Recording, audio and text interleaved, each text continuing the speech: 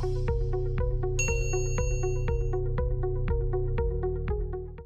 everyone, welcome to this full course on Linux for ethical hacking. As the demand for cybersecurity professionals continues to grow, knowing Linux is becoming a must-have skill for anyone looking to excel in ethical hacking.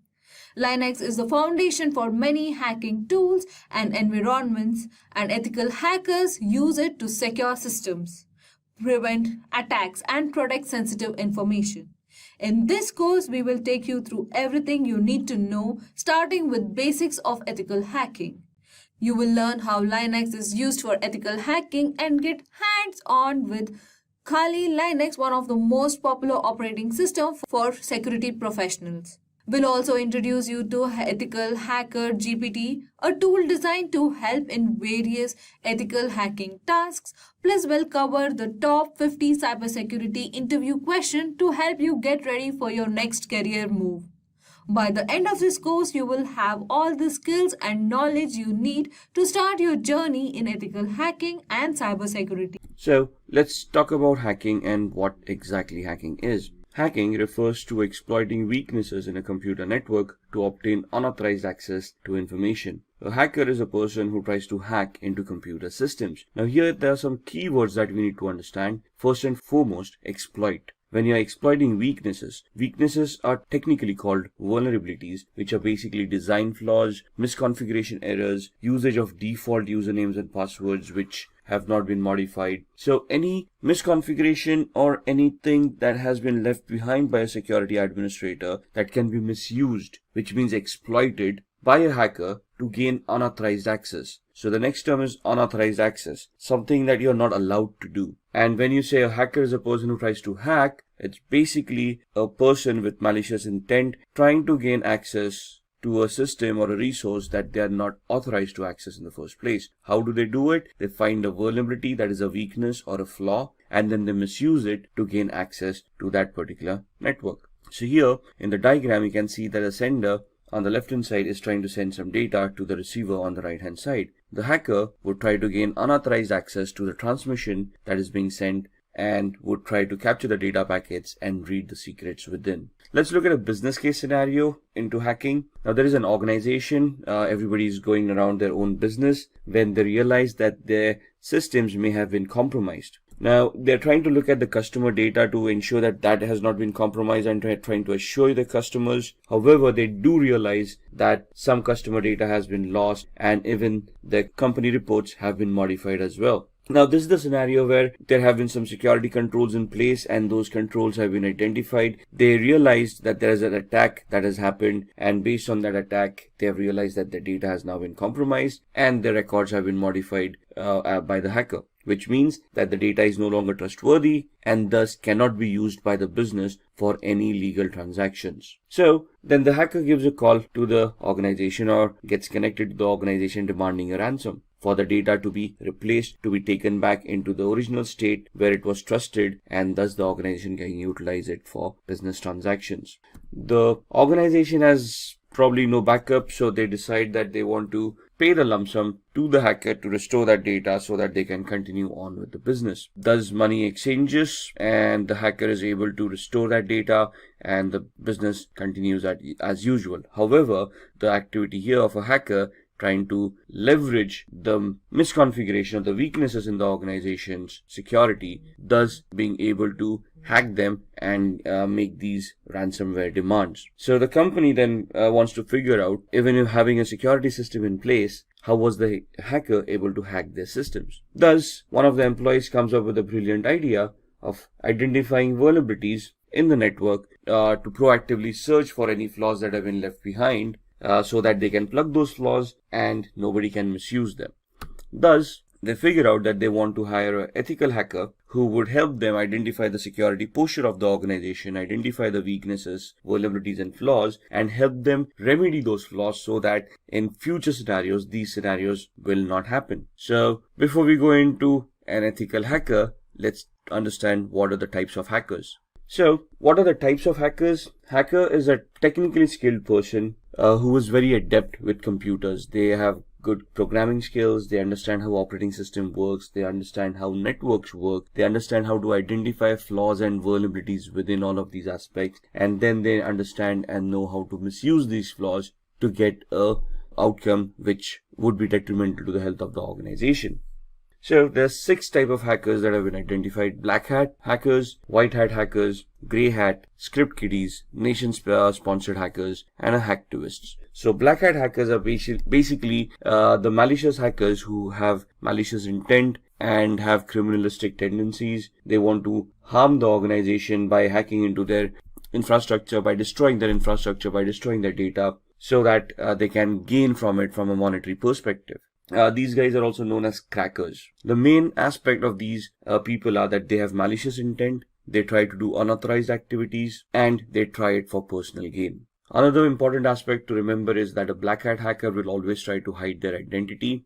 They will spoof their online digital identity by masking it, by spoofing their IP addresses, MAC addresses, and try to remain anonymous on the network. A white hat hacker, on the other hand, is also an ethical hacker or a security analyst who's an individual who will do exactly the same thing that a black hat hacker would do, minus the malicious intent, plus the intent of helping the organization identifying the flaws and remedying them so that nobody else can misuse those vulnerabilities. So they are authorized to act on the company's behalf. They are authorized to do that activity which would help the company identify those flaws and thus help the company mitigate those flaws, improving on their security posture. So these kind of security experts or ethical hackers would help organizations defend themselves against unauthorized attacks.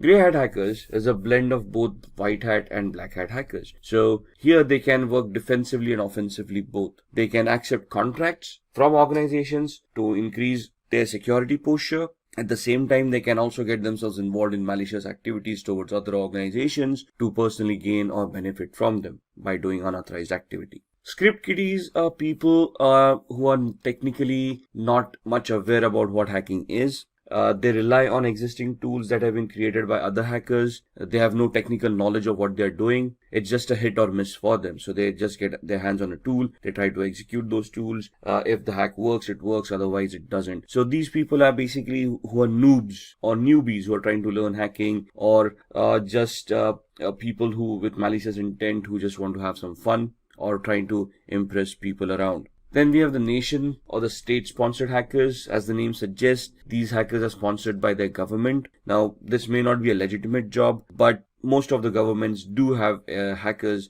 enrolled in their on their organizations to spy on their enemies, to spy on various countries and try to figure out the aspirations of those countries. So this is basically a spying activity where you're technically trying to get access to other countries' resources and then try to spy on them to figure out what their activities have been or what their future plans have been. And then we have the hacktivists, who is an individual who has a political agenda to promote, and they promote it by doing hacking. So these guys, what is the difference between a black hat hacker and a hacktivist? The black hat hacker may try to hide their identity. A hacktivist will claim responsibility of what they have done. So for them, it's a political agenda, a political cause, and they will try to hack various organizations to promote their cause. They would probably do this by defacing the website and posting the messages that they want to promote on these websites. So what exactly is ethical hacking then? We have discussed the types of hackers. We have identified a malicious hacker as a black hat hacker with the intent of doing harm to an organization's network for personal gain. We have discussed what the ethical hacker is. So an ethical hacker would be doing the same activity but in an authorized manner. So they would have legal contracts that they would be signing with the organization, which would give them a definite scope of what they are allowed to do and what they are not allowed to do.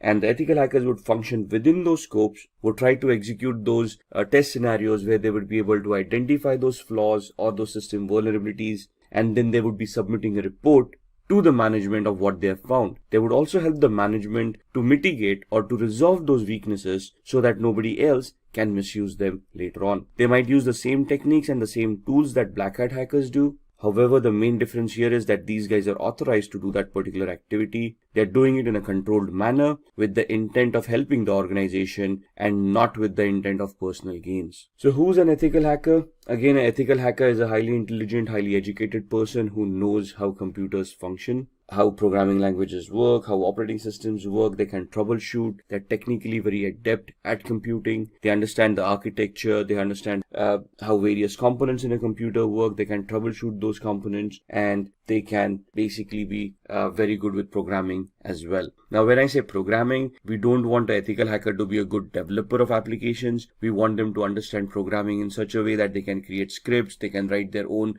short programs like viruses, worms, trojans, or exploits which would help them achieve the objective that they have set out for. So here you can see the ethical hacker. They are individuals who perform a security assessment of their companies with the permission of concerned authorities. So what is a security assessment? A security assessment is finding out the exact security posture of the organization by identifying what security controls are in place, how they've been configured, and if there are any gaps in the configurations themselves. So an organization will hire an ethical hacker. They would give the ethical hacker the information about what information is, or what security controls, what firewalls, what IDSS, IPSS, intrusion detection or intrusion prevention systems, antiviruses are already in place, and then they will ask the ethical hacker to figure out a way to bypass these mechanisms and see if they can still hack the organization. What is the need of an ethical hacker? The need of an ethical hacker is proactive security. The ethical hacker would identify all the existing flaws in an organization and try to resolve those flaws to help secure the organization from black hat hackers. So ethical hackers would prevent hackers from cracking into an organization's network by securing the organization, by improving on their security on a periodic basis. And they would also try to identify system vulnerabilities, network vulnerabilities, or application level vulnerabilities that would have been missed or have already been missed, and then try to figure out a way of plugging them or resolving them so that they cannot be misused by other hackers. They would also analyze and enhance an organization's security policies. Now, what are policies? Policies are basically documents that have been created by an organization of rules that all the employees need to follow to ensure that the security of an organization is maintained. For example, a password policy. A password policy would help users in an organization to adhere to the standards the organization has identified for a password complexity. For example, a password, when a user is creating them, should adhere to standards where they are using random words. They contain the alphabet A through Z, uppercase and lowercase, 0 through 9 as numerics, and special characters, and they are randomized so that the password becomes more stronger to prevent from brute force attacks. So what would an ethical hacker do at this point in time? They would try to test the strength of the passwords to see if brute force attacks or dictionary attacks are possible, and if any of these passwords can be cracked. They would ensure that all the employees are following the policies and all the passwords are as secured as the policies want them to be. If there are any gaps in the policies or the implementation of the policy, it is the ethical hacker's responsibility to identify those gaps and warn the organization about it. Similarly, they would also try to protect any personal information, any data that is owned by the organization that is critical for the functioning of the organization, and they will try to protect it from falling into the hacker's hands. Now, what are the skills that are required of an ethical hacker? These are the following skills. So first and foremost, they should have good knowledge with operating systems such as Windows, Linux, Unix, and Mac. Now, when we say knowledge about operating systems, it's not only about how to use those operating systems, but how to troubleshoot those operating systems, how these operating systems work, how these operating systems need to be configured, how can they be secured. For example, securing an operating system is not only installing a firewall and an antivirus, but you need to configure permissions on an operating system of what users are allowed to do and what users are not allowed to do. For example, limiting the installation of applications. How are we going to do that? We need to go into the system center, the security center of Windows, and we need to configure security parameters over there of what are acceptable softwares and what are not. Same with Linux and Mac softwares, operating systems. So we need to know how we can secure these operating systems. Similarly, all of these would have desktop versions and server versions of operating systems. As an ethical hacker, we need to know the desktop and server versions both, how to configure them and how to provide services within the organization on these servers so that they can be consumed in a secure manner by all the employees. At the same time, they should also be knowledgeable of programming languages or scripting languages such as PHP, Python, Ruby, HTML for programming, if you will, because web servers come into the picture. So again, they should not be great developers where they can create huge applications, but they should be able to develop scripts, understand those scripts, analyze those scripts, and figure out what the output should be of those scripts to achieve the hacking goals that they have set out for. An ethical hacker should have a very good understanding about networking. No matter whether you're in application security, you're in network security, or you're in host-based security, since a computer will always be connected to a network, either a local area network like a LAN or the internet, we should know how networking works. We should know the 7 layers of the OSI model. We should know which protocols work on those 7 layers. We should identify the TCP/IP model and how a OSI model can be mapped to the TCP/IP model. We should understand how TCP and UDP work, how each and every protocol is crafted, how they are supposed to behave for us to analyze and understand any network-based attacks. We should be very good in security measures. So we should know where those vulnerabilities would lie, what are the latest exploits available in the market, and we should be able to identify them. We should be able to know the techniques and the tools of how to deal with security, how to analyze security, and then how to implement security to enhance it as well. Along with that, it is important that a security analyst or an ethical hacker is aware of the local security laws and standards. Why is that? Because an organization cannot do any illegal activity. Whatever responses that they have, whatever security mechanisms, whatever security controls they will implement, they need to be adhering to the local law of the land. They should be legal in nature and should not cause undue harm to any of the employees or any of the third-party clients that they are dealing with. So the ethical hackers should be aware of what security laws are before they implement security controls, or even before they start testing for security controls. And all of these should be backed up by having a global certification or a globally valid certification related to networking, related to security, ethical hacking, the law of the land, anything and everything. Maybe even programming. It's good to have a certification in PHP, Perl, Python, Ruby, and so on and so forth. Why? Because most of the organizations, when they hire ethical hackers, look out for these certifications, especially globally valid certifications, so that they can be sure, or they can be assured that the person that they are hiring has the required skill set. So let's talk about a few of the tools that an ethical hacker would utilize in their testing scenarios. To be honest, there are hundreds of tools out there. What you see on the screen are just a few examples of them. Nessus is a vulnerability scanner. What is a vulnerability scanner? It is an automated tool that is designed to identify vulnerabilities within hosts, within operating systems, within networks. So they come with their ready-made databases of all the vulnerabilities that have already been identified, and they scan the network against that database to find out any possible flaws or any possible vulnerabilities that currently exist on the host or the operating system or on the network. Similarly, there would be application scanners like Acunetics or Arachne that would help you scan applications and identify flaws within those applications as well. Now, all of these are automated tools. The essence of ethical hacker is when these tools churn out the reports, the ethical hacker can understand these reports, analyze them, identify the flaws, and then craft their own exploits or use existing exploits in a particular manner so that they can get access, or they can bypass the access security controls mechanisms that are already in place. How can they do that? With the tool called Metasploit. You see that big M there on the right hand side? That M logo is for a tool called Metasploit, which is a penetration testing tool.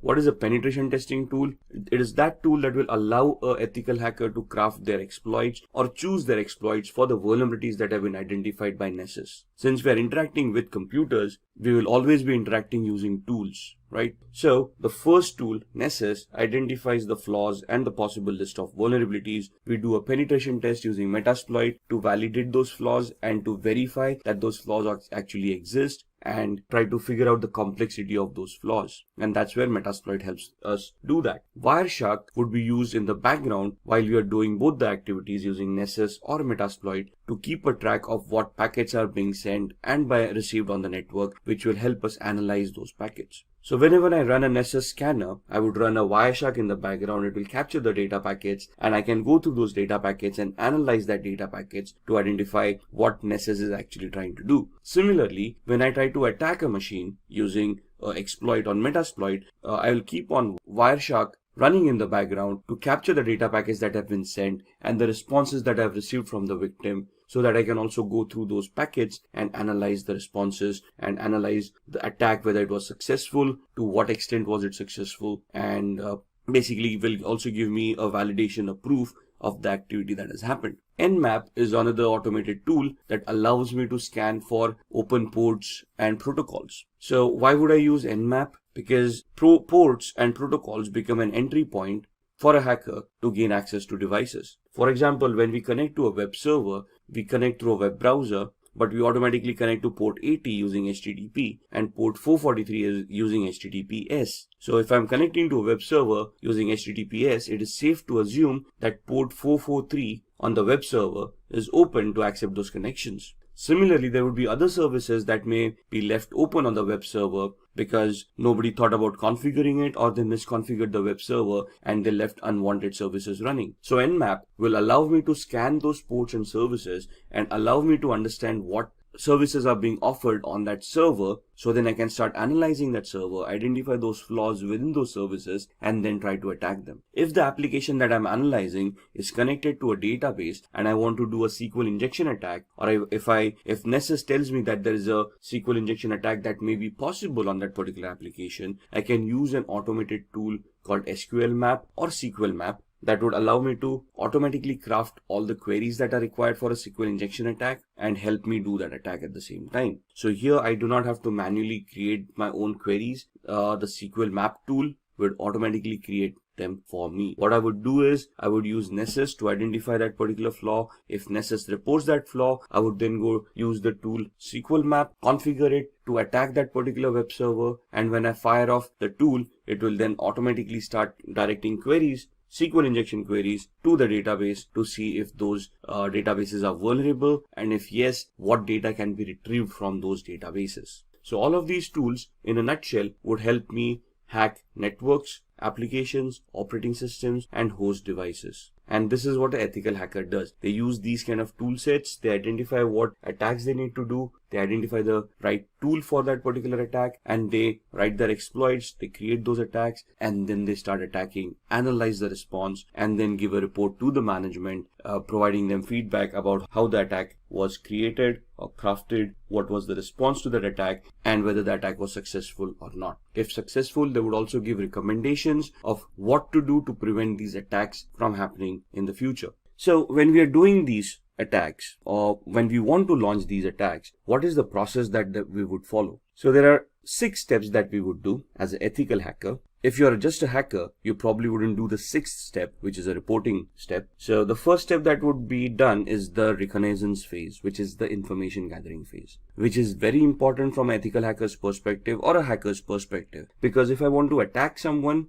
or something as a digital device, I need to know what I'm attacking. I need to know the IP address of the device, the MAC address of those devices. I need to know the operating system, the build or the version of that operating systems, applications on top, the versions of those applications, so I know what I'm attacking. For example, if I want to attack a server, I assume it's a Windows-based server and I use a particular tool to attack it, but it actually turns out to be a Linux-based server, my attacks are going to be unsuccessful. So I need to focus my attack based on what is there at the other end. So in my information gathering phase, I want to identify all of that information. Once I have that information done, I'm going to scan those servers using tools like Nmap that we just talked about, and we're going to try to see the open ports, open services, and protocols that are running on that server that can give me possible entry points within the network or within the device or within the operating system. At the same time, along with the scanning with Nmap, I would run a vulnerability scanner, the Nessus vulnerability scanner we talked about, or Acunetics for applications, and then I would try to identify vulnerabilities in those applications, operating systems, or networks. Once I have identified those vulnerabilities in the scanning phase, I would then move on to the gaining phase, where I would then craft my exploits or choose existing exploits and start attacking the victim.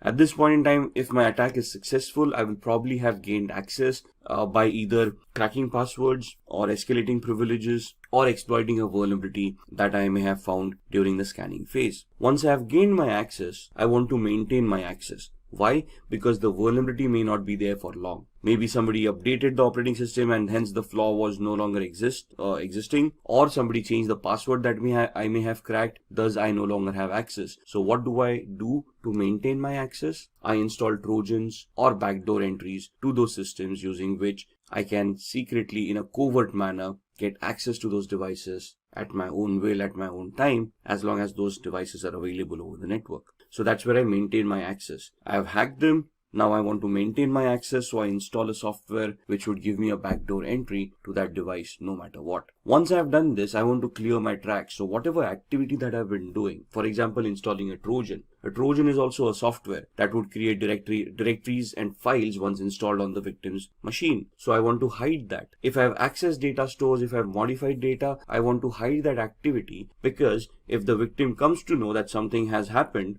they would start increasing their security parameters. They might start scanning their devices. They may take them offline. Thus, my hack would no longer be efficient. The reason I'm clearing my tracks is that the victim doesn't find out that they have been hacked or they have been compromised, or even if they do find out that they've been compromised, they cannot trace the compromise back to me. So I would be deleting references of any of the IP addresses or MAC addresses that I may have used to attack that particular device. And this is where I will be able to identify where those logs were created, where those traces are. Once I take off those traces, the victim would not be any wiser of whether they have been compromised or who compromised their system. And if I am successful at all of these stages, or to whatever extent the success that I've achieved in any of these stages, I would then create a report based on that, and I would report to the management about the activities that we have been able to do and whatever we have been able to achieve out of those activities. For example, we identified 10 different flaws. There were 20 different attacks that we wanted to do. What attack did we do? What was the outcome of that attack? What was the intended or the expected output of that attack? I'll create a report which would give a detailed analysis of all the steps that were taken, along with screenshots and evidences of what activity was conducted, what was the output, what was the expected output, and I would submit that report to the management, giving them an idea of what vulnerabilities and flaws exist in their environment or their devices that need to be mitigated so that the security can be enhanced. So these are the 6 steps that the ethical hacking process would take.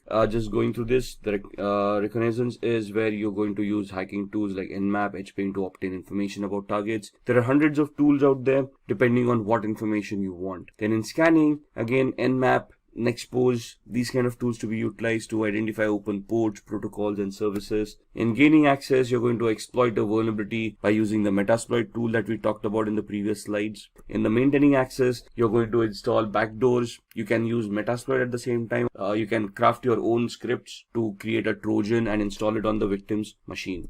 Once you have achieved that, clearing tracks is where you're going to clear all evidences of your activity so that you do not get caught or the victim doesn't even realize that they have been hacked. And once you've done all of this, we are going to create reports that are going to be submitted to the management to help them understand the current security evaluation of their organization. So now let's see how we can hack using social engineering. Now, what is social engineering? Social engineering is the art of manipulating humans into revealing confidential information which they otherwise would not have revealed. So this is where your social skill and your people skills come into the picture. If you are able to communicate effectively to another person, they would probably give up more information that they intended to give out. Let's look at examples, right? If you see on the screen, phishing activity. What is phishing? We receive a lot of fake mails on a regular basis. We have always received those emails where we have won a lottery of a few $1 million, but we have never realized that we didn't purchase a lottery to win a lottery in the first place. We have always had those Nigerian frauds where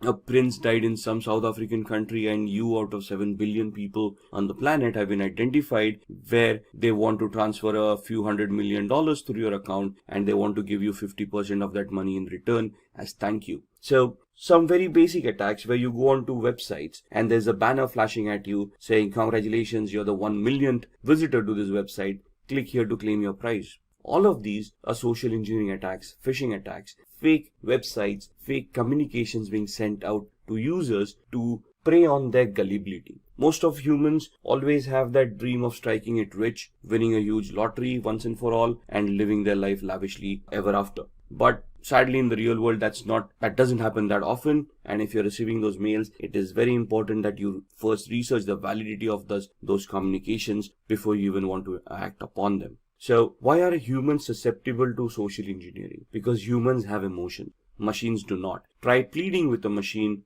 to give you access to an account that you have forgotten a password to. the machine wouldn't even know what you're doing. Try pleading with a human, sympathy or empathy, where you could try to create a social engineering attack where you can plead with them saying, if I do not get access to this account immediately, I might lose my job, and then that would put my family into problems. Somebody would feel empathy or sympathy towards you and help you reset that password and give you access to that account. It's how good the attack is and how convincing you are for the success of this attack to happen. So what is a familiarity exploit? Attackers interact with victims to gain information which will benefit the attackers to crack credentials. As passwords, if we want to reset our passwords, what do we have as a mechanism to resetting passwords? We have some security questions that we set up. Those questions are nothing but personal information that we would know, but through a social engineering attack, it would be easily be able to gather the information that you have set for your security questions. The security questions can be as simple as the first school that you attended. You probably have that listed on your LinkedIn profile,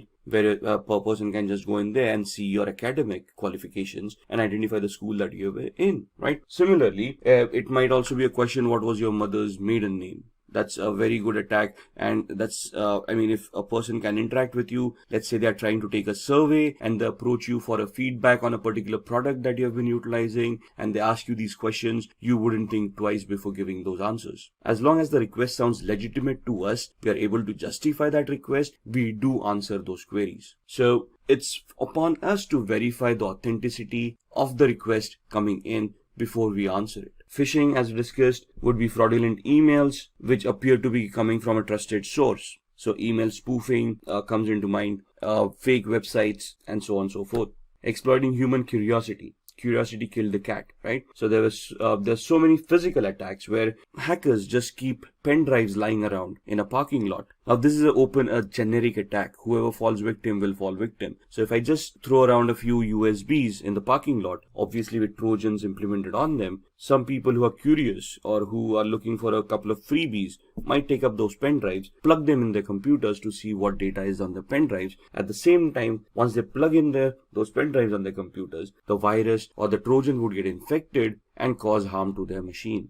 Then exploiting human greed. We just talked about the Nigerian frauds and the lotteries, those kind of attacks, the fake money-making gimmicks. Now, basically, this is where you prey upon the person's greed kicking in, and they are clicking on those links in order to get that money that has been promised to them in that email. So one of the safest mechanisms to keep data private and to keep yourself secure is using encryption. Now, encryption can happen through cryptography. What is cryptography? Cryptography is the art of scrambling data using a particular algorithm so that the data becomes unreadable to the normal user. The only person with the key to unscramble that data would be able to unscramble it and make sense out of that data. So we're just making it unreadable or non-readable by using a particular key or a particular algorithm, and then we're going to send the key to the end user. The end user using this same key would then decrypt that data. If anybody compromises that data while it is being sent over the network, since it is encrypted, they would not be able to read it.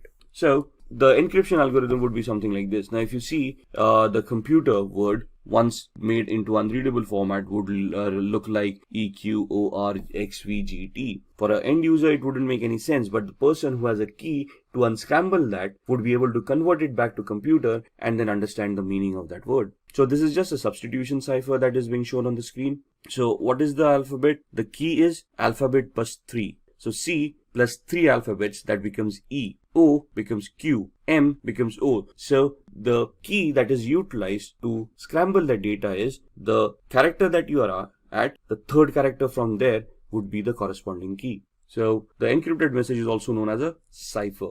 The decryption is just the other way around, where you know the key now and you can now figure out what that E corresponded to by going back 3 characters in the alphabet. Most of the times, a certified ethical hacker must decrypt a message without knowing the secret key. So let's say a ransomware has affected your organization or has affected a device, and you want to figure out or you want to decrypt that data. Now, as an ethical hacker, you wouldn't be for paying a ransom to the hacker, would you? So it is now your prerogative of how you're going to work around and how you're going to try to crack the encryption mechanism, how to crack the cipher to decrypt that message and see what's within it, right? Decryption without the use of a secret key, that is known as a cryptanalysis. Cryptanalysis is the reversing of an algorithm to figure out what the decryption was without using a key. So cryptanalysis can be done using various formats. The first one is a brute force attack, second is a dictionary attack, the third one is a rainbow table attack. A brute force attack is trying every combination, permutation and combination of the key to figure out what the key was. It is 100% successful but may take a lot of time. A dictionary attack is where you have created a list of possible encryption mechanisms, a list of possible cracks, and then you try to figure out whether those cracks work or not. Rainbow tables are where you have an encrypted text in hand and you're trying to figure out the similarities between the text that you have and the encrypted data that you wanted to decrypt in the first place. So in the brute force attack, you're trying every possible combination, permutation of what the key would be. In dictionary attack, you have a word list that would tantamount to the key, and if you're trying to match all the words listed in the text file or the word list to see if any of those words are going to work to decrypt that data. Here in the rainbow table, the ciphertext is compared with another ciphertext. You find out similarities and then you try to work or reverse engineer your way accordingly. So let's have a quick demo on cryptography before we end this session. So to begin with the demo of cryptography, we are on a website called spammimic.com, which will help us scramble the message that we created into a completely format which would be unrelated to the topic at hand. So if I say I want to encode a message, turn a short message into spam. So what this does is, you want to send across a secret message, you type in the secret message, a short one, and it will convert that into a spam mail. You send it across, so whoever's reading that spam mail would never get an idea of the embedded message within it. So if I want to type in a message here, hi, this is a secret message, the password is ASD@1234, and I want to send this out to people or to one of my colleagues, but I want to send it out in a secret manner so that others are not aware of this. So when I press on encode, what the algorithm will do is it will convert this message into a spam mail. So my message, hi, this is a secret message, the password is @1234 or ASD@1234, gets converted into this. Now if you read it, dear e-commerce professional, this letter was specially selected to be sent to you. This doesn't make sense. There is nowhere or no reference to the actual message that I've already said. So if I copy this entire message and I send it, let's say via email, to the recipient. Now the thing is that the recipient needs to know that I've encoded it using spam mimic. The algorithm needs to remain the same. So once they know that it is spam mimic, what they can do is, now in this instance what I'm going to do is I'm going to open up a new browser and I'm going to go to the same website. And at this point in time, I'm going to click on decode. When I click on decode, I'm going to paste the message that I've just copied. There we are. And this message is now being copied into a different browser. And if I decode this, you will see that it will convert it back to the original message that there was. So the key is there at spam mimic and it is embedded within the message. So whenever we paste the message in the decode factor, it knows what the key was and it can decrypt that message and give me the actual message that was embedded within it. There we are, the entire message. This is what we created in the Google Chrome browser, and in the Firefox browser we decoded. Similarly, if I want to protect these kind of messages, there is an aspenencrypt.com website where, let's say, we use text encryption and I want to encrypt the same message. This is a secret message. The password is ASD@1234, and then I give it a password to protect this message, let's say the word password, and I use the cipher to scramble this by using, let's say, AES, which is the strongest cipher right now, and I say encrypt. So this is what the encryption would look like, and basically if I don't have the password over here, if I decrypt it, you would see that the error has occurred. Now if I type in the password over here and then decrypt it, it will be able to convert that back into the unscrambled text and it will give me what the original message was. This is a secret message. The password is ASD@1234. So if I want to keep my data secure from hackers, I want to scramble it in such a way that they would not be able to crack it, or it would be very difficult for them to crack it. And this is one of the first mechanisms that would be recommended by any ethical hacker to keep the data secure. Now let's talk about downloading and installing Kali Linux. Along with that, we'll also be looking at the basic commands that are required for Kali Linux. Alright, so I've opened my browser and we want to go to the Kali website. So we want to go to kali.org. You can directly type in kali.org and go to the website. I can just do a Google search and say Kali download, and it will give you the same website, but it will directly take you to the downloads pages. So either here or you can go to the home page. Cookies are being installed on your machine, so see which cookies you want to allow. I'm only going to use the necessary cookies to support this site, and you can see that this gives you the latest Kali Linux news and tutorials, gives you the latest release, what is in that release, and gives you a lot of documentation which will help you understand what tools have been developed and what functionality has been given in the latest version.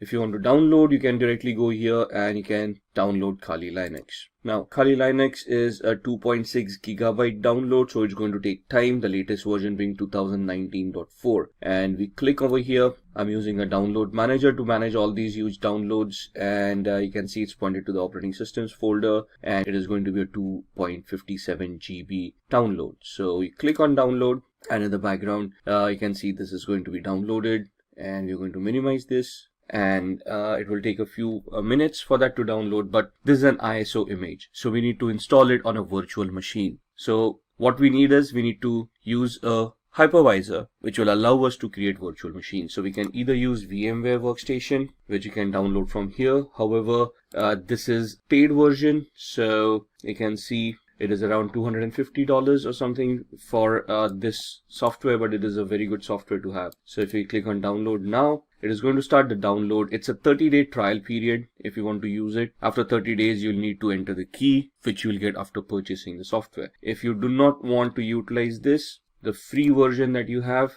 you can either download VMware Player, but there are some limitations for VMware Player that you might want to look at. Thus, you want to compare these products before you want to purchase them, right? Otherwise, you can download Oracle VirtualBox, which is a free hypervisor. It's not as robust as VMware Workstation, but it does the trick, right? So the free version 6.1 is free, and you can then create your own virtual machines over there and install operating systems on them. What I I already have a VMware Workstation installed, so I'm just going to open that up. And that's my VMware Workstation. As you can see, I already have a lot of virtual machines created over here. What we are going to do is we are going to configure a virtual machine for the Kali Linux operating system that we are downloading, which should be somewhere here. Let's see, it's at 43%, so halfway there. Till then, let's create the virtual machine. So I click on File, create a new virtual machine. I'm going to customize the machine. So click on Next. This leave it default. We don't want to change that. And then we want to install the operating system later. We don't want to point it out right now. So I'll just click on I will install the operating system later. Click on Next. We want to install Linux. Now in the drop down, you would not see Kali Linux over here. However, you can choose Ubuntu 64-bit. That's what I'm going to choose. There it is. Next. What is the name that we want? I want to give it Kali Linux without the typo, and I want to store it in one of the folders that I've created. By default, it stores on the C drive, which is not a good place to store. You don't want to run out of space on your C drive. So I'm going to click on this PC, and this is my data, and in here I'll have a folder called VirtualBox or virtual machines. There it is, within which you can see the other softwares that I already created. I'm going to create a new folder and call it Kali 2019 L. L for is latest for me, because you can see I already have a Kali Linux. So I'm just going to identify this folder with the L at the end. Going to select it and click on OK. You can see the path being changed over here. Click on Next. It's going to ask you how many processors. Now, depending on the processor that you have, you can see I've got an 8-core i7. So if I give it 16 cores or 16 processors, that's not going to work. I cannot go beyond what the physicality already is. So for this machine, one processor with 1 core is more than enough. If you're going to use a lot of tools at the same time, you might just want to give it 2 cores. So we're giving it 2 cores. It will ask us for RAM to be provided for this virtual machine. By default, 2048 megabytes. That's 2 GB of RAM is more than enough. If you require more, we can change this later on. So click on Next. We want to use NAT for now. Leave this default. Next. Whatever is recommended, keep it the way it is. We do not want to change it. Next. Create a new virtual hard disk for this machine. And it is going to ask us the size. 20 GB is more than fine. Store it as a single file. We don't want to use multiple file options. Click on Next. And then click on Browse, where we want to store the VMDK file or the virtual hard disk file. And we go back again to the same folder that we had created, virtual machines. And we look at the Kali Linux, Kali 2019 L, and we want to store the VMDK file over there. Once we save it, we want to click on next, and then we want to click on finish. So this is the virtual machine that has been created right here, right? Now this is the basic configuration. Now where are we at with the operating system? And you can see the operating system has been downloaded and it is stored in this particular folder. So we go to E drive. So we are looking for the operating system that we have downloaded. We downloaded it in the operating systems folder. And if we go in here, you can see the current one, the Kali Linux 2019.4 ISO right here. So what we do, we go back to the Kali Linux machine that we have created, edit virtual machine settings, and we point this virtual machine using the CD DVD, and then we point the ISO, the one that we downloaded over here. So we go back to E drive, we go back to OS, and we click on Kali Linux 2019, click on open. So now when this boots up, it will boot up with this ISO, and then it will allow us to install the operating system. So click on OK. Then we click on power on this virtual machine. It will start powering on. It will boot to the ISO and it will start giving us the booting options. So I'm just going to enter the full screen mode over here for this to be better visible. And we don't want the live mode. What we want is we want to use the graphical install. And then we highlight that, we press enter, and you can see the setup starting up. We'll wait for the GUI to pop up. There it is. Which language do we want? For now we want English. Click on continue. Where are we located? Click on continue. And the configure your keyboard. We want the US keyboard, American English. Continue. It is going to detect the hardware. So as you can see on the screen, it's attempting auto configuration for most of these settings. The network with DHCP, it has identified the network cards, hardware like the processor that has been provided. Now it is asking for a host name. We're going to leave it at default. We're going to click on continue. Domain name, I'm not joining this into a domain as yet. This is going to be a standalone machine, so I can leave this blank. Click on continue. Now it is going to configure the network. It is asking for a password at this point in time, the root password. Type in any password that you want. Ensure that you remember the password. Now by default, the username for the account is the word root. We are just creating the password for the root account. And then we want to click on continue. Setting up the clock, looking at the hard disks. Now here it asks us, do we want to use the entire disk, the 20 GB virtual hard disk that we had provided, or do we want to give it a manual configuration or a guided one where we want encryption and a logical volume management coming into the picture. We're just going to use the first option, guided use entire disk. Don't worry, it's only going to use the virtual disk that we had created.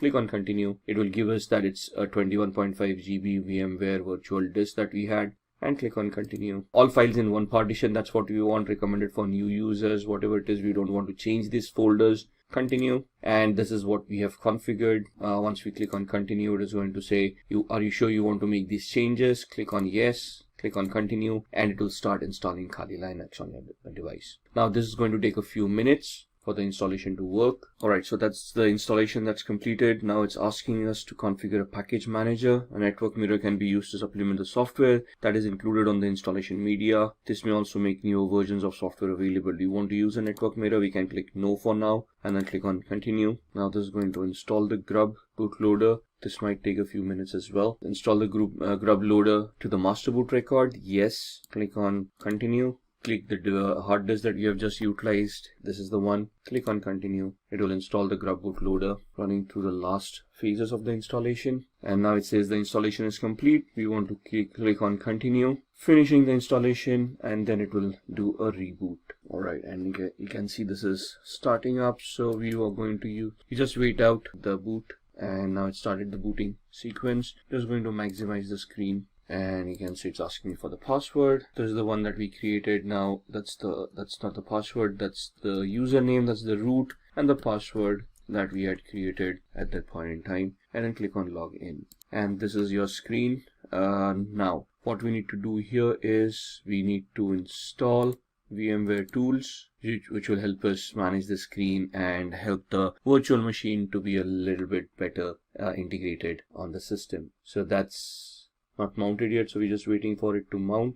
There it is. And what we want to do here is open VMware Tools Upgrader. Alright, so what we want is we want to extract, or we want to use this OpenX archiver, and once we do that, we'll see the VMware install.pl. Double click on that. Alright, we've got the VMware tools here. What I've done is we have extract to, and I've extracted that on the desktop. right? So what we just did was click on the desktop over here, open, and this is what it will do, and click on extract. Now the error is happening because I've already extracted this. Open this up. We want to run this VMware install.pl. So what do? We open up the terminal window, which is the command line interface over here, and now this is where some of the commands come into the picture. So for example, pwd, it will show us the present working directory. ls will show us the list of the folders that are there. So the folder that we have is on our desktop, so we'll just change directory to desktop, press enter, do an ls, that will show us the list, and you can see VMware tools distrib. That's the folder that we have right here,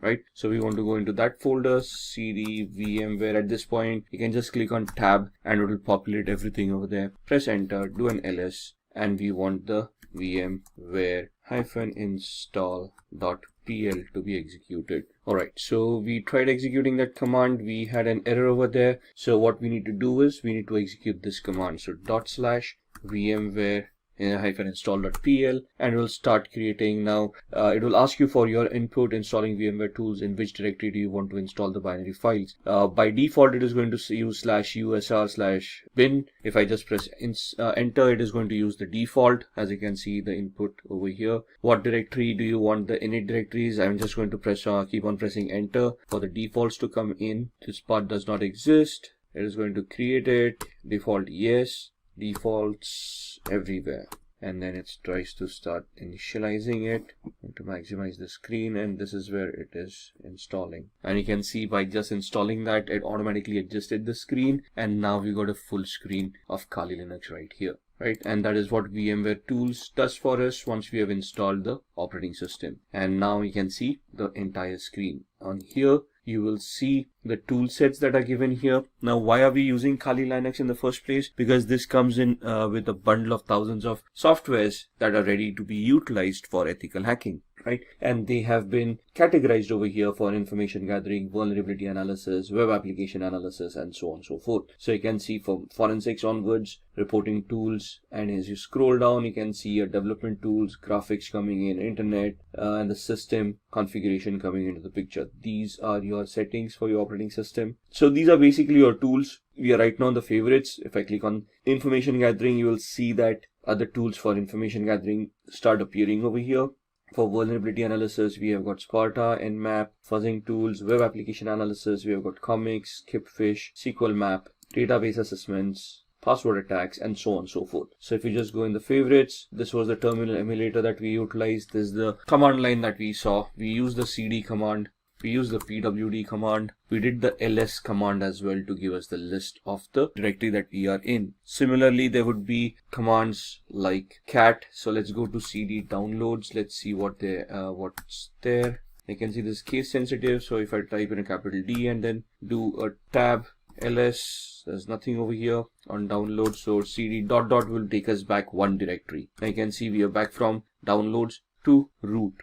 If I want to go to desktop, this is how I go to desktop. Do a ls, you can see the VMware tools folder over there, cd VMware tools, and we go into that folder ls, where it will give us the list of all those files. Now you can see install is a file that we had edited back then. So if I do a cat install, you will see the cat basically is the command that will help us look at the contents of the file, all right, without opening up the file or without editing the file. So you can see just if I scroll up, this is where we gave the cat command. It then printed the contents of the file over here, and then it exited and gave me back to the command line right here, right? Now if I want to copy this, cp root desktop VMware install, and if you want to copy it to root downloads and press enter. Now what we are going to do is we are going to see if this file, the install file that we just edited over here, has been copied to the downloads folder. So we do we are currently in the VMware on the desktop VMware tools distrib folder. We do a cd ... that takes us down one directory. So we are still in the desktop. Do a cd ... Now you can see we are back in the root, and now we are going to do a cd downloads, do an ls, and you can see the copied file right here. So if I do a cat install, you can see the same content of that file coming in. So these are some of the commands that we would need to learn as we go ahead. The remove command is, let's say we've got install, we do a man rm. Man is the manual page command that gives us the pages with the description of how that particular command is to be utilized. So rm is remove files or directories, synopsis, the description, the options, -f for force, -i for prompt, capital I prompt once before removing more than 3 files, and so on and so forth. If you want to exit this, you can press Q to exit and you come back to this page. So if I say rm install ls, you will see that the install file has now been deleted. So in Windows, we use the del command. In Linux, it is the rm command. So this is what we wanted to look at, the demo for Kali Linux, how to download it, how to install it, and some of the basic commands that we can utilize. All right, let's begin with the phishing tutorial. We have the Kali Linux operating system booted up over here. What we are going to do is we are going to open up a tool called SET, Social Engineering Toolkit, which you would find in this option, and that's the tool that we want. It's a command line tool, a menu driven tool. We are going to host a fake Facebook page, and we can see how we can harvest credentials by this kind of an attack. So these are some disclaimers you might want to go through there. Do you want to agree to the terms of service? Yes. Press enter. And that's your social engineering toolkit, and we are talking about a phishing attack which comes under the social engineering attack. So like I said, it's a menu driven tool, so we just have to look at these options and then just type in the number of the option that we want. So we want to do a social engineering attack, so I type in 1, press enter. In that, it is asking me whether I want a spear phishing attack, a website attack vector. We are going to choose a second option, so I type in 2, press enter, and then it asks me what I want to do. I want to take the third option here, credential harvester attack methodology, and we want to do the third attack. Now it is asking whether we want to use the in-house website templates that it already has, or do we want to clone a site, or do we have a customized site that we have prepared that we want to migrate into this tool. We are going to do the site cloning option, so we are going to type in 2, press enter, and then it is going to ask me the IP address where it wants to capture and store the credentials. By default, this is the IP address that I'm using, so if I leave it blank, it will take my default IP address. So I'm just going to press enter,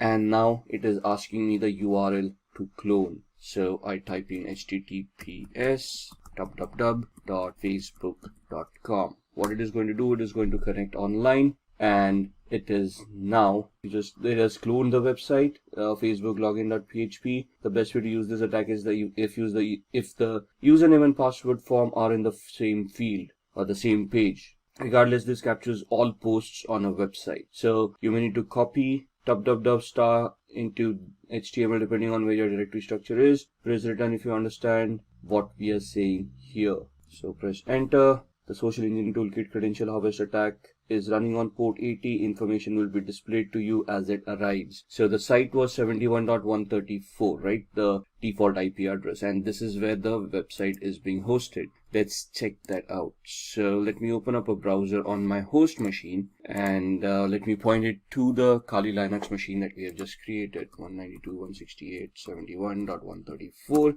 and you should see a login to Facebook coming up right here. Looks genuine. It is genuine because we just went online and downloaded this. Let's just have a recap. Let's have an explanation of what we are trying to do. I am trying to host fake Facebook page on my server which has an embedded script in it which is going to do credential harvesting. So the attack here is, let's say if I'm now hosted this, I can craft a fake email, send it across to a victim saying your Facebook account has seen some unforeseen activity, create a hyperlink using HTML coding. Within that, click here to access your account and verify that the account is secured. And when they click on that link, they will be redirected to my fake page, which is here. You can see the IP address is my virtual machine's IP address, but I'm seeing a Facebook login page, and I'm going to type in someone@somewhere.com, and the password I'm just going to type in the regular ones that I use. And if you see it, when we typed in the username and password, the page just refreshed and gave us the login page again. But now if you look at the URL, I'm actually on Facebook's login page, which is exactly the same that I was hosting. So a layman wouldn't probably figure out they've been hacked by now. They just would figure out, okay, they probably typed in the incorrect password and the page refreshed or something like that, and they're just going to log in and they're actually going to access the Facebook page. Thus, they might not even realize that something went wrong. But if I go back to my virtual machine, you can see that it has captured some data and it is reporting over here of what has happened. So if I just scroll up, Let's see what happened here and if we have been able to capture anything. So we got a hit printing the output. This is the HTTP 1.1.200. Okay, response coming in, password field found, and we're just looking. There it is. Email someone@somewhere.com, and password that I typed in ASD@1234. So it has captured the username and the password right here. Once we are done, I mean, this is the way attackers work. Now, this is a very basic attack. Again, in the actual trainings, you would then look at how you would host this on a real website, make it a global attack. Right now, it's a virtual machine with a class C IP address. So here, the thought process is, where can we get a free hosting where we can host this kind of sites? Maybe I'll have to purchase a domain which looks like similar to Facebook or the victim that I'm trying to attack. So this is just a POC. So we just wanted to find out if we can, how phishing is done. And this is exactly how it is done,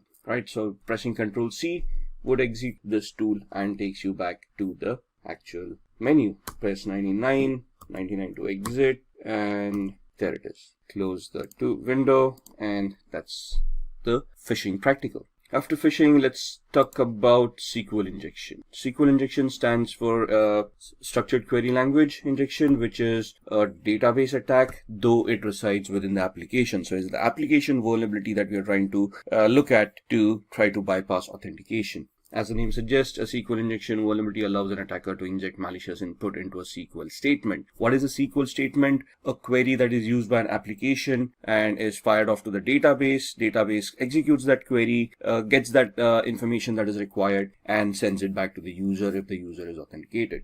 So we're going to look at the SQL injection attack demo here. And what we are going to do is we are going to go back to our VMware workstation. And I've got a tool over here called OWASP, Broken Web Application, which is a utility that has been created for people like us to test our skills, to learn on how we can develop our skills further. So this has a lot of vulnerable applications built within it. We're just going to try to access it, and we're going to see if we can create a SQL injection attack. Just waiting for it to boot up. Once it boots up, it will give us an IP address. There we are. So we need to connect to 71.132. So I can just use the same browser I was using, close up Facebook, and now go to 192.168.71.132. And this is the OWASP Broken Web Application project. What we're going to do is we're going to go to Utility, and this is an application that has a lot of information within it. You can see it gives you links about what you should do, help me, video tutorials, listing of vulnerabilities that they have, and so on and so forth. So you can see we are not logged in right now. I'm just going to do this as a demo. So what we're going to do is we're going to look at this and bypass authentication. So we are taken to the login page where you need a username and password to log in. I'm going to type in test as the username and test as the password.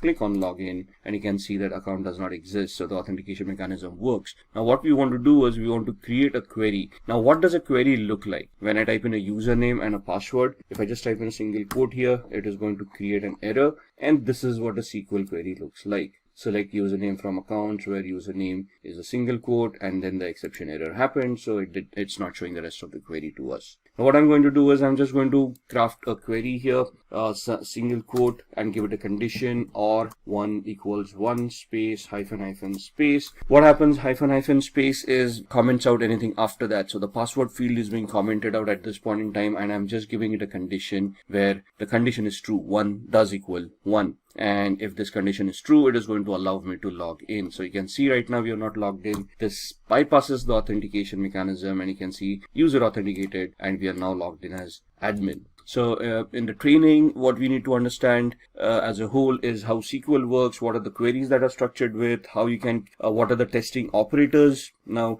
the single quote that we used, that was an operator in the SQL syntax, what these operators are, how they function, and then how you can leverage these attacks. There are different tools that are given to you in Kali as well that you can utilize. So in Kali Linux, you can just open up a command prompt, and there's a tool called SQL map. You need to give it a particular site. So SQL map -u for the URL and whatever the URL is. Now URL here, and then once you're here, you just press the enter key. This tool will craft all the queries in the background for you. You don't even have to know SQL query or SQL languages.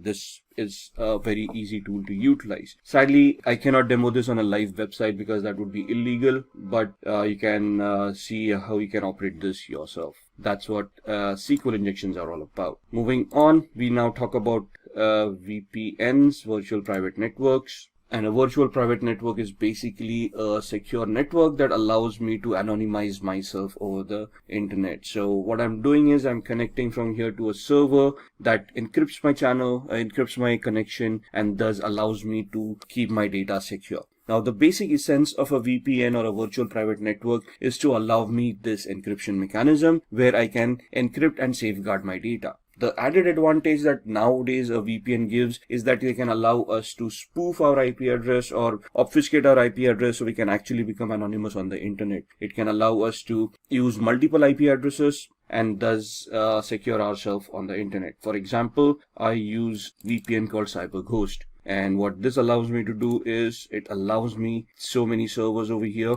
If you look at the entire list, all the servers, then there are no spy servers, which guarantee me that they are not going to keep and store any logs. And thus, they are not going to record any of the activity that I'm doing. Right? Since they are located out of Romania, this becomes a little bit more safer for me because the government and the laws over there are a little bit more relaxed than other countries. They give me different links for torrenting, for streaming, for connection features. So there are a lot of VPNs out there. So for example, let's go to the website cyberghost.com. So we can see there's a sale going on, 76% sale, or you can go on to ExpressVPN, which is also a very good VPN. Then there is NordVPN. It depends on what you want and how you want to utilize it. So just purchasing a VPN or getting a free VPN is not enough. It depends on which country the VPN originates from and which server you're connected to. For example, most of the countries have a pact where they share information amongst themselves even if you're connected to a VPN. That means that these companies that provide these services have to generate and store logs, and these logs have to be reported to the government if they ask for it. Now, if there's a list of 14 countries that actually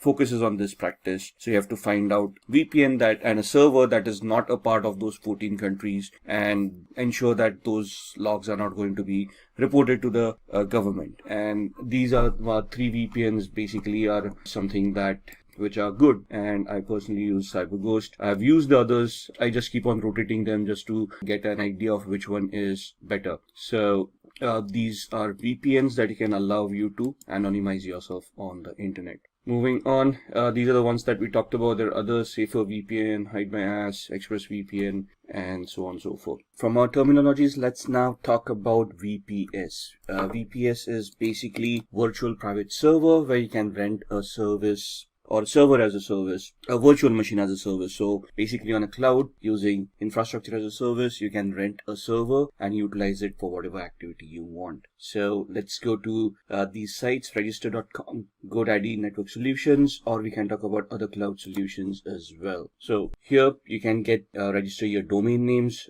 So in the previous exercise, for let's say when we talked about the phishing exercise, what we want is we can go on to register.com or we can go on to GoDaddy.com and we can purchase a particular domain. For example, something like this. Instead of the O's, I'm typing in a couple of zeros for the Facebook and let's see if anything of that is available. Now, something.photo is available, or facetips.com is available. There are other options that are making over here that they're giving us over here. And once we purchase this, we can then have our own hosting with a web hosting as a service. And we can have a Linux-based hosting or a Windows-based hosting depending on what you want, and that's where your shared hosting comes into the picture. If you just want, if you want to look at a virtual server and you want to rent a server over there itself, you can move on to rackspace.com, and here in your services, you can have physical server or a virtual server in a public cloud.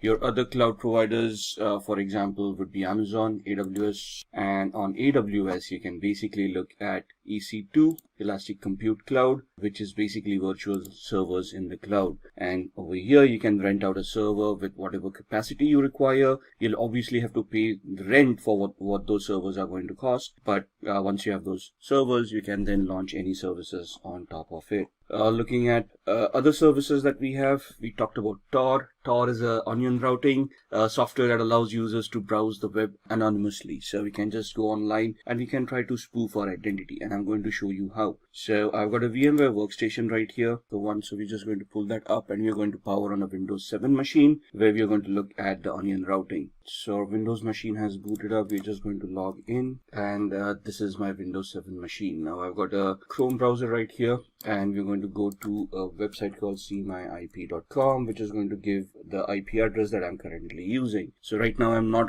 connected to any VPN or anything, and you can see that's my IP address that I'm utilizing. Now if I want to anonymize myself, what I'm going to do is I am going to use Tor, and that's the Tor browser that's set up right there. If I click on it, it's going to open up the software and it's going to create a new network, and it's going to connect to the Tor network and allow me to anonymize myself. Right, so that's the Tor browser opening up and giving me a new browser over here. So I've got one, which is the old one, which is my current IP address. If I just refresh that, you'll see that I'm still on the same IP address as far as this browser is concerned. There's a refresh and it's still showing me the same IP address. Where if I go on to Tor right now, and if I go to seemyip.com, you will see that it is going to give me, and you can see the amount of time it is taking to reach that site. That's because I am using a VPN and there's a lot of encryption running off, and you can see now I'm certainly connected via Hong Kong. And even to reach this site, what Tor does is it gives me a proxy chain. A proxy chain is where it creates multiple hops to hide my identity, and before I reach seemyip.com, I am using 3 different IP addresses over here. One in France, one in Germany, and one in Hong Kong. So if I do something over here to trace back my steps to my actual IP address, the law enforcement agencies or anyone who's going to search, like a forensic investigator, would have to go through these IP addresses before they come back to me. Now it's not impossible, but the effort and time that's going to be taken to come across 3 different countries is going to be phenomenal. So it may just defeat the purpose of having so much resources spent to identify who did what. So that's what Tor does for us. Alright, moving on from Tor, we are going to look at keyloggers. Keyloggers are basically softwares that run in the background and record all the keystrokes of the user. So if I've got a keylogger installed right now, whatever I type will be stored in a text file for the hacker so that they can look at it later on. And just to give you an example of that, we go back to my VMware workstation and we open up another Windows 7 machine. I'm going to power this on, and I'm going to close this one till then. So this virtual machine has booted up. We are going to use user 1, log in as user 1, just close all these softwares which are not required. And once this machine is booted up, what we're going to do is I'm just going to open up a random websites and see what we're doing. Basically, there's a keylogger that's there in the startup that's going to record our keystrokes. And we just want to see what it actually does. Now, Firefox is getting updated, so let's hold on. Now, this is the latest version of Firefox, right? And we're just going to go to, let's say, facebook.com. Wait for the website to open up. All right, let's try opening it up again. And that's facebook.com. And we're just going to type in some random username and password somewhere, someone at somewhere.com, and the password being again ASD@1234. 567890. Login, obviously that login is not going to work. User probably doesn't exist, or if it does, the password probably is incorrect. And so we're going to close this. We're going to, let's say, open up another browser window, go to another site, rediff.com, and then go to rediff mail. Try the same thing over here, someone at somewhere.com. Password ASD@12345667, whatever it is. Don't say, we can see the combination is incorrect. Now there's a keylogger running in the background, and what we want is we now want to open up the keylogger. Now it is visible here because I've kept it visible. You can hide it in the start menu, and there's a shortcut key for you to pull it up later on. So this completely becomes invisible. And what it can do is it basically creates a record of whatever you have been doing so far. So you can see these things populating on the 25th of December. So if I look at the visited websites, you can see I opened up Mozilla Firefox, the first where there was a problem loading the page. Then we opened up Facebook, then we opened up rediffmail.com, and so on and so forth. So it just gives me the list of visited websites. Whereas if I look at keystrokes and clipboard, you will see whatever we have typed in. So we first typed in facebook.com. Then again, the second time I try to type in, then I hit backspace. Then I type in facebook.com. And then you can see I typed in someone at somewhere.com, and in tab ASD@123456789. We closed up the browser. We opened up a new one, and we went on to rediffmail.com. And then you can see me typing this one, then going back one space, then the rest of what I typed, and then the password coming in. So that's what a keylogger does. If you look at the taskbar, it's not going to show you a keylogger running in the background. It's in the processes, you're not going to see anything at all, but it's going to mask itself as a service. So if you look into the properties, you can see that icon coming in over here, which matches this one. And so you can see that this is masking itself as a service.exe. If this gets hidden as well, it would be very difficult for a user to even identify this. All right, so that's what a keylogger is. Moving on, let's see what else we want to talk about. So we've talked about Tor, we've talked about keyloggers, and now we want to talk about firewalls. Now, for keyloggers to be prevented, we need antiviruses, right? So we need a good antivirus program that's going to be installed, updated, and run on a regular basis to protect ourselves from malwares. But what about network connections? And you need a firewall and a system to prevent or to detect what kind of connections are going on in the first place. Now, we cannot rely on software 100%. So even if a firewall is not configured properly, that's going to be a problem. So what we need to do is we have to have a firewall, configure it correctly, and then allow and disallow certain activity from happening. And what we're going to do is, I've got such a system on my machine here. I use a software called Glasswire. What it does is it is a network analyzer. So it allows me to analyze whatever is going on. You can see all the apps that I'm utilizing and how much upload and download they have been doing, all the traffic. So you can see the protocols that I'm utilizing. So I come to know what's going on in the background. And this gives me the entire graph of how much I have been doing for the past 24 hours, past 3 hours, past 5 minutes, and so on and so forth. Right, so this is what the activities, and these are the alerts that it has been generating. I can click on those alerts and it will start telling me what it was all about. If the graph doesn't work for me, it gives me usage as well. So how much I have utilized since I've installed this software, right? And what applications have been utilized, which hosts have been connected to, and the traffic type that was utilized.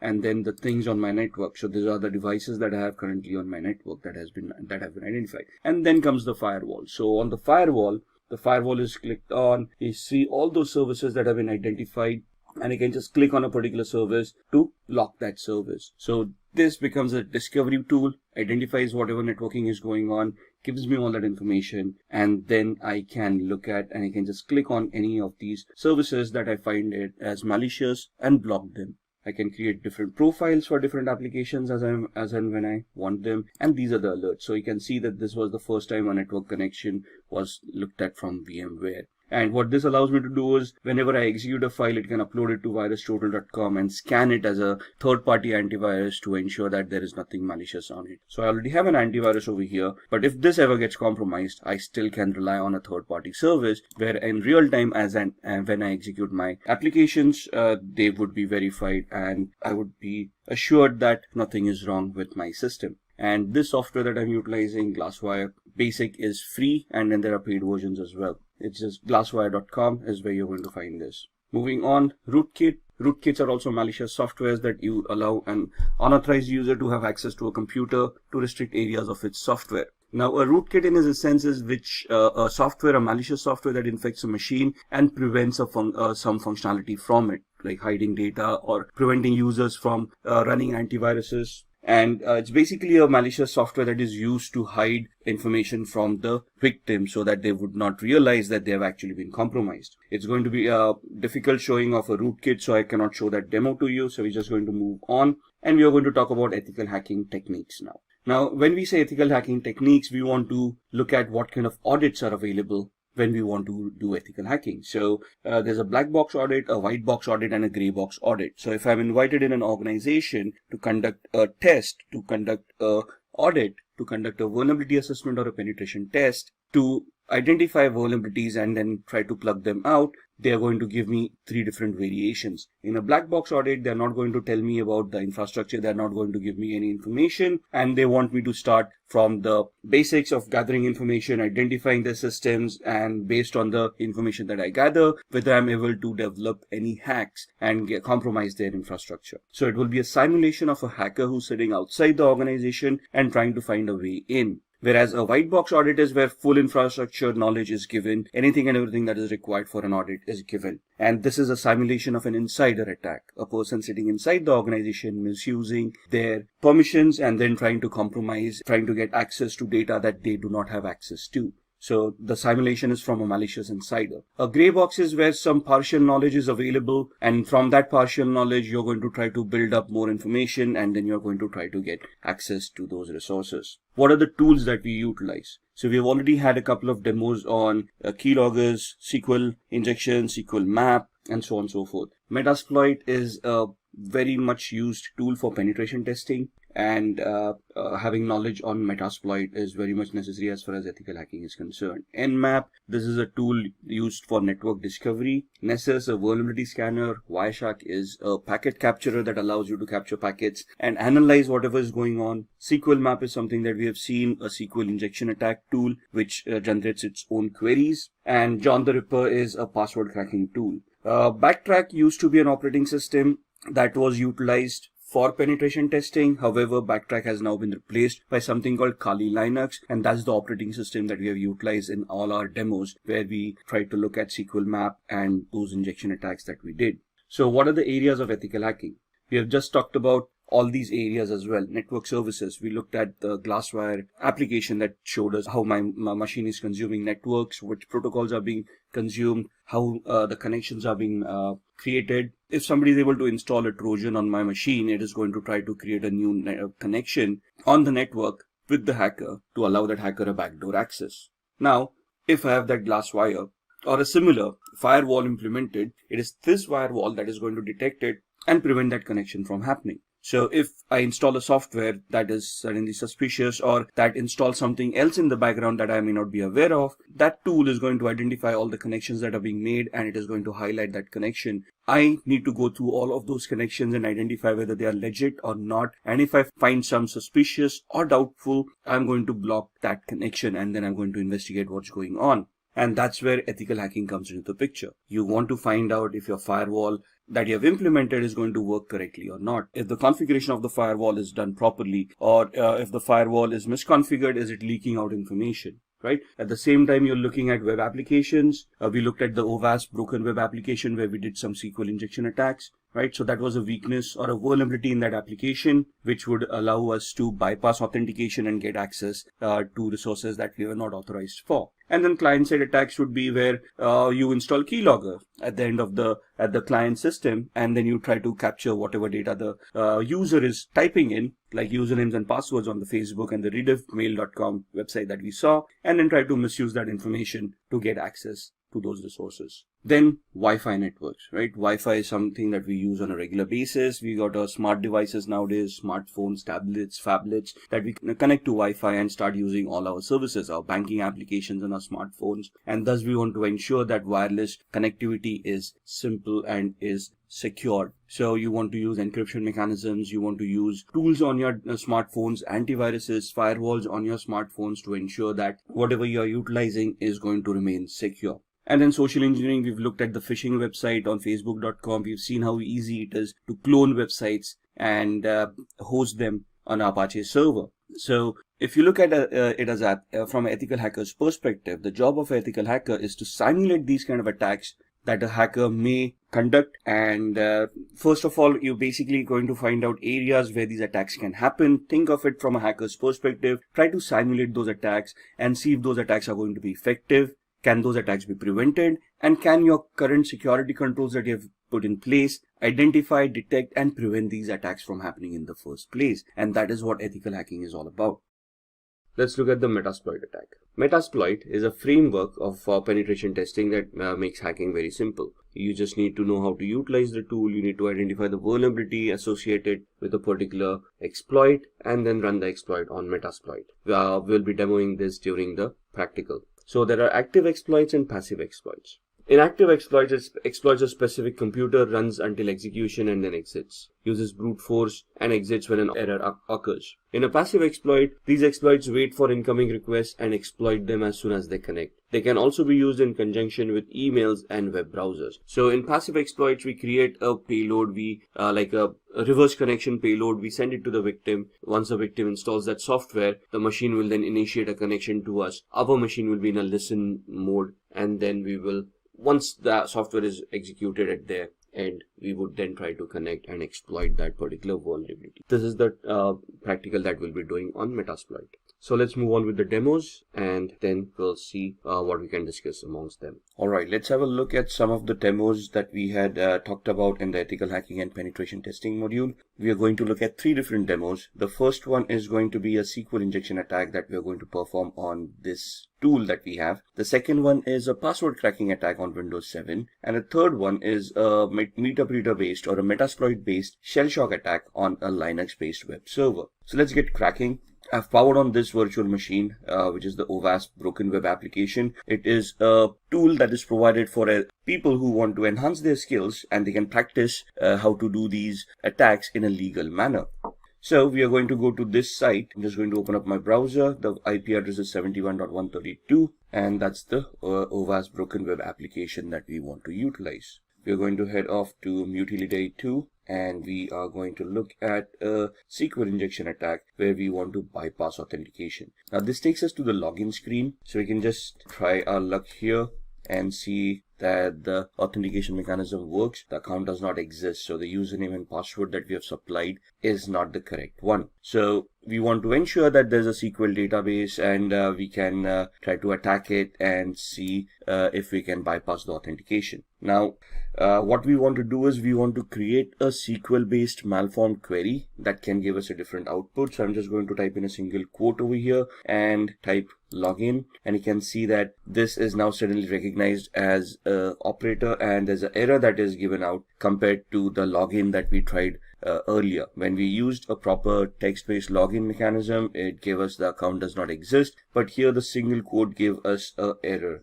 and it shows us how SQL works. This is the query that we had created. Now, in the trainings that you have for ethical hacking, there would be explanations of what these queries are all about, how the syntax works. Here we're just going to see if we can create a malformed query to log in as a user in this case. So what I'm going to do is create the query over here, and we're going to give it a comparison. So we're going to give it a OR 1 equals 1 space hyphen space. And if you now click login, you should be able to bypass authentication, and you can see user has been authenticated, and we now have admin access to this application. Now here the SQL queries need to be crafted in such a perspective that they're going to work. So there would be a lot of exercise in identifying what the database is. There's a Microsoft database, an Oracle database, and so on and so forth, and then you have to choose those proper commands. But identifying that would come in the training. Right now we're just looking at a demo. This is how a SQL injection attack works. Now let me log out here. Similarly, now we are in a login page. The same query worked wonders where it allowed us to bypass authentication. So it also depends on what kind of a page I am and what query would be accepted at this point in time. So here application understanding would also come into the picture, where which function we are calling upon when we are connected to a particular page. Now this is a user lookup function, right? So again here we try the same method, test. That's not going to work. Authentication error, bad user on password. And if we type in the same query over here, single quote or, and give it a condition, single quote or 1 equals 1 space hyphen space. Now here it is not going to log us in because this is not a login page. This is a user lookup form. So here it would instead give us a dump of all the databases that it has. So you can see all the usernames and passwords coming in that are stored in the user lookup field. So this is where the understanding comes in of which query to create at what page, depending upon the function that is being called, right? So that's the SQL injection attack that we wanted to look at. Let's move on to password cracking. Now this is a Windows 7 machine that we have, I'm just going to do a very basic password cracking example. We're just going to log in. Now here the assumption is that we are able to log in. We have access to a computer and we want to check out other users who are using this computer and see if we can find out their passwords so that we can log in as a different user, steal data if required, and we wouldn't be to blame if there are any logs that are created. So here we've got a tool called Enable that is installed right here. Now I'm already an administrator on this machine. I'm checking out other administrators who share the same privileges or any other user who may be on this system whose password I can crack, and thus I would be able to get access through their account and then do any malicious activity. Right? So this allows me to go into a cracker tool and it allows me to enumerate this machine and identify all the users and passwords that are there in this particular machine. Right? So I'm just going to click on the plus sign and I'm going to import hashes from a local system. So where are these files stored? Where does Windows store its passwords? In what format are they stored? And what this tool does to retrieve those? That's something that we all need to know as an ethical hacker, right? So import the hashes from the local system, click on next. It's going to enumerate that file and it is going to give you a list of all the users that are there. So you can see the users are hacker admin, test, the one that we are logged in as, and then there's a user called virus as well. And you can see that this is the hash value of the password that is being utilized. Now there's a particular format for a hash value for Windows and how it stores. But once we have these hash values, let's say if I want to crack this password, there are various attacks that we can do. For example, a dictionary based attack or a brute force attack. Let's try a brute force attack, right? NTLM is the hashing mechanism that is used by Windows. So we are going to try to create an NTLM hash attack. And here we are going to use a predetermined rule set. For example, we are not sure what characters are being utilized over here. So we just create an attack like this using all characters and lowercase a through z, uppercase a through z, numeric 0 through 9, and all the special characters. Let's say the password is between 7 and 16 characters. And this is the character set that we want to try the brute force attack on. What is a brute force attack? It is an attack where the computer is going to try each and every permutation and combination out of this character set and try to figure out if the password is going to be correct. So if we click start, it's going to start with a particular characters and then it is going to identify if that NTLM hash is going to work against this character. And you can see the time is going to be phenomenal over here. So it's not necessary that this attack would be viable. It will be 100% successful given the time frame. However, the time frame is huge enough for this attack to become a little bit redundant. There are other attacks that we can do which can easily identify this data for us as well. But that is something that we will look on in future videos. So that's how we can get access to users and passwords. There are different mechanisms where, let's say we don't have login access, then what are we going to do? How we can create a fake user, login, or how we can remotely access a machine and then try to get the same access. And that is what we are going to try to do in the next demo on a Linux machine. So what we are doing in a Linux machine could also be doable on the Windows machine with a different exploit. So what I'm going to do is, this is the Linux web server that I have that I'm going to power on. I'm going to use a Kali Linux machine to hack that device, and I'm going to just power off my Windows 7 machine. Give it a minute till it boots up. Now this is also a demo machine that we have which has its own pre-configured vulnerabilities. So here we've got something from the pen testers lab and has a shell shock vulnerability implemented inside. Shell shock vulnerability affects Linux, Mac, and Unix based operating systems for a particular version of the bash shell. Bash is the born again shell, which is the command line interface in these operating systems. So what we are trying to do here is we are going to use the Kali Linux machine, try to find out the vulnerability over here, and if it exists, we are going to use Metasploit to attack this machine. Now the first and foremost thing is we want to identify the IP address. We have no idea what the IP address is. We are in the same subnet, so we are assuming that we are able to connect to this machine. So what I'm going to do is I'm going to open up a tool called ZenMap. I'm going to open up a command line interface, find out what my IP address is, and my IP address is this with a subnet mask of 255.255.255.0. So I want to see if there are any other machines that are live in the same subnet, and we are doing a ping sweep over here to identify which machines are live. In a minute we'll get all the IP addresses. 71.1, 2, 133, 254, and 128. We know that we are 128 at this point in time. 254 is the DHCP server. So we are assuming that 133 is the machine that we want to look at. And let's then try to see if we can scan that machine, 133, and we're going to do an intent scan to find out which ports are open, what services are running over there, and if it is whether the pentest machine that we were looking for. You can see off the start port 22 and port 80, and somewhere here it's going to give us the ports that are open and the details about those ports, and somewhere here it will tell us that this is the pentester lab machine that we wanted, which is correct. So now we want to do a vulnerability analysis on this. What we are going to do is I'm going to use another GUI based tool called Sparta, which I can just find out from here. Sparta uses two tools in the background, a Nmap tool and a tool called Nikto. So we're just going to start scanning. 192.168.71.133 was the IP address. Add to scope, and over a period of time you can see all of these will start populating with information.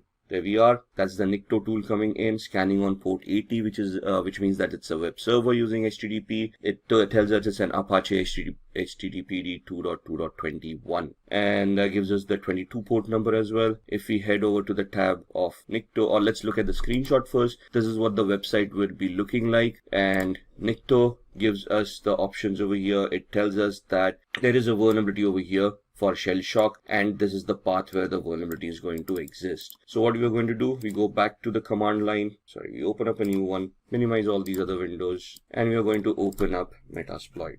Metasploit is a penetration testing tool that is used by most hackers and ethical hackers to test applications and test existing exploits and vulnerabilities. So just give it a minute till it starts. You can see there are already around 1700 exploits right here. We are going to see all those exploits with these commands. There we are, sorry for the typo.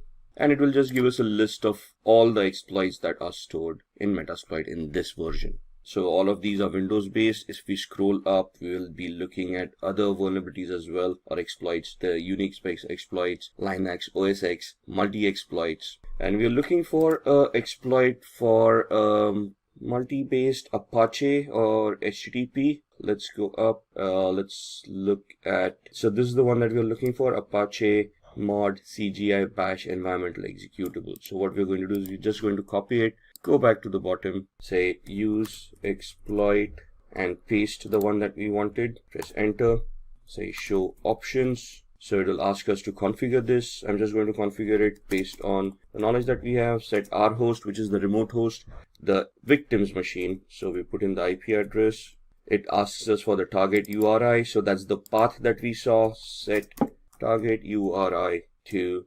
cgi-bin/status. Enter. Now with the exploit, we need to find a payload that is going to give us the output that we want. So we say show payloads, and it will give us a list of all the compatible payloads with this exploit. And we want to create a reverse TCP connection, which is this. So we know it's a Linux operating system. We want this payload to be set. So set payload. Press enter. That's the payload coming in. Show options.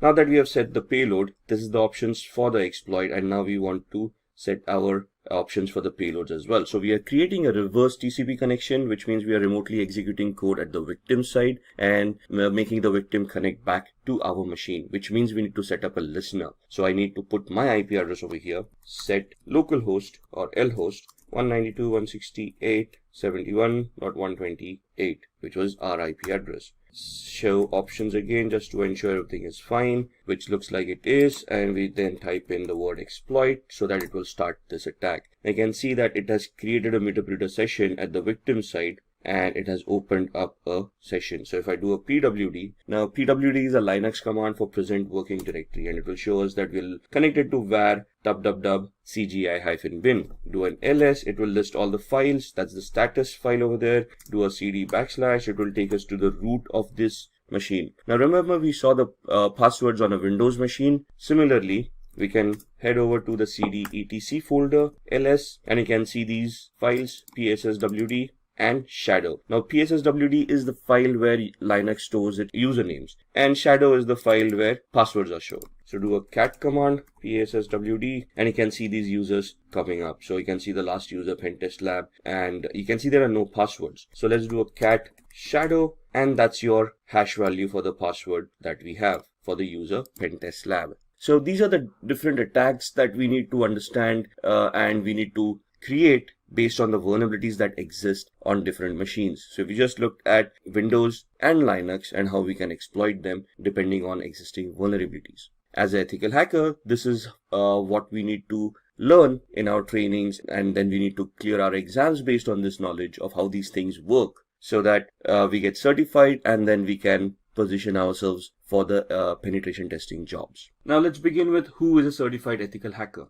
A certified ethical hacker is a person who's also known as an ethical hacker. An ethical hacker is just the opposite of an hacker. A hacker is a person who with malicious intent tries to misuse vulnerabilities that they have identified in an organization structure and then gain access to unauthorized data. Whereas an ethical hacker does the same thing. They try to locate the weakness, they try to locate the vulnerabilities, and they see how they can be misused. However, the intent is completely different. And that is what differentiates a hacker from an ethical hacker. Hacker would be a criminal with a malicious intent who would try to misuse and personally gain by doing criminal activity from that particular activity that they have done. Whereas an ethical hacker would try to help the organization in an authorized manner. So that's where the permission comes into the picture. The ethical hacker has permission from the organization to conduct some activity that would identify vulnerabilities or weaknesses in the information technology structure of that organization. And then once they have been identified, the ethical hacker would then help the organization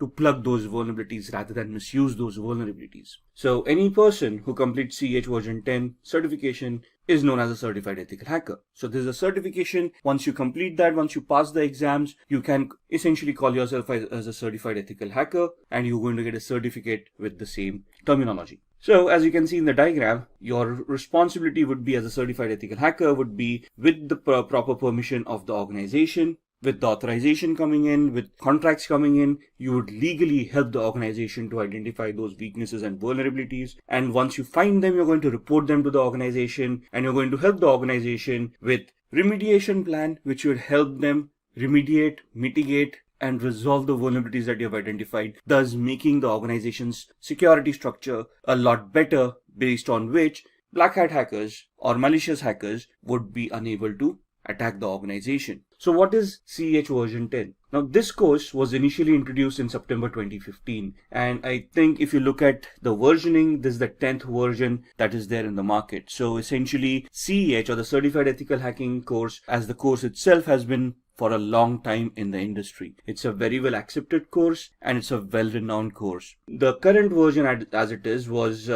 introduced in September 2015 and is one of the toughest certifications in the cybersecurity field. This includes a lot of information that you have to learn, that you have to know before you can attempt the certification. You will master all ethical hacking methodologies that are used in penetration testing and ethical hacking situations. What does that mean? That means that CEH version 10 is a structured course that will help you look at all the phases that are used in ethical hacking, all the terminologies that are utilized, all the tools that are utilized in such a manner that you can penetration test or a vulnerability assessment and identify and test the vulnerabilities for their complexity. And this course, once you complete the course, you would have mastered all the ethical hacking techniques that are required. There are two exams. One is a written exam and the other is a practical exam. Now you can opt for either or. The written exam is basically a multiple choice question exam where they'll ask you scenario based questions and you have to answer those questions. That is something that we're going to look into during this video. The practical exam is basically a simulation exam where they give you a scenario and you have to complete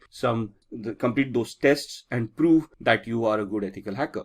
Based on the report that you give, if the report tallies to what the test was, you would be clearing that exam. So practical exam is a little bit tougher. It's more hands-on. It tests this actual skills that you would perform in a hacking scenario or a ethical hacking scenario. Thus the practical exam going to be that much tougher. The written exam, to give it credence, tests you a lot on your mentality, on your thought process, on your judgment characteristics. So they will give you a scenario and ask you what do you think is happening, what does this attack tantamount to, or would be what would be the next step in the particular attack that they're describing. Thus it's more of an intellectual test where when your thought processes are being checked and you are giving those exams. So what would be the difference between these exams? In a practical exam, you would be conducting all those steps yourself and you would be reaching a conclusion. So here essentially you're being tested on the skills that you have developed on the execution part of it and to see whether you can execute a test end to end. Whereas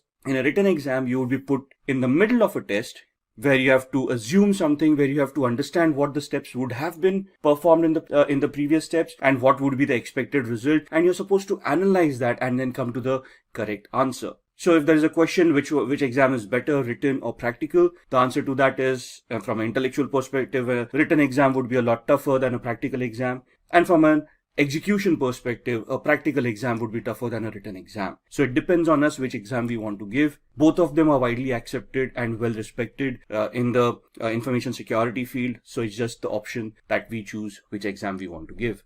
Now, this course, the version 10 course, is purely attack-based course. Okay, it is an offensive course. There is no defensive mechanisms. So if you're looking for questions of how to secure yourself on the internet, how to securely configure an operating system, or how to securely configure a server, how to configure a firewall, this is not the certification. This basically talks about attacking those devices. So if you come across a firewall, how would you test a firewall? How would you identify vulnerabilities in those? And how would you bypass a firewall? Similarly, if you come across a server, how are you going to attack and hack the server? Let it be Windows or Linux based. So this basically becomes an attack based course. You're looking at offensive mechanisms over here and not defensive ones at all. So what's new in this version? In this version, there's a new module for IoT, Internet of Things. It focuses on emerging attacks, vectors like cloud, artificial intelligence, and machine learning. It basically talks about smart devices. And it talks about the vulnerabilities, the risks that the smart devices face in today's world. For example, it will tell you about the industries that are utilizing all these smart devices, why are they utilizing it for, what kind of devices they are utilizing, and what are the risks within those devices. It will also give you a lot of tools for you to practice upon to identify such IoT devices. What would constitute an IoT or an Internet of Things device? Any device which has an IP address and can connect to the internet and create data. So even your smartwatch, your smartphone, your cars that have internet connectivity nowadays, your Google Homes, Amazon Alexas, all of these devices would come under the IoT umbrella. And have you ever wondered about sitting at home, having a Wi-Fi, having all of these devices, even a smart TV, if you will, connected to the Wi-Fi? And have you ever questioned how a hacker would then be able to access your home through all of these devices, record information, and basically just spy on you? Similarly, an organization where they are utilizing IoT, they would be vulnerable for the same vulnerabilities. And this course does include IoT security to a certain extent, where we talk about vulnerabilities and how to identify those vulnerabilities in IoT. Then there's a new vulnerability analysis module where it gives you risk assessment. It talks about CVSS scoring systems. It talks about how to do a vulnerability management program in the first place. What are the steps required in a vulnerability management program? How should it be repeatable and how it should be measurable as a program? And what should be the outcome? So basically, it will give you a structured way of how to do a vulnerability management assessment and how do you want to achieve the end goal, thus leading you to a penetration test. So all the modules are leveled up. What do you mean by leveled up? That means they've been updated to the latest tools, latest standards, latest technologies. So you've got cryptographic attacks, you have got attacks on applications like SQL injection, we'll be talking about packet sniffing using various tools. All of these are upgraded, which means they are up to the latest operating system. So even when we do this course, you'll be looking at operating systems like Windows 10, Windows 8, Windows Server 2012, Windows Server 2016, Kali Linux machines, Android machines, and Ubuntu desktop as well. So all of the operating systems are latest, the tools are latest, and you will be interacting with these tools. And then there's a mobile security toolkit as well, which will help you do a penetration test on a mobile device. So these are what is new in version 10. Now let's talk about the roles and responsibilities that an ethical hacker should have when they actually go into the world. Now, what are the responsibilities, roles, what are the capabilities that we should have? That we should be able to look at scripts that would test for vulnerability. So for example, a SQL injection attack, it's a script-based attack. Let's say a cross-site scripting attack, that is again going to be a script-based attack. So we maybe we want to go ahead a little bit, look at Windows systems and do a PowerShell attack and know about PowerShell scripting a little bit. If you look at Linux Windows, there's a bash shell where there's bash scripting and you'll want to learn that scripting as well. Now the course doesn't include all these scripting languages. It does help you understand what these scripting languages are, and it does have some basic introduction to how these languages can be utilized to create those scripts. Then we also want to develop tools to increase security. You want to look at those commands that are utilized on all operating systems. You want to look at the capabilities of the operating systems, of how to create security parameters and ensure the operating systems and applications devices are secure. You should be able to perform risk assessment.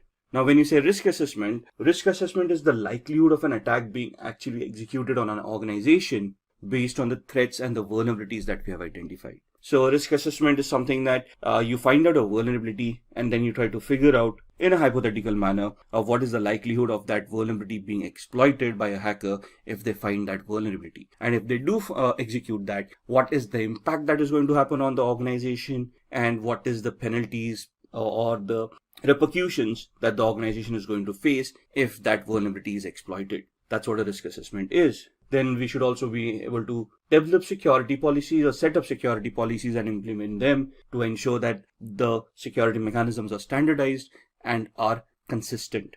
And then we should also look at training staff for network security to ensure that they are aware of these vulnerabilities and they know what their responsibilities are to maintain some semblance of security in the organization. So why do we want to become a certified ethical hacker? Now, since you're watching this video, it's easy to assume that we all are interested in security, we all are interested in hacking, but hacking is not a real job. For us to get a job in the industry on a security parameter or information security parameter, we want to become a certified ethical hacker. So if you look at the popular hacking cases that have happened, in 1990s, there was a national crackdown on criminals. Microsoft NT operating system was hacked. Now, this was back in the 90s when security wasn't that much evolved. And there were a lot of attacks back then that crippled infrastructure, that crippled banks, when they started realizing that computing isn't as easy as it seems. Of course, if you use a computer, the functionality is always there. But if the functionality is not properly configured, you're just exposing yourself to cyber criminals where they're going to steal information and your organization may just go bankrupt because of that.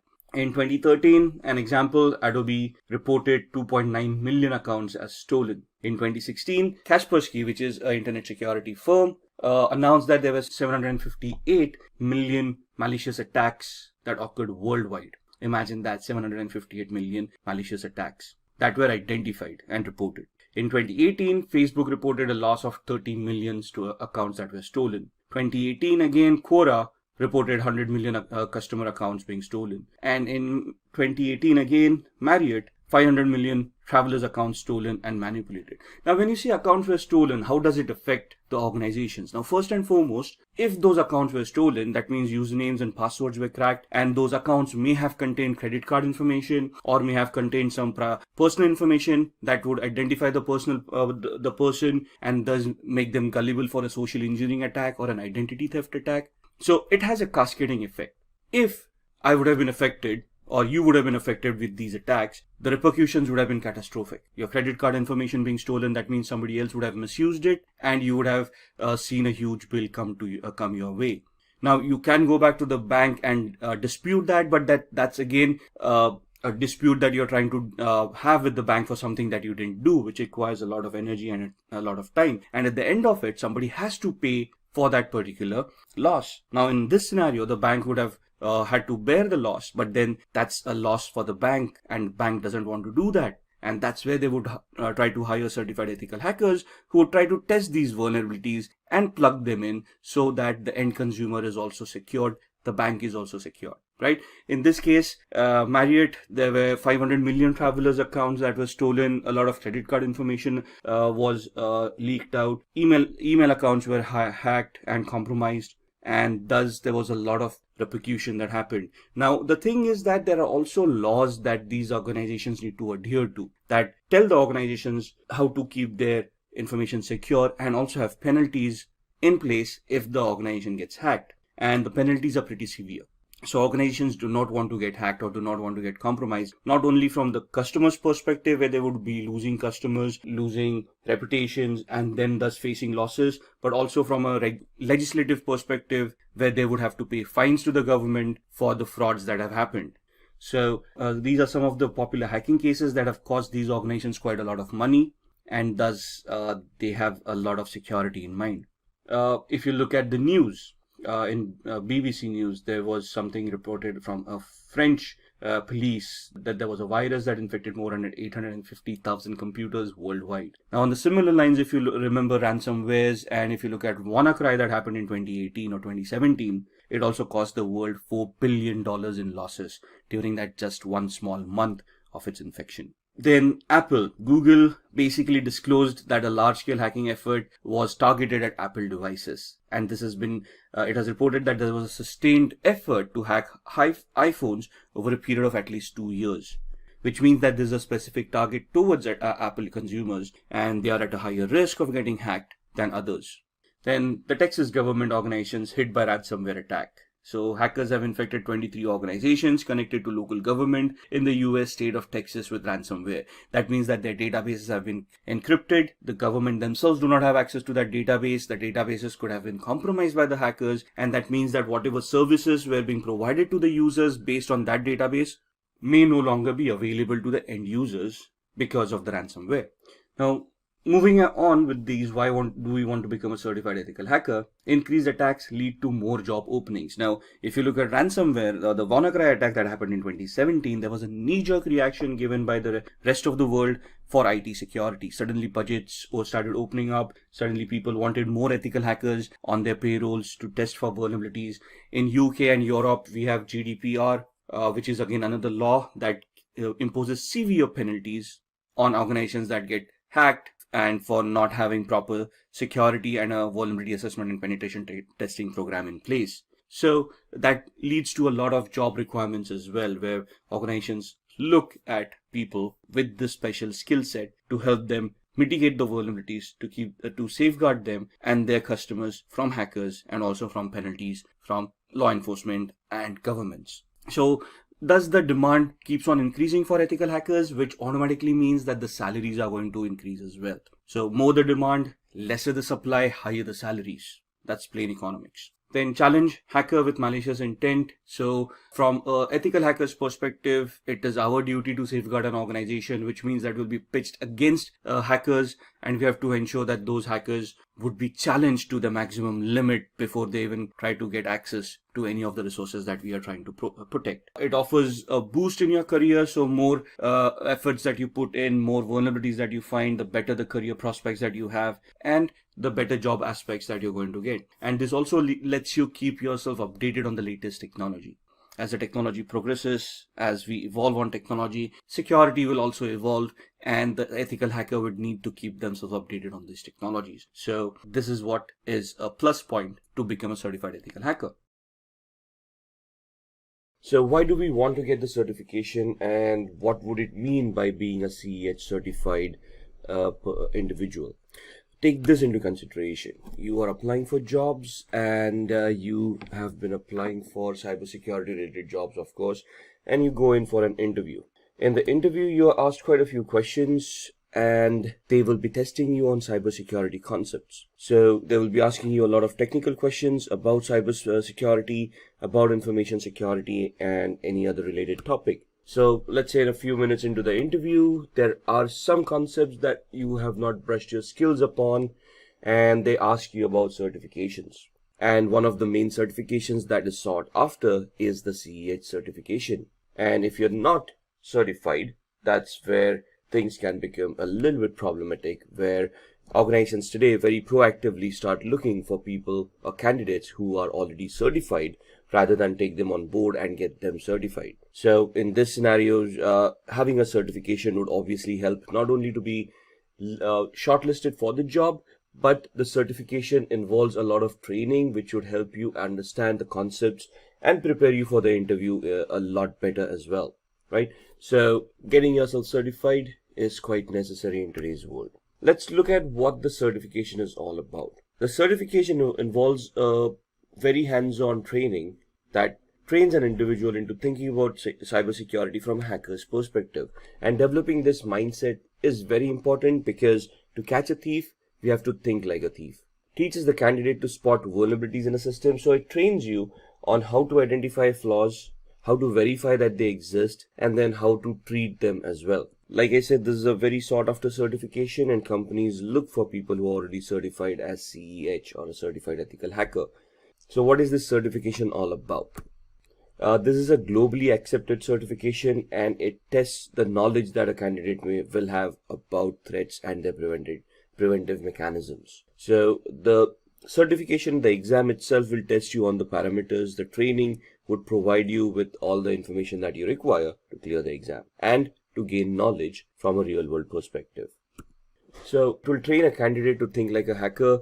It will train the candidate to use the tools to identify those flaws, to spot those flaws in the first place. And it will give an understanding to the candidate where to look for those flaws in the first place. So essentially, when you get certified as a certified ethical hacker, you become a white hat hacker or an ethical hacker, which means that you will be looking at flaws ethically and reporting them to those organizations.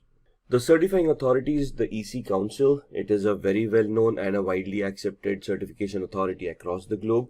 It is based out of the United States, but the certification is valid across the globe. So, what does it take to take the exam, and who can take the exam in the first place? Now, the basic criteria is that a candidate should be 18 years and above. So, any person who has completed an official EC Council training is eligible to attempt the exam without going through an application process. So there are two ways you can actually attempt the exam. You either have work experience, that means you're already in the cybersecurity space, you already have some hands-on knowledge, and you want to give the exam. In that scenario, you just have to prove that you've got 2 years of experience with network or information security, and then you can apply to EC Council to directly appear for the exam without attending the training. Else, you can then approach EC Council and register yourself for a training course, after which you can give the exam. So there are two ways that you can deal with it. What are the fees for these exams? Now, the fee itself is $500 for the exam. Candidates who take the second route, where they prove that they have experience and they directly want to appear for the exam, there is another additional $100 of application fee that they have to pay to EC Council for them to verify that you actually have that experience and then allow you to appear for the exam. So what are the exam questions like? What is the exam all about? The exam code is 312-50, and there are 125 questions that need to be answered in 4 hours. Now that sounds like a lot of time, but trust me, it isn't. The questions are descriptive in nature. They give you a scenario. You have to identify those keywords based on the knowledge and the understanding that you have, and then gauge the correct answer for that particular scenario. And the scenarios could be a little bit complex, could be a little bit confusing. The exam will be a multiple choice question exam, so one question with 4 answers. If any question has multiple answers, they will mention it in the question itself. The pass percentage cuts off at around 60 to 85%. So there is no fixed percentile. Every question has a different grade, every question has a different value, and based on the questions that you have been asked and the correctness of the answers, you would either pass somewhere between 60 to 85%. The results are immediate, so once you complete the exam and you submit it, it will let you know there itself whether you have cleared or not. So what are the skills that you require for this exam? You must have very good networking skills. And when we say networking skills, you should know your protocols, you should know how computers communicate with each other, the protocols like HTTPS, FTP, SMTP, and anything about the OSI layer. You should be good with your operating systems.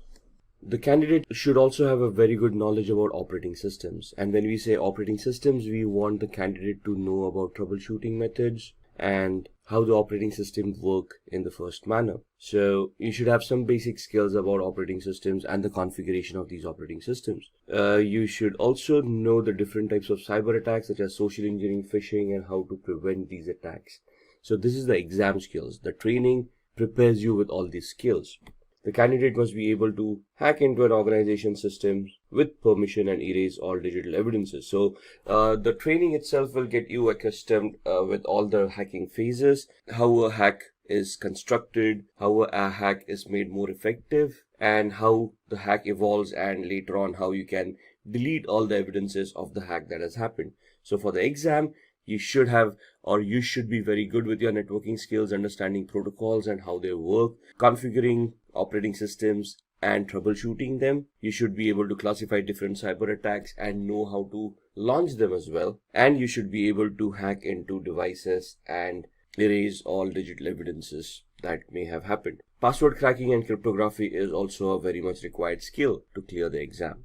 There must be a few rules followed, and there is a code of ethics from EC Council. So they essentially give you a non-disclosure agreement before you start the training, which you have to go through, and you have to sign it, submit it to EC Council. Only then are you allowed to go forward with the exam. So what are the exam all about? What are the topics within that exam, and what kind of questions would you get?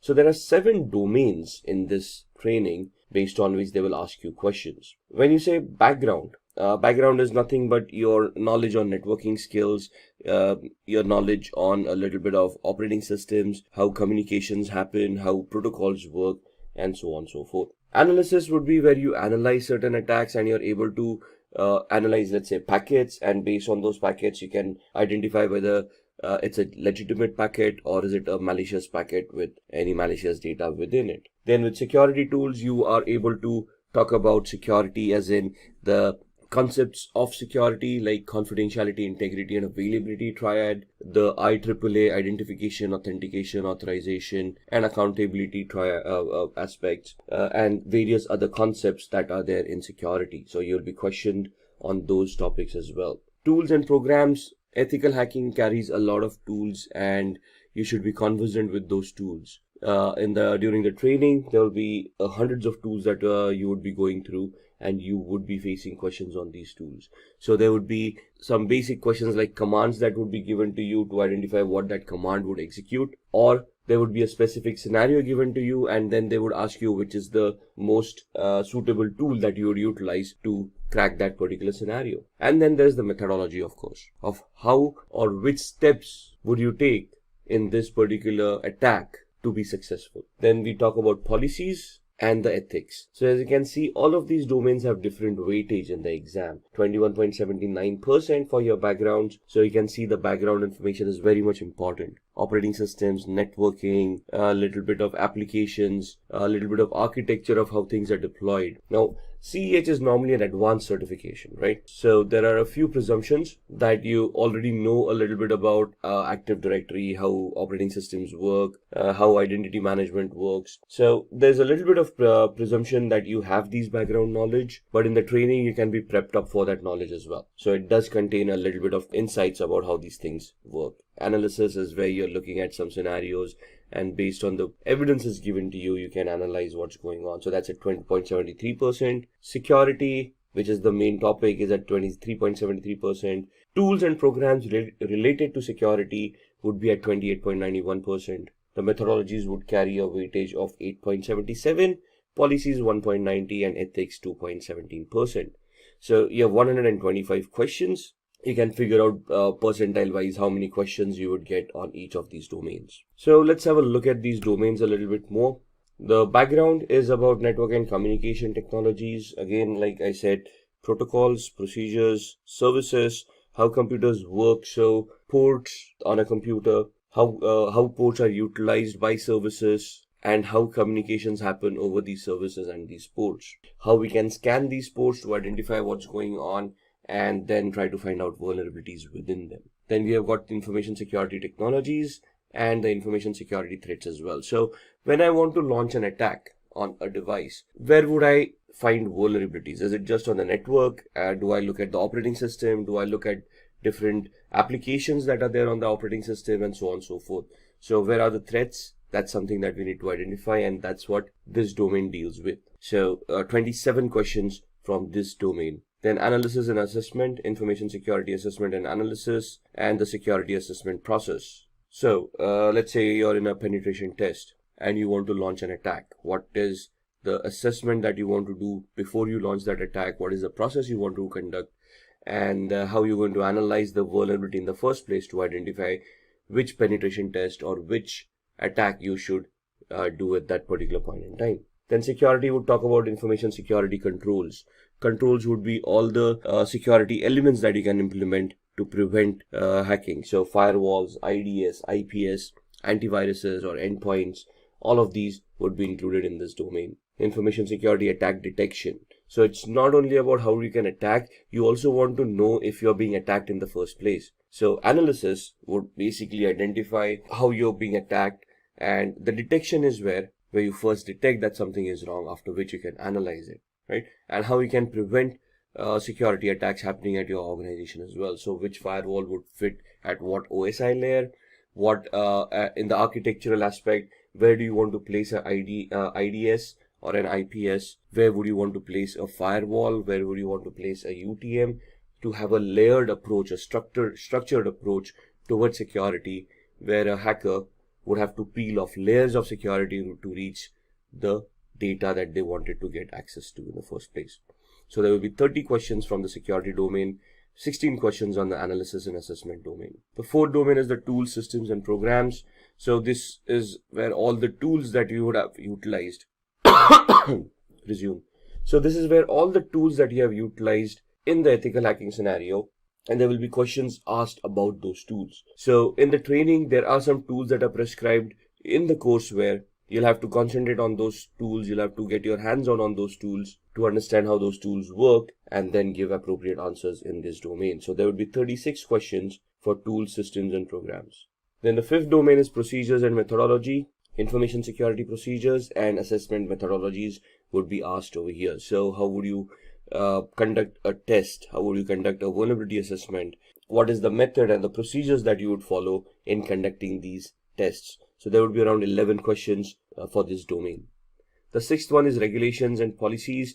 So this is all about some basics that you need to be aware about for information security policies and frameworks like ISO 27001, PCI DSS, and these regulations that are available in the real world that can help you or guide you to place a security architecture on your organization. These questions are not going to be in depth about any of the laws or policies. It's just checking your awareness, whether you're aware of these laws or policies and where they can be implemented. So you can see there are only a couple of questions that would come in regulations and policies. And then ethics. Ethics is the code of conduct of how you are expected to behave as an ethical hacker, what is expected out of your job role, what you should be doing and what you shouldn't be doing. So there would be around 3 questions of ethics in the exam. Now let's look at a few sample questions from the exam as well. So this will help you get an idea what the exam questions would be. So consider the attack scenario given below. There are 5 steps listed. Step 1 starts with user browses a web page. The second step is where web server replies with the requested page and sets a cookie on the user's browser.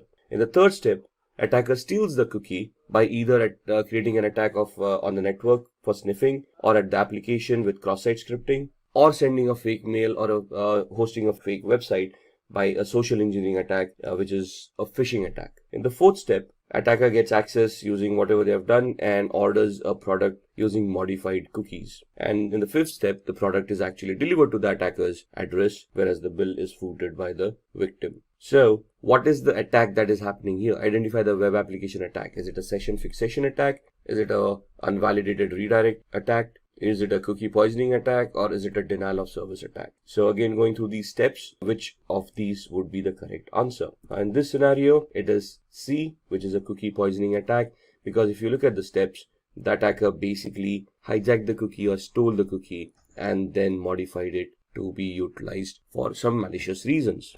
Second question, which one of the following scanning techniques do attackers use to bypass firewall rules, logging mechanisms, and also hide themselves as usual network traffic? A. Stealth scanning technique. B. TCP connect scanning technique. C. Maintaining access. Or D. FIN scanning technique. Now here, as you can understand, we need to know what these techniques are, right? So what does a FIN scan mean? What is maintaining access? What is TCP connect? What does TCP mean? TCP is transmission control protocol. How does it work? So when you connect using TCP, what is actually happening in the backend? That is what the knowledge is all about. And in here, the correct answer is A, stealth scanning technique. So what do we mean by stealth? How can we achieve that? Which tools help us achieve that? That is what we want to gain an understanding in before we can attempt the exam. Question 3. Which of the following Wi-Fi chalking method refers to drawing symbols in public places to advertise open Wi-Fi networks? War walking, war flying, war chalking, or war driving? Now, here we need to know first that there is something known as Wi-Fi chalking, right? And there are some symbols that are utilized globally and they are recognized globally. They're standardized, by the way. And these symbols represent some type of Wi-Fi networks. For example, open Wi-Fi, which means you can freely connect to the Wi-Fi, or paid Wi-Fi, where you have to pay before you can connect to the Wi-Fi, or once you get connected, you're first to have to make a payment, only then the internet would be activated, right? So for different Wi-Fi mechanisms, there are different options that can be utilized, and the question is which of the Wi-Fi chalking method refers to drawing these symbols in public places to advertise open Wi-Fi. So in this, the answer is war chalking. Now the question here itself is a little bit the question itself is a little bit misleading, because it mentions Wi-Fi chalking in the question itself, and that would then lead us to whether war chalking is a correct answer or not. So some of the questions could be a little bit misleading. So let's start looking at the certifications. So to be an ethical hacker, you must hold a certification which specializes in ethical hacking or in cybersecurity. Companies look for candidates who are globally certified. When we say globally certified, they're looking for a certificate that has been given by an organization that is recognized globally and is well accepted in the industry. So these are the top 5 certifications a candidate can obtain. The first one, become a certified ethical hacker. Then there is Global Information Assurance Certification Penetration Tester. Then Offensive Security Certified Professional, CompTIA Pen Test Plus. And finally, the Licensed Penetration Tester. Now, these certifications are offered by different organizations. All of these organizations are recognized globally and their certifications are well accepted in the technical space. So let's start off with the Certified Ethical Hacker, and we'll look at the organizations that provide these certifications and how we can attain them. So CEH, or Certified Ethical Hacker, in its current form is in its version 10. It's been revised and updated over a period of time. EC Council is the certifying authority for CEH. They have their own authorized training centers through which you can attend trainings, give those exams, get yourself certified, and thus become globally certified and can be eligible to apply for security related jobs. It is a very well-known certification and is widely accepted at the same time. It would test the candidate's knowledge of security threats and preventive measures. Now there are 2 types of exams that you can give with CEH. One is a multiple choice question exam, which is theoretical in nature. They ask you questions and you answer the correct one. You select the correct answers. If you clear, you get certified. The second certification nowadays is where there's a practical exam associated with it. That's you'll have to purchase the voucher for that exam and give that exam. The practical exam is held in a virtual lab where you're given scenarios, and based on those scenarios, you have to resolve the questions given to you and give proof of the resolution, which would then get you certified as an ethical hacker. The theoretical exam in this scenario is the fees is around $500. This is for the multiple choice question exam, where you can pay the fees and you can attend through a online portal and you can give the exam directly. The exam is 4 hours long, in which you have to answer 125 questions. Now 4 hours for 125 questions seems a long time, but it isn't. It's a very technical exam. There are scenario based questions and it would take some time for you to analyze and understand the question and then identify the equivalent correct answer. So it's a very competitive exam and you'll have to study really hard to clear this exam as well. The cutoff for passing varies from 60 to 85%. So there is no exact grade and all the questions have different weightages. So depending on the questions that have been given to you and the way that you have answered them, you would pass at either 60% or you would pass when you've scored 85%. Once you are CEH certified, which is a very technical certification, you will be qualified to apply for job roles as a penetration tester or a security engineer. These are job roles where you would be responsible of ethically trying to attack applications, servers, switches, and try to find out vulnerabilities within them. The training of this certification will make you adept in most of these tools that are required. There are a lot of practicals in this trainings, and if you successfully completed those practicals, clearing the exam is a easy task. If you have never used Linux before and are looking to get into it, this is the perfect opportunity for you to learn on how you can use this operating system in your daily lives. Now, although this video is specifically catered towards people who are trying to get into cybersecurity or who are trying to learn ethical hacking, The more people that get into Linux is that much easier because it just provides an alternative operating system that you can use and perform in your day-to-day lives. Now, it's very important, especially for ethical hackers, to understand how Linux works and specifically how Kali Linux works that we are going to cover today. Now, Kali Linux is also an operating system dedicated specifically to cybersecurity analysts and hackers and has a bunch of tools that makes the process of ethical hacking and vulnerability analysis, malware analysis very easy. So, in this Linux crash course, we will learn everything about Kali Linux, what it is, what you can use it for, then understanding a bit more of the Linux system fundamentals. Now that can span across a variety of topics. For the Linux fundamentals, we often have how to navigate the file system, how we can use the Linux operating system command terminal for creating, editing, and just manipulating files. We'll understand some networking commands that can help you. We'll understand how the service mechanism, how to start services, stop services. We'll understand how to install, uninstall some particular tools. We'll also create a small script with Bash so that you can understand how you can use the Bash language to start your scripting journey in Kali Linux directly. Before we move forward, let's check out the CEH certification course by Simplilearn. If you want to learn more about cybersecurity and ethical hacking in general, check out our CEH certification training course. The Certified Ethical Hacker certification is the industry standard for trained penetration testers, and our training program will ensure you are well equipped with all the necessary skills and techniques required to ace the exam.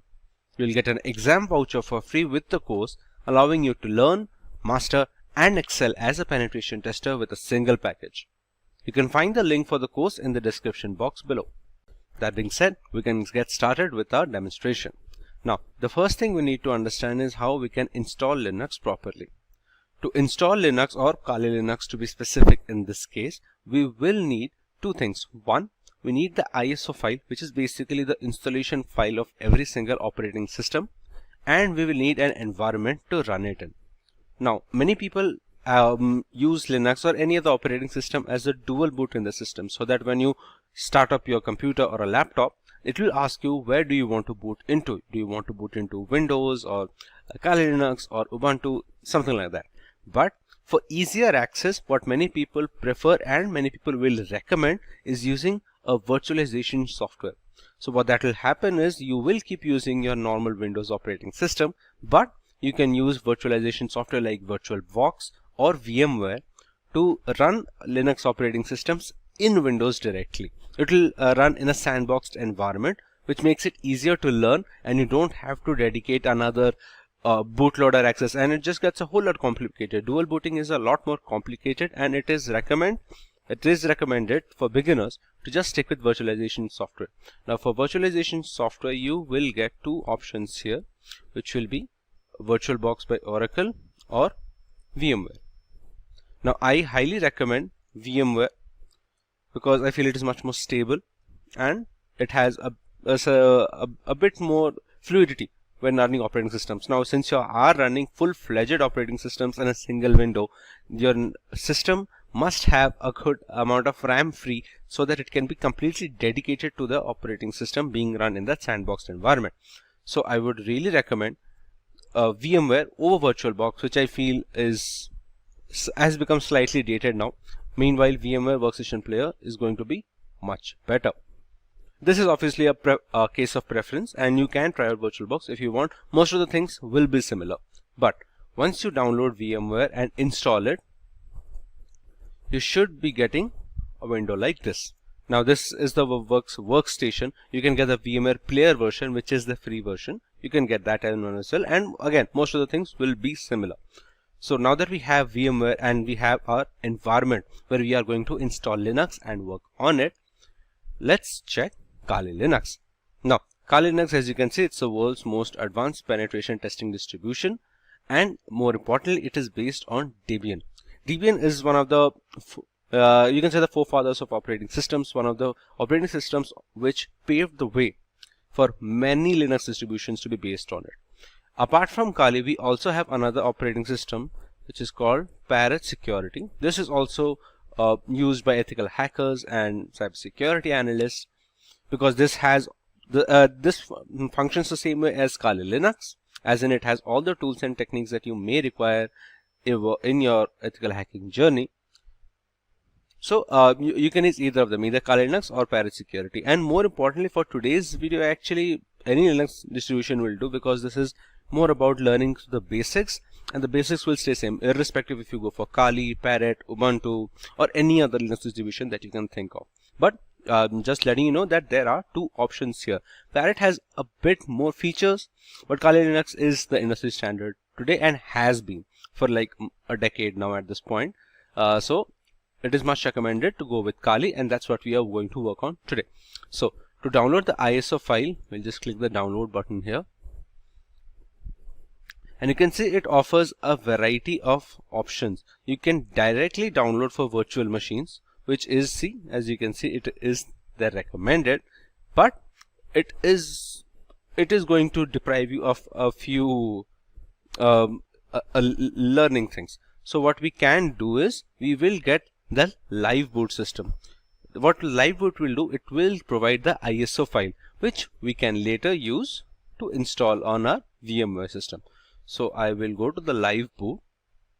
It includes everything.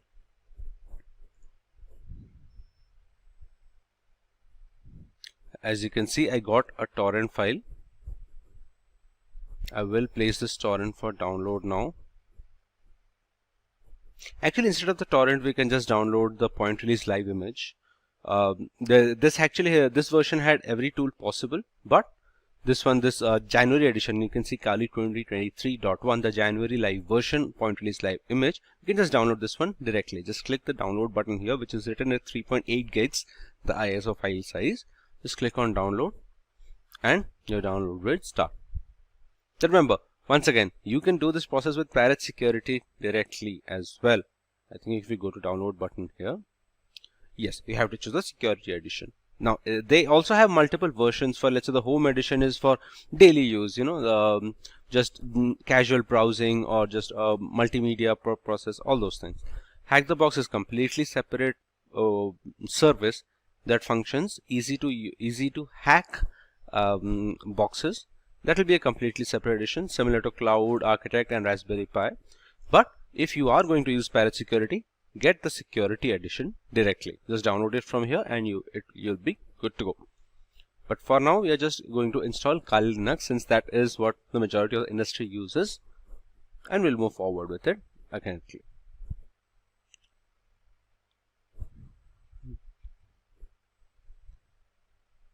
These are the containers. Yes. Now what would have happened if you had chosen virtual machine is, as you can see, there are many virtualization software like VMware, VirtualBox, and QEMU. What will provide is, it will provide a installed file. It will give a folder where the VirtualBox VMware has already installed Kali Linux.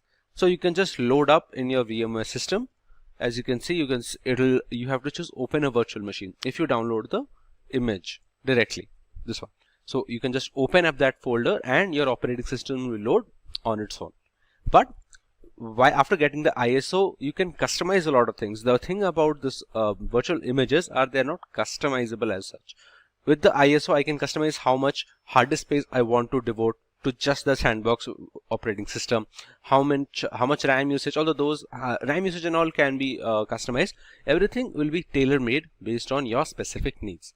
So we will check that once the download is completed, which is just 1 minute remaining. Apart from that, you can see there is a 64-bit. I think this is 32-bit as well. I'm not sure if 32-bit is required nowadays, considering everything is 64. But yes, while the ISO is getting downloaded, let's check out VMware Workstation. Now, to get started at creating our sandboxed environment, we will touch upon create a new virtual machine.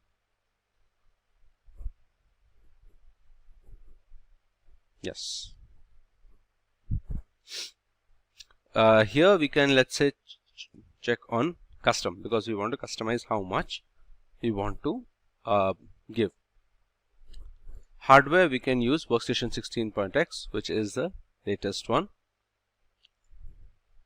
Now here I am going to choose I will install the operating system later.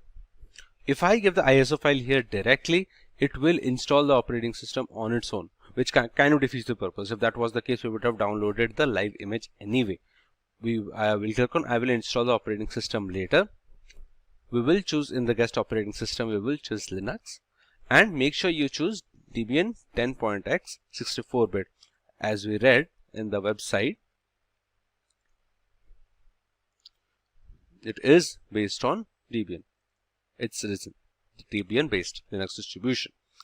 Now this can obviously change. There are other operating systems on which this can be based, like Fedora and Arch, but this one is Debian, so we are going to choose Debian over here, Debian 10x 64-bit, which is the latest version. Click on next. We will name it as Kali Linux and click on next. The number of processors, I am going to give 2 processors here. Total processor cores is 4. This you can determine based on how powerful your system is and how much you can give as it is, because a major part of how a virtual machine runs is not just how much RAM you give to it, is how much RAM is available outside of a sandbox environment. Because if let's say your system is has 8 gigabytes of RAM, you devote 4 gigabytes to the virtual machine. Windows itself takes up around 4 GB, at least 3.5 GB when it's sitting idle. So you have to account for all that when dedicating processors, and more importantly RAM as well. So we're going to click on next for now, and here what I'm going to do is I'm going to give 2.5 gigabits of RAM, which should be enough for the at least the things that we are doing today. This can be customized later on as well. Let's say you started working and then you realize the amount of RAM that you have given is just not enough and you need a bit more, then you can customize that later. For now I'm going to give 2.5 gigabits of RAM. You can see the recommended is 2 gigabit anyway. I'll just go a step further. Click on next. Use network address translation is the network connection, as in what kind of networking it should have, the virtual sandbox should have. Considering it is being run inside an operating system, your Windows, whatever internet connection is given to your Windows will go to Kali Linux directly. But you can customize that. Let's say you don't want networking, you want host only networking, that you connect the guest operating system to a VPN later on. It's a completely customizable process, but for easiest access, we are going to use network address translation. IO controller types LSI is always going to be the most recommended, so just go ahead with it. Choose SCAI for the virtual disk type. Now these are different virtual disk types that can be used, and they have different purposes. Like some make it easier to transition between multiple installations of VMware or VirtualBox based on what you have chosen, but SCSI is always considered the best. Disk would be, we will create a new virtual disk. Now this is the maximum disk size or the disk capacity. How much hard disk storage we are going to devote for the operating system installation and all the files, whatever you work in the system, that will be stored somewhere, right? So we're going to devote basically the ROM size to make it easier to understand. So I will give 30 gigabits of memory size. Now here you have another option. You can actually allocate all disk space now, as it is written. Allocating the full capacity can enhance performance, but requires all of the physical disk space to be available right now. So the good thing about VMware is, I think that's in VirtualBox as well, if I do not click this, even though I have written 30 gigabits, it does not take up all of the 30 gigabits in your hard disks. It takes how much ever is required. Let's say after installation and everything, it takes up 10 gigabits of space. That is all that will be taken up. It won't take up all the 30 gigabits. The more you keep working and slowly the data increases, the size increases of the virtual machine folder, it will go up to 30 gigabits. That's it. So if you allocate all of it now, it will take up the 30 gigabits directly, and it will be slightly more performance because it will remove that read functionality when the virtual machine is being run. So I will click it, and between these two options, between single files and multiple files, single files is faster, but multiple files will make it easier if you want to move your virtual machine system from, let's say, one laptop to another, or you have to switch between personal and official systems. But for now I can choose a single file. 130 disk file will be created. You can just put whatever name, and I think everything else is settled. Now what we will do is we will click on finish. It will take some time to create the disk. I think the ISO download would have been completed. Yes, the ISO download is completed by now. It will just take a while to create the disk. There is also Kali Net Hunter, which is a mobile penetration testing platform. It is available only on Android. You can use it to perform small tasks. Obviously, you can't perform everything that you can on Kali Linux desktop environment, but a lot of the things can be performed, like basic network scanning and some amount of sniffing and brute forcing tools. All those things can be performed on NetHunter directly, but that is a video for another day. So we'll just wait till the disk is created, and then we'll move forward with the process.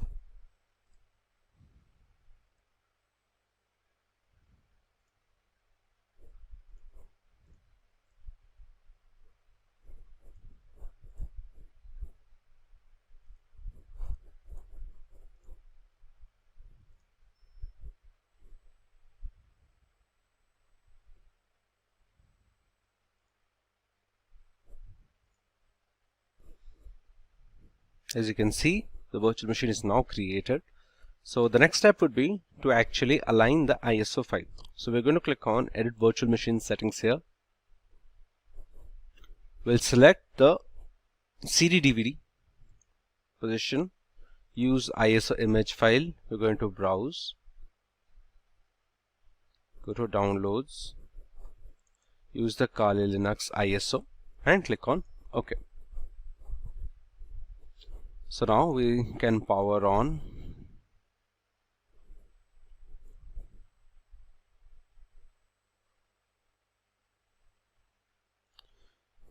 Select Live System AMD 64 at all times. Okay.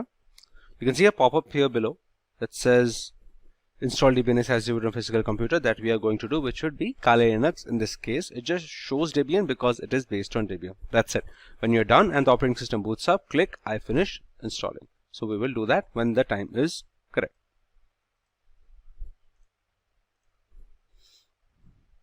So you can see the live boot running up.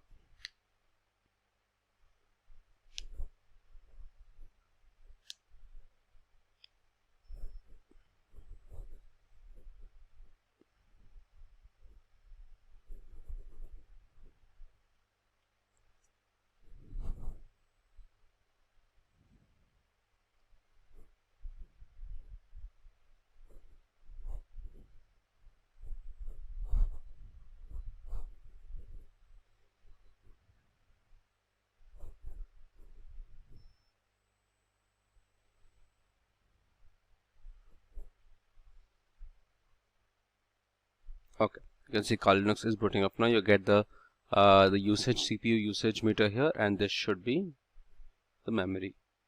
Yes. Okay, so we have entered booted into the desktop. These are the multiple workspaces, but once again, this is not installed. What we're going to have to do is install this operating system. You can see you can use in the live environment, you can use everything, but we just have to install this operating system directly.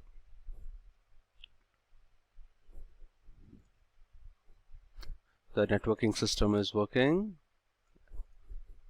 Okay.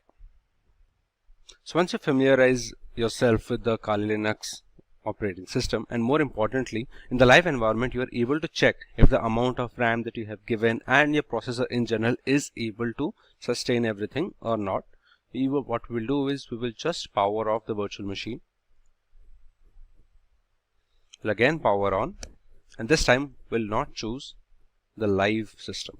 What we will choose is we'll go down,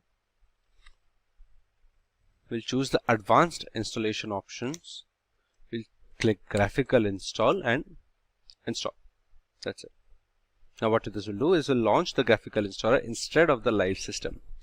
Some operating systems like Parrot Security, for example, will allow you to install directly from the live environment, but that's it. It's not really a very big difference if you run it from here or there.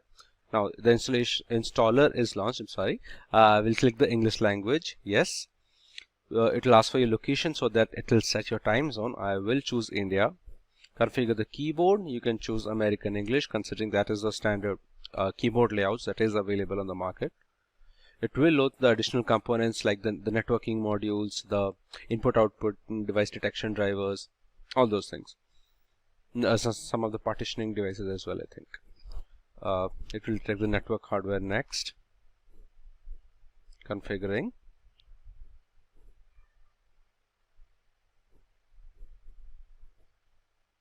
Configuring the network with DHCP. Yes. Now that we have to select the host name. The host name, I will just keep it as Kali. That's not a very big deal. This is more important if you're a lot into networking and you want to have, particular home network as a kind of like acting as a server for all the devices in your home Wi-Fi. Otherwise, it's not an issue. Same thing with the domain name. I will skip the domain name because it's not really essential for what we are doing here. Yes, but the username will obviously be required. The full name, I will give it as Simplilearn, for example. I'll keep the same username. That was the full name. This is the username. Password, you can give based on your wish. Make sure the password's the same. This is the single user, by the way. You can obviously create multiple users like we do on multiple other operating systems. Now it will check the disk partitioning. Here, since we are installing it on VMware, any virtualization software, be it VirtualBox or VMware, we will use guided, which is use entire disk. Continue. As you can see, we had devoted 30 GB. It is showing 32.2. Similar situation here. We're going to click on continue. All files in one partition, which is recommended for new users. You can partition it to home, where TMP, maybe other partitions as well that you can keep, a swap partition as well, but that's not necessary now. We'll keep all of them in a single partition. Just make sure all the changes are there. It will create the swap memory on its own and click on continue. It will ask that these are the changes being made. Just select yes, continue, and it will start installing Kali Linux into the VMware virtual disk. Now, this will take some time, so we will speed this up and come back to it when the installation is done. So now we have to set the package manager. The main partitioning system is done and most of the installation part is done. We just have to configure the package manager and use a network mirror. Click on yes, APT. You don't need to set up anything else here. You can just click on next and it will set up APT, which is the package manager of Kali Linux. Now what the package manager will do is help us install, uninstall, update the tools and libraries that Kali Linux uses, all the softwares and all the tools that we're going to use later on. It will configure the package manager for now.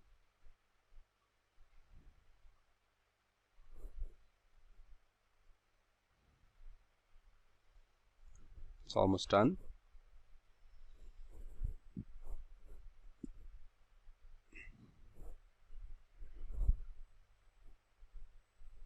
Now it's installing the grub bootloader, which will, when you start up the system, it will ask you where do you want to log in. Yes, install the grub bootloader to my primary drive. Click on continue. We'll just select dev SDA, which is, you'll find a single drive anyway. Instead of entering enter device name manually, just click on whatever storage space is being written below that. Now if you're using it on VirtualBox or VMware, which we are doing right now, you will get only one storage. That's it. If you're dual booting, you'll get multiple and you'll have to make some choices. But that is advanced and we don't need to get into that right now. For now, only the last one should be enough. Now it is finalizing the installation.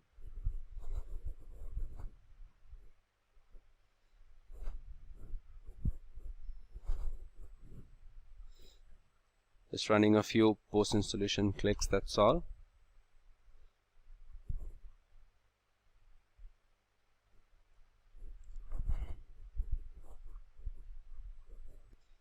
And as you can see, the installation is complete. So please choose continue to reboot. We'll just press continue.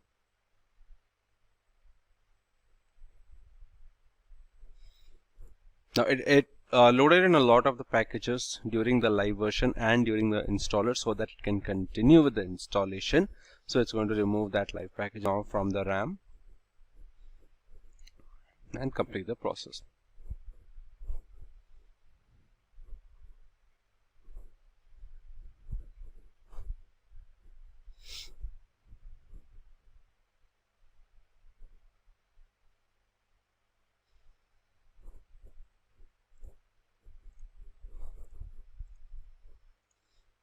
As you can see, Kali Linux has rebooted and is going to the installed operating system now.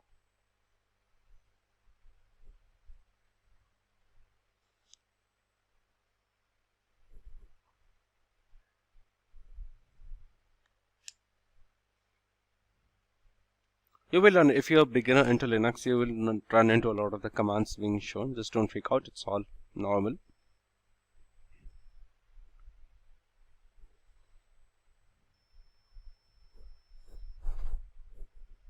It does take some time to start up depending on how much memory you have given it, how much RAM you have devoted to it, how much hard disk you have given it also depends on that.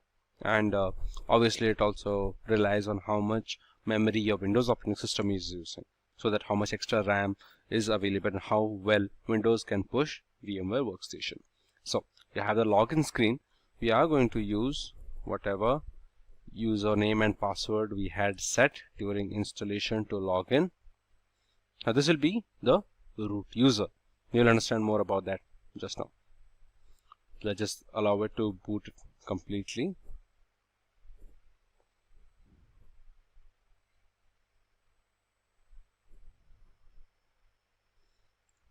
Okay. So now we have Kali Linux operating system installed and ready to go. Now what I would recommend, the first thing is just go around, just check. If you're new to Linux, do not make a lot of changes or anything like that, but do move around. For example, if you can just click the start button here, which is termed as applications, you can see a lot of the programs that are installed. Now the good thing about Kali Linux is it's very intuitive. So for example, information gathering, you'll see all the tools that you can use for information gathering. Now same for vulnerability analysis, web app analysis, password attacks, all the brute forcing tools that you can use, the wireless attacks like AirCrack, Reaver example, sniffing networks like Wireshark, etc. So just go around the operating system, see, check the file manager, how it works, and basically get a feel for the operating system directly. Okay, you see here's the file manager. Just check everything, how it's working. You can enter the settings and move and make some small changes. Now a lot of the settings won't matter a lot when running virtually, but it's good to know and understand what are the things that Linux offers. So it's a very important step. One more thing, if you are in a virtual machine, is make sure that VMware Tools is installed. Usually this gets installed directly, but if not, you can just reinstall here. Okay, I think so. Our environment is ready and set up. Now as you might know, a major part of Linux is the command line. So we're going to click the terminal here, or you can just open right. Terminal has opened. So this is basically the command line that you can use in Mac OS or Windows. So a lot of the things that we do on Linux is in the command line itself. Now you can use general graphical tools like let's say the file manager, for example. You can use graphical tools, you can use other networking tools as well, but it's always better to use the terminal, because one, you can reach things faster compared to a graphical tools, considering you just have to write a single command and that's it for most of the tools, other than having to navigate through a lot of menus and sections and other compartments that you have to do on a graphical interface.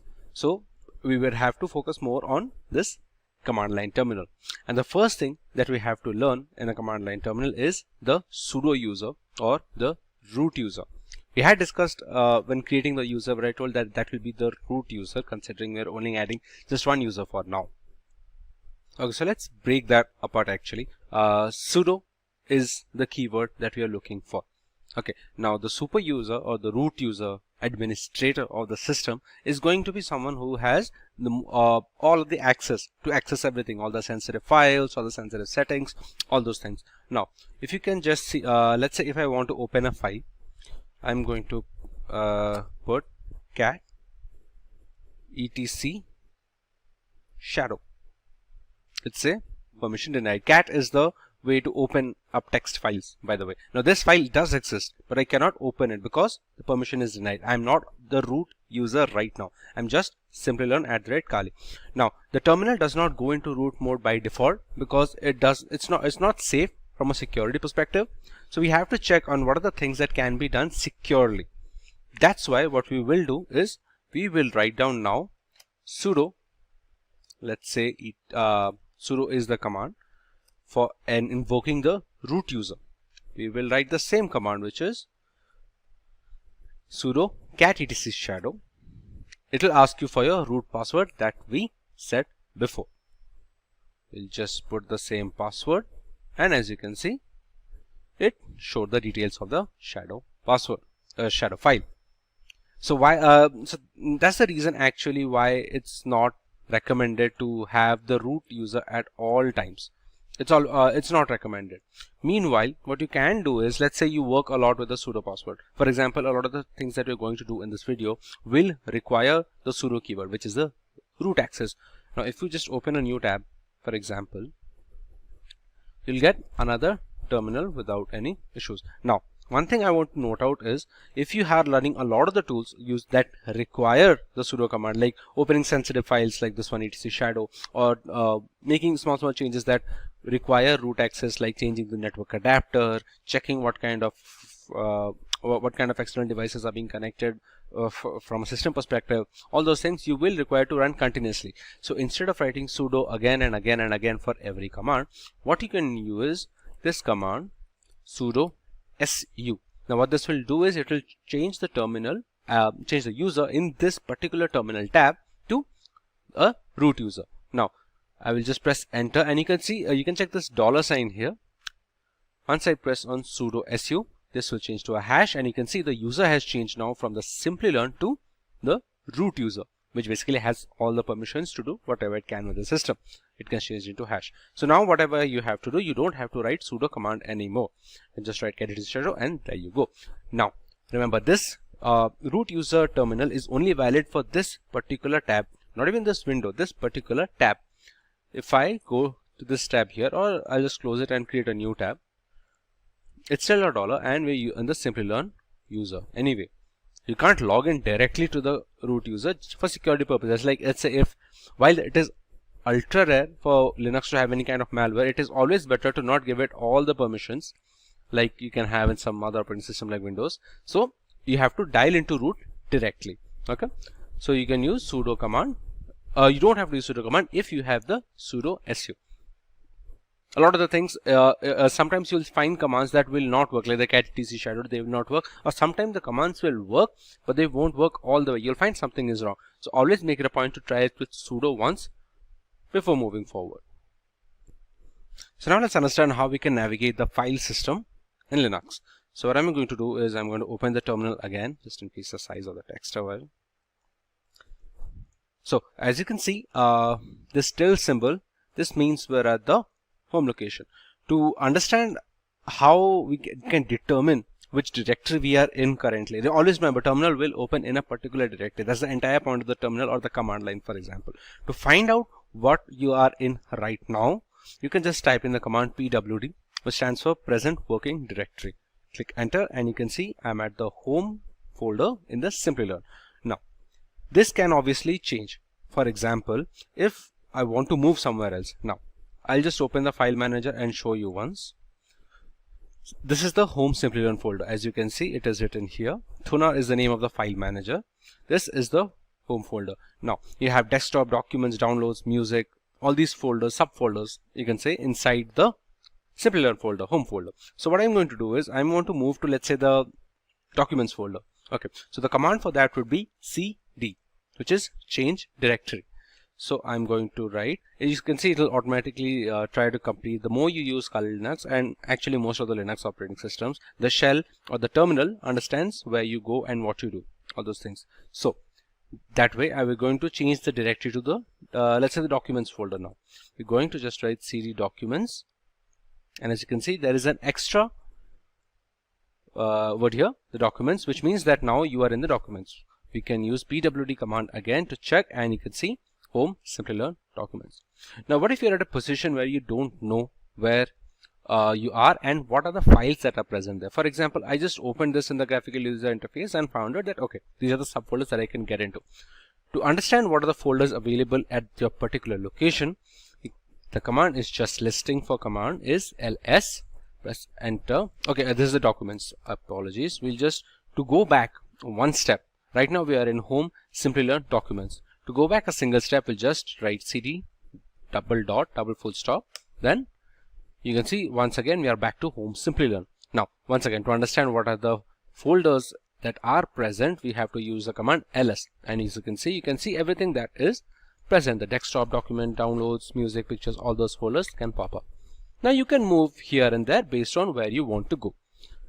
Apart from this, let's say if you want to create a new folder for your own, one thing we can do is mkdir. That command stands for make directory.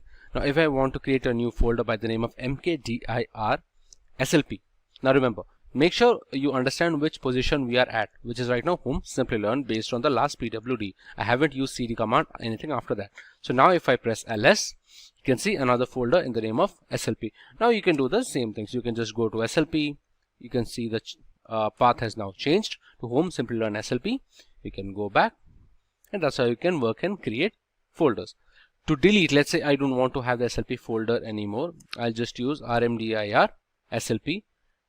Now if I check ls, we don't have that folder anymore. So that's how you work in between folders. Now one more thing that you can do is just clear, and it will clear up the terminal for you. Now just to check where we are again, home Simplilearn. Now remember seeing the cat folder, right? The cat command using the etc folder and the shadow file. Now let's say if I want to see what is inside the etc file. For example, if I just put down ls, it will only show me what the folders present in my present working directory. What I can do is I can just write ls etc, and these are the folders that are present in the etc folder. So you can check other files listings here as well, and directly giving the full path. So that will ignore the current working directory, the present working directory, and show the folders present in the path that you mentioned. Okay. Apart from that, one more thing that we need to know when it comes to listing out details is the la command. Now all of these commands, this ls, pwd, at least 90% of the commands that you're going to use in the Linux terminal, I just clear this for now. 90% of the commands that you use in Linux will have sub commands, or it is also called as flags, that go along with it. Now for example, in my current present working directory, if I press on ls, I get these folders, right? But these are not the only folders that are present. These are the only folders that are being shown. Now to see the other files and folders that are present in the home folder, I can write the normal command ls. I'm going to add a sub command, or a flag if you say, -la. And you can see there are much more than the desktop documents, downloads. That's something that we were already seeing here. But apart from that, you can see other files and folders here. The .cache, .config, .bash logout, everything you can see. Now everything that has a dot or full stop before it is considered a hidden file. It's not going to show up directly using ls. You have to write the la command, which will show all the files. Now it's very important to understand these sub commands and what are the flags that can be used in different purposes. This is basically the shell. So the more research you do and understand what kind of flags that you can use, it's going to be easier. What can help here is the man command. The man basically stands for manual. You can find it in every Linux actually. Let's say you want to learn what are the flags that you can use with the ls command, for example, or you just want to know what that command is. So you can just type in man ls, and you see it basically says ls stands for list directory contents. This is a description. Here you can see all the sub commands, the flags -b, -d. There's a good explanation for every single sub command that you can use in order to navigate to the file system, or just listing. This is just for ls command. You can do this with almost any command that you want. It says once you are once you've read what you needed to know, just press Q to quit, and there you have it. So that's all about how to list commands, list folders, and navigate through file systems using cd, mkdir, and rmdir. Now about the commands that you saw and all the folders that you were able to see, let's say if I just press lsla, you can see there is a folder called .cache, right? So to enter that file, you also need to just use the cd command. You can see the present working directory has changed. You can just press ls here and see if anything else. Yes, you can see there are other folders here as well.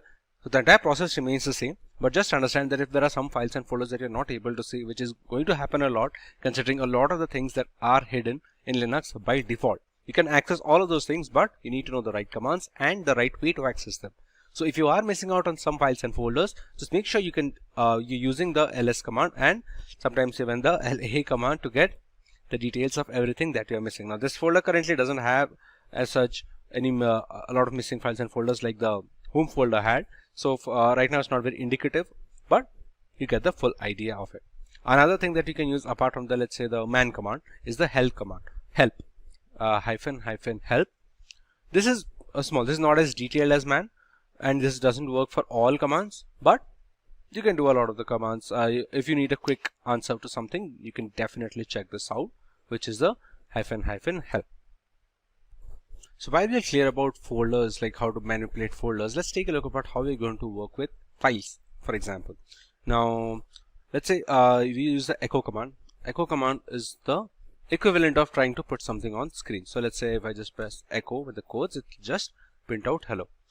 If I want to put it inside a file, I'll just say, just press Ctrl+0. I'll just say echo hello. To autocomplete, just press the right arrow on your keyboard. It will autocomplete. After that, echo hello. I want to put this into a file. Let's say my file .txt. Yes. We'll do one thing. This is currently in the cache folder, right? We'll just go back. Yes, this is the home folder. So we're going to do the same thing here. Now, to go back to our history of commands, I want to do the same thing. I want to echo hello into a new file. So I'll just press the up arrow and it will go cycle through my recent commands. So I'll just press enter. And if I just press ls now, you can see in the home folder, there's a new file of myfile.txt. Okay. If I want to, let's say, move this file to one of these folders, let's say I want to move this to the video folders. So the command for that is cp, which is copy. I will copy the myfile.txt to the videos folder. So I'll just enter. I don't need to actually enter videos to see the files like we had discussed. So what we're going to do is I'm going to just type in ls videos, and you can see it has the myfile.txt folder. Now, since I copied it, obviously the home folder will also have the myfile text. In order to remove the myfile text, I have to use the rm command. Now remember, to remove directories, we used rmdir. To remove files, we just have to use rm. So I'm going to use rm myfile.txt to delete the file. Now if I ls, the home folder does not have. But since it had I had copied, kept a copy in the videos folder, I'll press ls videos, press enter, and you can see it still has the myfile command. Okay. Now one more thing that we need to know is the move command. The move command will essentially move whatever folder wherever you want. Let's say I want to create echo hello myfile. Again, I'll press ls and I'll see the myfile.txt folder. Now if I want to move this file, let's say if I use the mv command instead of the cp command, which is just for I want to use the myfile.txt to, let's say, the downloads folder. It's saying permission denied. So what I will do is I will click on sudo. Like we discussed, a lot of the things will not work directly. We will use the same command. We'll use the downloads folder. It will now work. It's time to take a look at users and privileges. Now if you remember our ls command, let's just check my present working directory. It's the home folder. Now if you remember the -la, you see a lot of the characters here. which is DR, W, XR, all those things. Now this is basically to understand what permissions a user has. If you check here, there are folders and files. You can see the folders in the dark blue color and the files in the white color. You can see light blue for links, but it's a completely separate thing. So another thing, the permissions part. If you see, there are three groups here. This is the first group, this is the second group, this is the third group. The first group is the owner of the file. Now what permissions does the owner have? Now for example, right now the owner of, let's say, this one, this file, for example, is root. Most of the time it will be the user, but this time it is root. It has read, write, execute, R for read, W for write, and X for execute. Obviously the owner will be able to do all those things. Now the second group is basically for anyone who is part of the domain group in the users. Like if you remember, while installing, there was a option called create a domain. While we did not create it because we don't have a lot of users right now, but when you create a domain, what are the people in the group who are going to do? So they have the read function, which is the RX for execute, but they do not have the write function. They cannot write directly in this file. Similarly, for the third group, which is anyone outside of the group, so any other user, if they are not in a particular group of the file, then they also have the read function and the execute function, but they will not be able to write into the file directly. So that's how you can check all of the files that are able to that a user can access or not access. That's basically the entire purpose of the privilege section, because we don't want to give undue permission to a people who do not require it. The entire point of security in Linux is a level of abstraction that is providing users with exactly what they are needed. So if you have a user that does not require executable functions to, let's say, the downloads folder, we can cut it off from our end as a root user anyway. So that's about providing privileges and providing access to certain files. Now, like we had discussed, the etc shadow file that we had used when checking the cat file. Now, one more thing that we can do again is understanding what the shadow file does. If you just press cat etc shadow, obviously it will not work. It will just say permission denied. We're going to say sudo cat shadow. This basically has the password hashes for all the users that are in a system right now. You can see the root does not have a hash, because it's not safe to have a particular hash for a user, just from security perspective. The user that we have created, which is Simplilearn, you can see the password hash being mentioned here. Now, depends on how many users you get. If you create 3, 4, 5 users, you can see all the password hashes here. Now, you can why this is password protected by security and we need to use the sudo user command is because if someone has this hash, let's say if someone is a cryptographer and is able to brute force through hashes, then it's going to be very easy to try and figure out the passwords to particular users' passwords. That's why even the hash is not shown with full confidence unless and until they get the sudo user command. So that's about privileges and how you can use the sudo command to bypass the normal user limits. So now let's take a look at some of the networking commands. We're going to clear this one for now.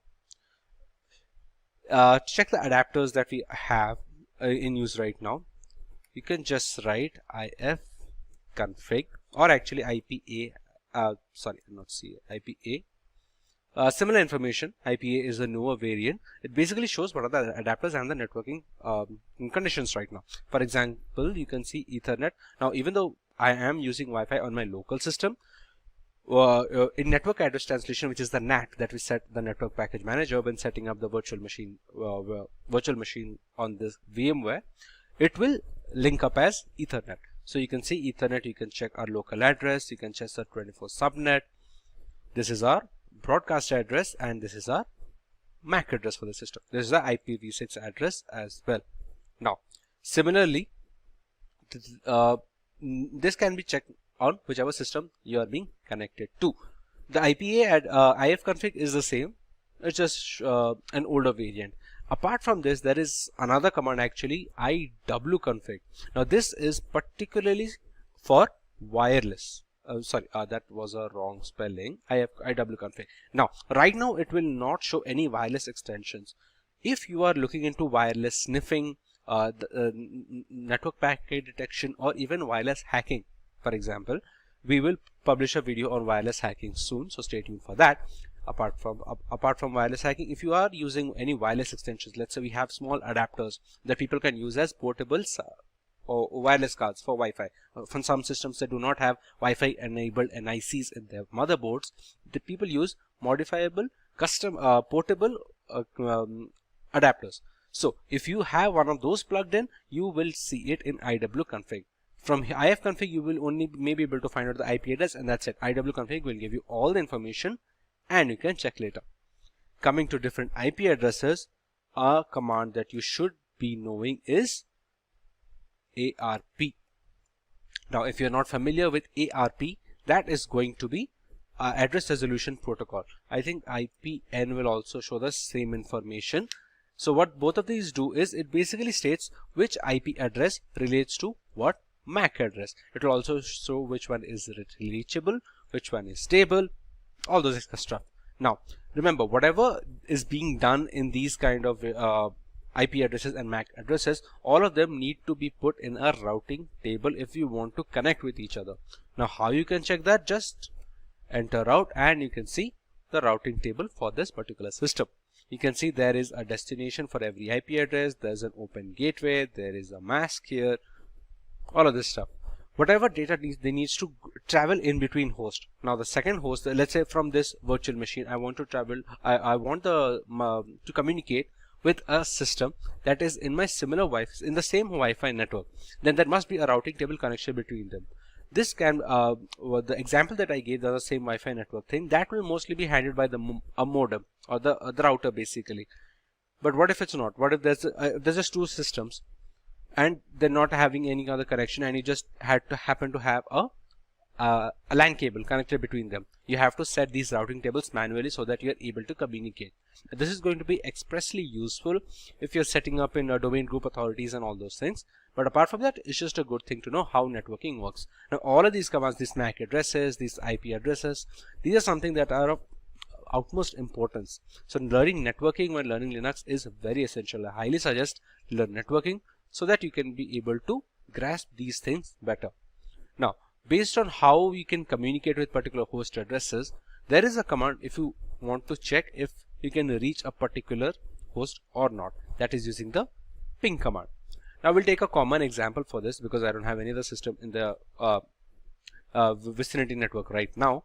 So let's say if I want to I want to see if I have connection to google.com. Now you can use directly an IP address as well. I'm just going to check ping google.com, and you can see it will start pinging requests directly from the google.com server, whichever is the nearest server that Google has set. You can see it just says that it sent 64 bytes from this particular IP address it received. An ICMP request was sent. The time it took for each request is also mentioned at the end here, 15 ms, 16 ms, 17, 18, all those ms. Now, since we are getting a particular request back, ICMP basically needs a response. If we are getting a response, then that host is reachable. If I did not have internet right now, this would not be possible. I'll just show. I'll press Ctrl C. Whatever command is being run, if you want to stop it on the next terminal, it is best to it is Ctrl C. Okay, just press Ctrl C. It will give a small report here as well. It says 51 packets transmitted, 50 received. How much packet loss was there if some of the requests did not go through or did not receive a response? How much time it was taken? All those things. I'm going to clear. Now what I'm going to do, I'm going to disconnect. Yes, the network connection has been disconnected. Now if I put ping.google.com temporary failure in name resolution, as simple as that. So once I connect again, that started. Pretty straightforward. Apart from using domain names, you can also use IP addresses like we mentioned.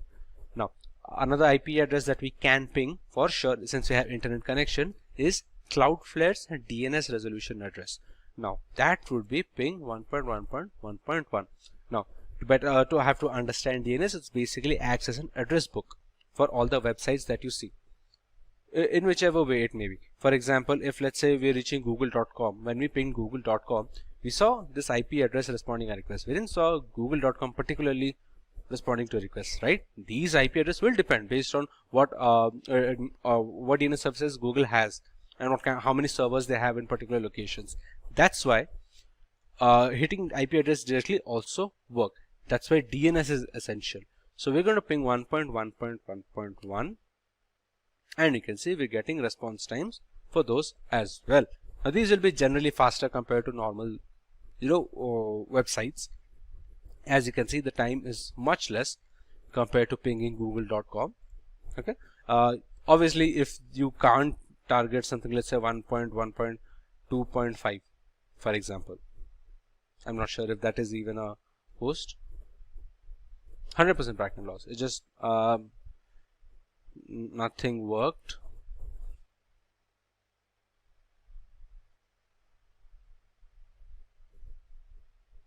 It will not work.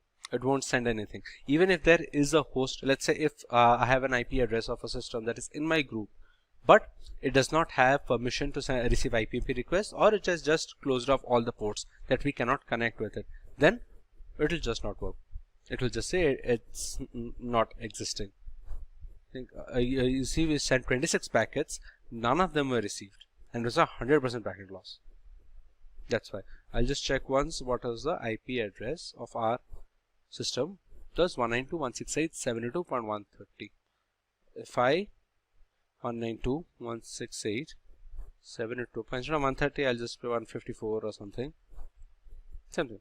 There is no host. If there was another address there, it would have received some request. And since there is no host, it says destination host unreachable. That's why you can check if you have connectivity with a particular system in your network or your group or your domain using the ping command.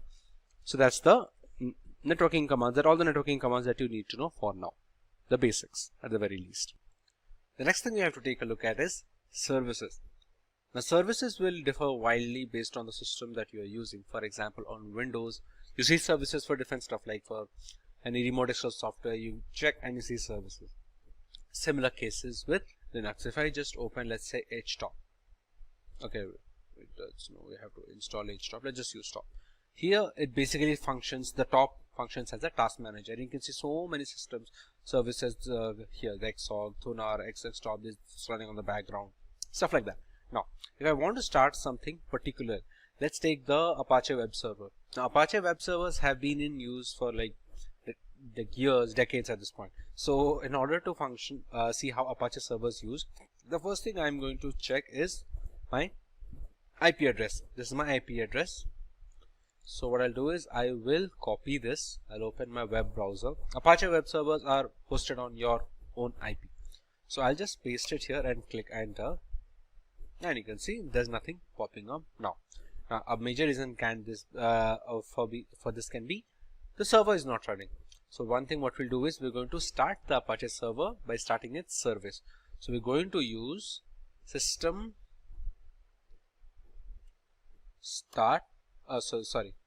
system Apache to start. Now if I click enter, it'll say it just not work. What I will do is, the correct term was service, not system. And even if I click on service Apache to start, it will say it needs authentication. Now this could be bypassed by directly giving sudo and putting in the root password in the command line itself, but all in all it's the same result. So I'll just use my password here, and now I'll just remove the HTTP here because Apache is a local server. Now you can see the Apache web server has loaded based on Apache Debian default page. Now, as you can see, the server is working correctly. If I just open the terminal again, now to stop it, I can once again just go sudo service Apache to stop. This will stop the service. I'll just press enter.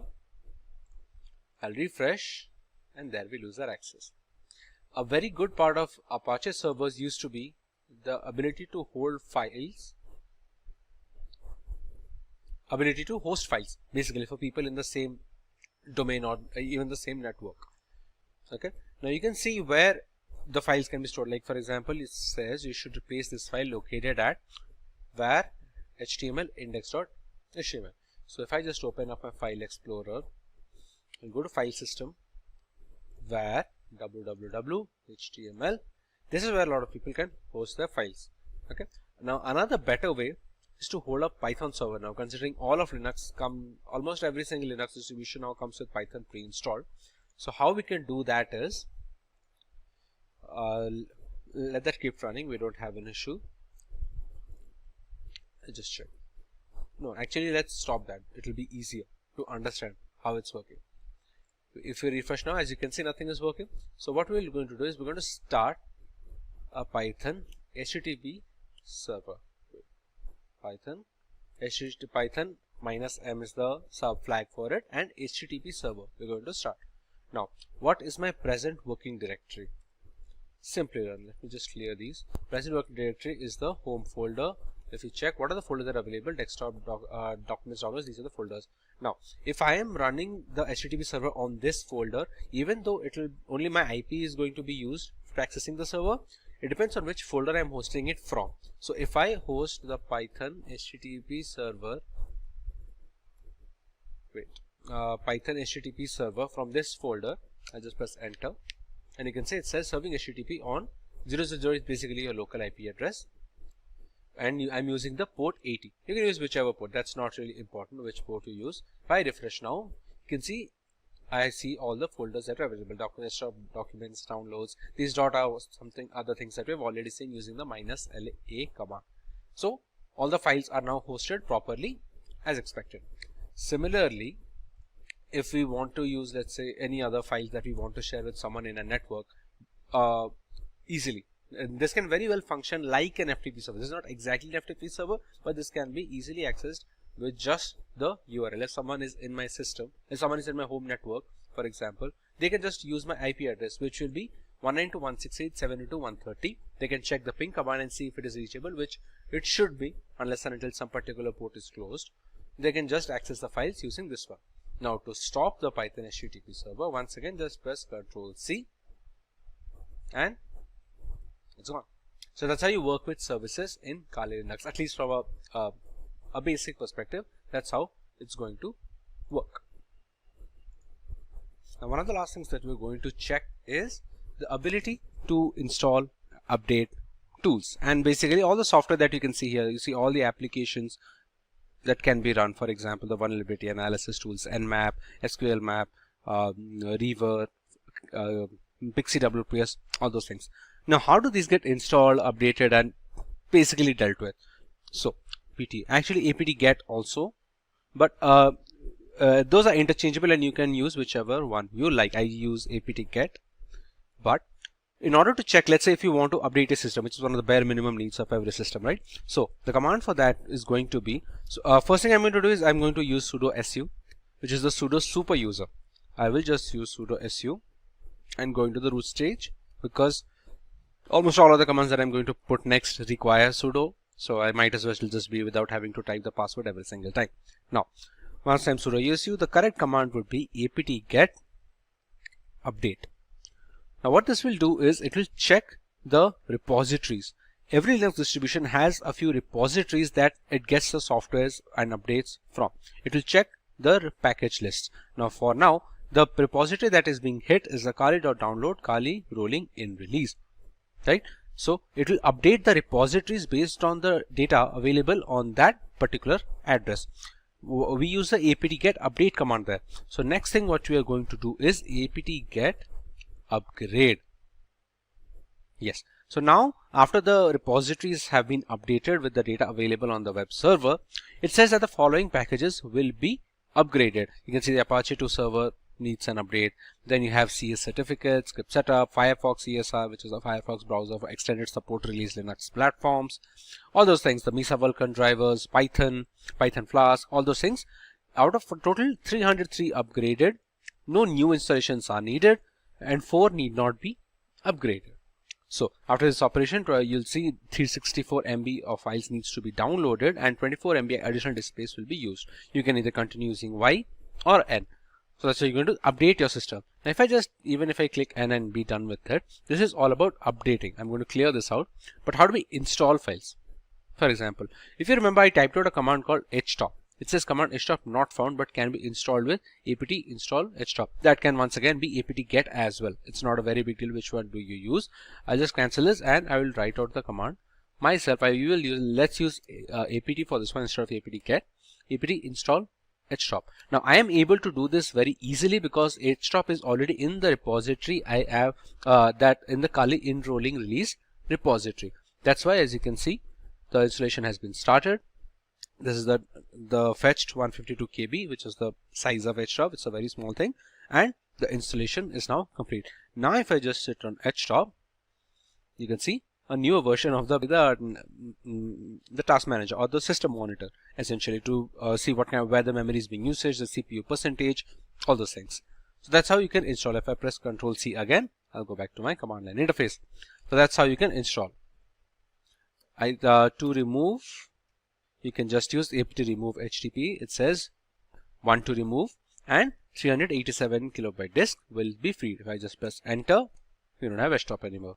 So that's how you install and remove tools from Kali Linux using the apt and apt-get. Now these apt and apt-get are package managers specifically for Debian and Debian based operating systems. That's why these commands will be consistent across all Debian based distribution systems unless and until they have their own package manager, which is not really the case if they are based on Debian. So similarly, Fedora has DNF, Arch has Pacman, all those things. So those will differ, but if in a particular base distribution, these package managers will be the same. So that's how you can use apt and apt-get to understand how you can install and remove tools. So I think we've covered everything that we've set the agenda for in this Kali Linux tutorial and basically a Linux crash course. With cybercrime getting more and more complex by the day, corporations are in the need of trained personnel in the field of cybersecurity. Ethical hacking and penetration testing had always been necessary for organizations and the general public to protect the system against malicious attackers. However, with the exponential growth in cyber attacks, the necessity of being trained in ethical hacking is at an all-time high. Many such professionals tend to use Linux distributions for their penetration testing activities. There are specific operating systems which are catered to ethical hackers. These operating systems come pre-installed with the necessary tools and scripts required for ethical hacking. Probably the most famous operating system in this bracket is Kali Linux. For today's video, we will learn about this distribution made by and for hackers. We take you through the intricacies of its hardware and software specifications. Let's take a look at the agenda for today. We start by learning about Kali Linux and a basic explanation of its purpose. We take a look at the history of Kali Linux from the story of its origin to its current day exploits. Next, we learn a few distinct features of Kali Linux that make it an attractive choice for penetration testers worldwide. Moving on, we take a look at the multiple ways we can install Kali Linux to start our journey in the world of penetration testing. In the next few sections, we compare it to an industry rival operating system by the name of Parrot Security Operating System. We take a look at the OS on a grassroots level. Next, we learn about the standout features of Kali Linux and Parrot Security with their unique offerings. We make a direct comparison between Kali and Parrot Security OS as far as their hardware specifications and all-around usability is concerned. We make a conclusion as to which operating system caters to which category of user. In the next topic, we take a detailed look at how we can install Kali Linux on a Windows 10 system using the VMware virtualization software. Moving on, we go through some of the reasons why people should choose Kali Linux as their primary operating system when it comes to ethical hacking and penetration testing. In the next section, we cover the 5 different phases of penetration testing, where each stage is a crucial segment in the entire cycle of an ethical hacking campaign. We also take a look at the most popular tools installed in Kali Linux that are used regularly by ethical hackers as a part of their professional work.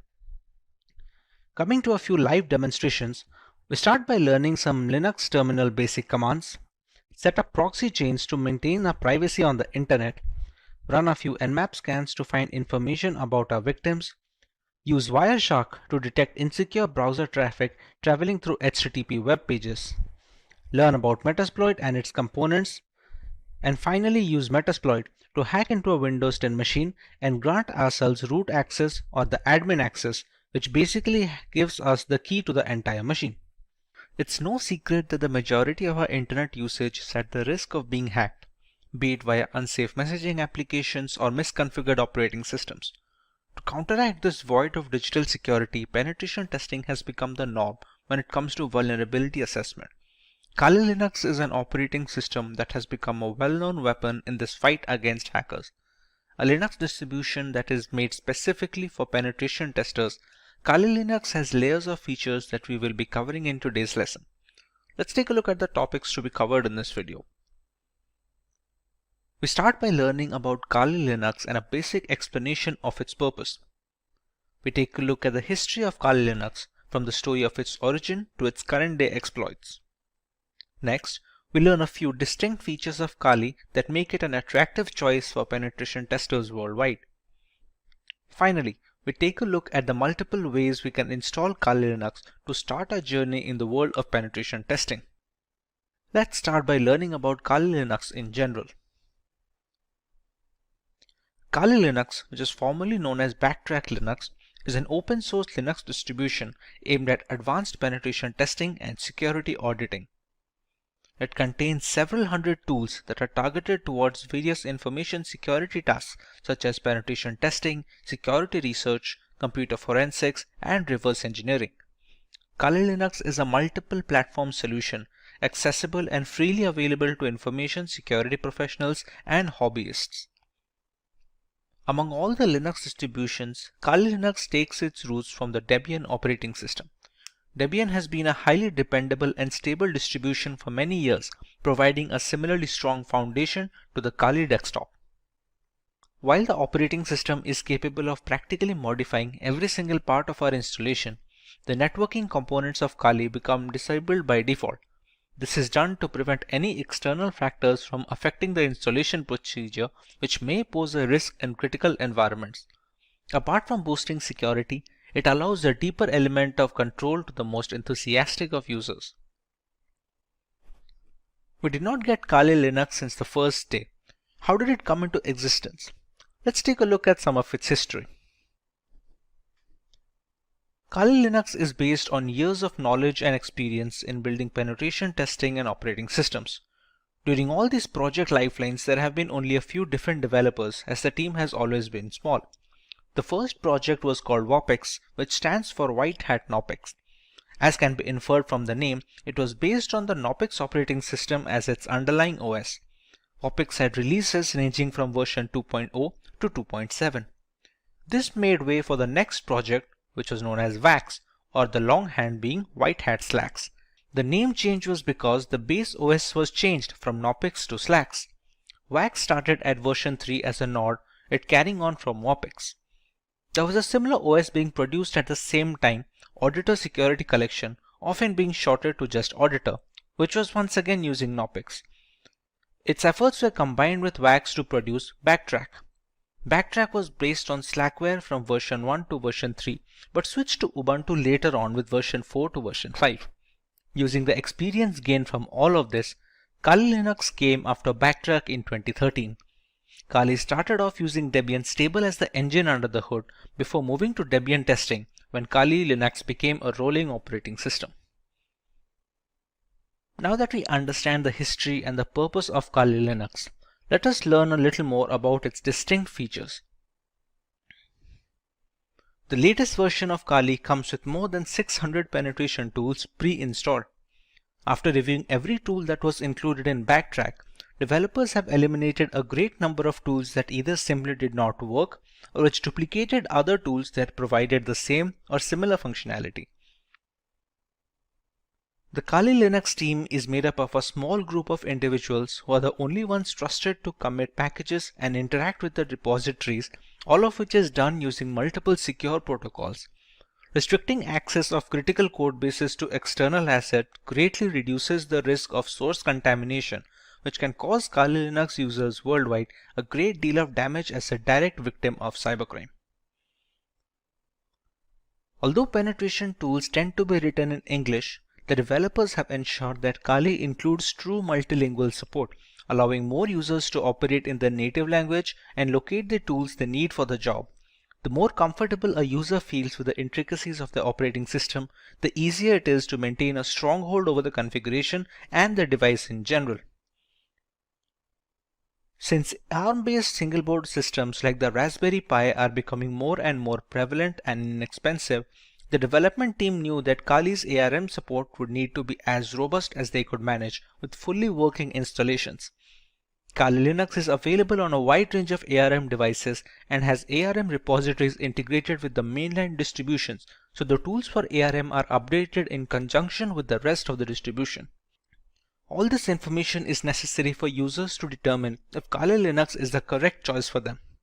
If it is, what are the ways that they can go forward with this installation and start their penetration testing journey? The first way to use Kali Linux is by launching the distribution in the live USB mode. This can be achieved by downloading the installer image file or the ISO file from the Kali Linux website and flashing it to a USB drive with a capacity of at least 8 GB. Some people don't need to save their data permanently, and a live USB is the perfect solution for such cases. After the ISO image is flashed, the thumb drive can be used to boot a fully working installation of the operating system, with the caveat that any changes made to the OS in this mode are not written permanently. Some cases allow persistent usage in live USBs, but those require further configuration than normal situations. But what if the user wants to store data permanently in the installed OS? The best and the most reliable way to ensure this is the full-fledged hard disk installation. This will ensure the complete usage of the system's hardware capabilities and will take into account the updates and the configurations being made to the OS. This method is supposed to override any pre-existing operating system installed on the computer, be it Windows or any other variant of Linux. The next alternative route for installing Kali Linux would be to use virtualization software such as VMware or VirtualBox. The software will be installed as a separate application on an already existing OS, and Kali Linux can be run as an operating system in the same computer as a window. The hardware requirements will be completely customizable, starting with the allotted RAM to the virtual hard disk capacity. The usage of both a host and guest operating system like Kali Linux allows users a safe environment to learn while not putting their systems at risk. If you want to learn more about how one can go forward with this method, we have a dedicated video where Kali Linux is being installed on VMware while running on a Windows 10 operating system. You can find the link in the description box to get started with your very own virtual machine. The final way to install Kali Linux is by using a dual boot system. To put it in simple words, the Kali Linux OS will not be overwriting any pre-installed operating system on a machine, but will be installed alongside it. When a computer boots up, the user will get a choice to boot into either of these operating systems. Many people prefer to keep both the Windows and Kali Linux installed, so the distribution of work and recreational activities is also allotted effectively. It gives users a safety valve should their custom Linux installation run into any bugs that cannot be fixed from within the operating system. Professionals in security testing, penetration testing, and ethical hacking utilize Linux as their preferred operating system. Provide several configurable distributions that you may configure based on your end use. Kali Linux and Parrot OS are two popular penetration testing distributions. While these operating systems each have unique offerings, the overall choice can differ between personnel thanks to their various tools and hardware specifications. Today we will look at both these distributions and settle on the perfect choice for each type of user. Let's go through the agenda for this video. We will learn about Kali Linux and Parrot Security OS from scratch, while understanding their primary selling points as a Linux distribution catered towards penetration testers. Next, we know about some features of these operating systems that stand out of their package. Finally, we directly compare Kali Linux and Parrot Security OS, thereby making a clear-cut conclusion on which OS is perfect on a per-requirement basis. So let's start by learning about Kali Linux from a ground level.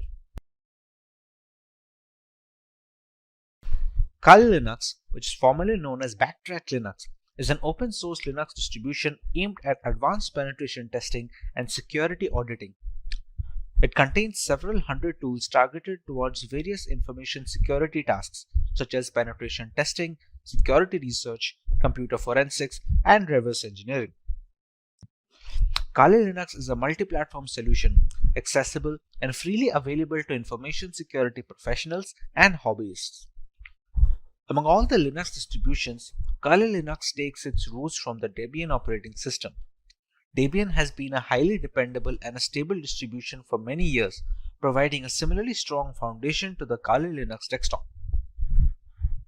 While the operating system can practically modify every single part of our installation, the networking components of Kali Linux come disabled by default.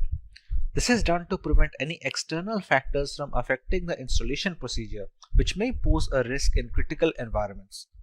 Apart from boosting security, it allows a more profound element of security control to the most enthusiastic of users.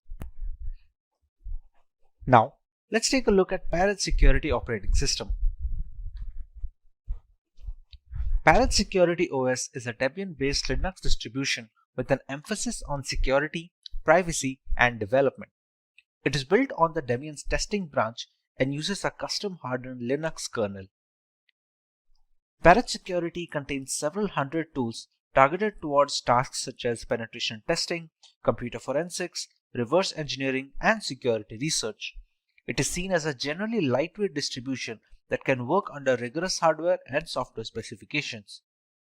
It features a distinct forensics mode that does not mount any of the system's hard disks or partitions and has no influence on the host system, making it much more stealthy than its regular occurrence. This mode is used on the host system to execute forensic procedures.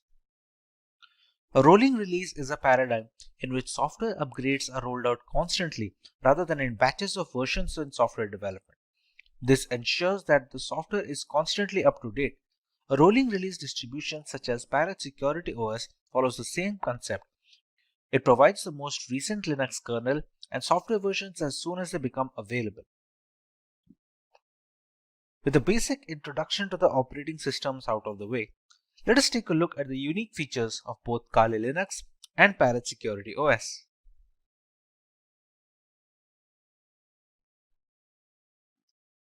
The latest version of Kali Linux comes with more than 600 penetration tools pre-installed.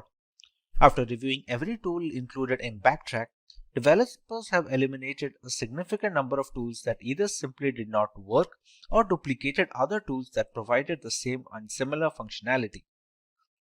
The Kali Linux team comprises a small group of individuals who are the only ones trusted to commit packages and interact with the repositories, all of which is done using multiple secure protocols. Restricting access of critical code bases to external assets dramatically reduces the risk of source contamination, which can cause Kali Linux users worldwide a great deal of damage as a direct victim of cybercrime. Although penetration tools tend to be written in English, the developers have ensured that Kali includes proper multilingual support, allowing more users to operate in the native language and locate the tools they need for their job. The more comfortable a user feels with the intricacies of the operating system, the easier it is to maintain a strong hold over the configuration and the device in general. Since ARM-based single-board systems like the Raspberry Pi are becoming more prevalent and inexpensive, the development team knew that Kali's ARM support would need to be as robust as they could manage with fully working installations. Kali Linux is available on a wide range of ARM devices and has ARM repositories integrated with the mainline distribution, so the tools for ARM are updated in conjunction with the rest of the distribution. Let's take a look at some of the features of Parrot Security operating system now. Along with a giant catalog of scripts, Parrot Security OS has its own hardened Linux kernel modified explicitly to provide as much security and resistance to hackers as possible in the first line of defense. The configurations in the operating system act as the second gateway, taking care of malicious requests and dropping them off. This is particularly beneficial since should there be a scenario where the latest Linux kernel is causing some particular issue, the Parrot OS development team will most likely iron it out first before passing it on as an update. If the custom hardened kernel wasn't reason enough, Parrot Security developers managed to install more hacking tools and scripts to ensure a smooth transition for the Kali Linux users. All the tools you find in Kali are present in Parrot OS and a few extra ones for good measure. And this has been achieved while keeping roughly the same operating system size between both of them. However, it's not all productivity points for Parrot OS. They provide a choice between two different desktop environments, Mate, which comes pre-installed by default, and KDE. For those unfamiliar with Linux terminology, you can think of desktop environments as the main UI for a distribution. Being highly modular in nature, one can use Parrot Security OS while adding another desktop environment that they find appealing. While Kali Linux has only a single option, Parrot Security has provided two optimized builds with Mate Desktop and KDE Desktop. One of the primary advantages of Parrot OS over Kali Linux is that it's relatively lightweight. This implies that it takes significantly less disk space and computing power to function correctly, with as little as 320 MB of RAM required. In reality, Parrot OS is designed to operate successfully off a USB stick, but Kali Linux does not work well from a USB drive and is generally installed in a virtual machine. Parrot OS is more of a niche distribution if you're searching for something lighter than Kali Linux. Features are great, but what about performance? Real-world metrics. Let us compare both these operating systems directly with respect to their hardware specifications and usability. In the end, we can decide on what distribution is fit for each type of user.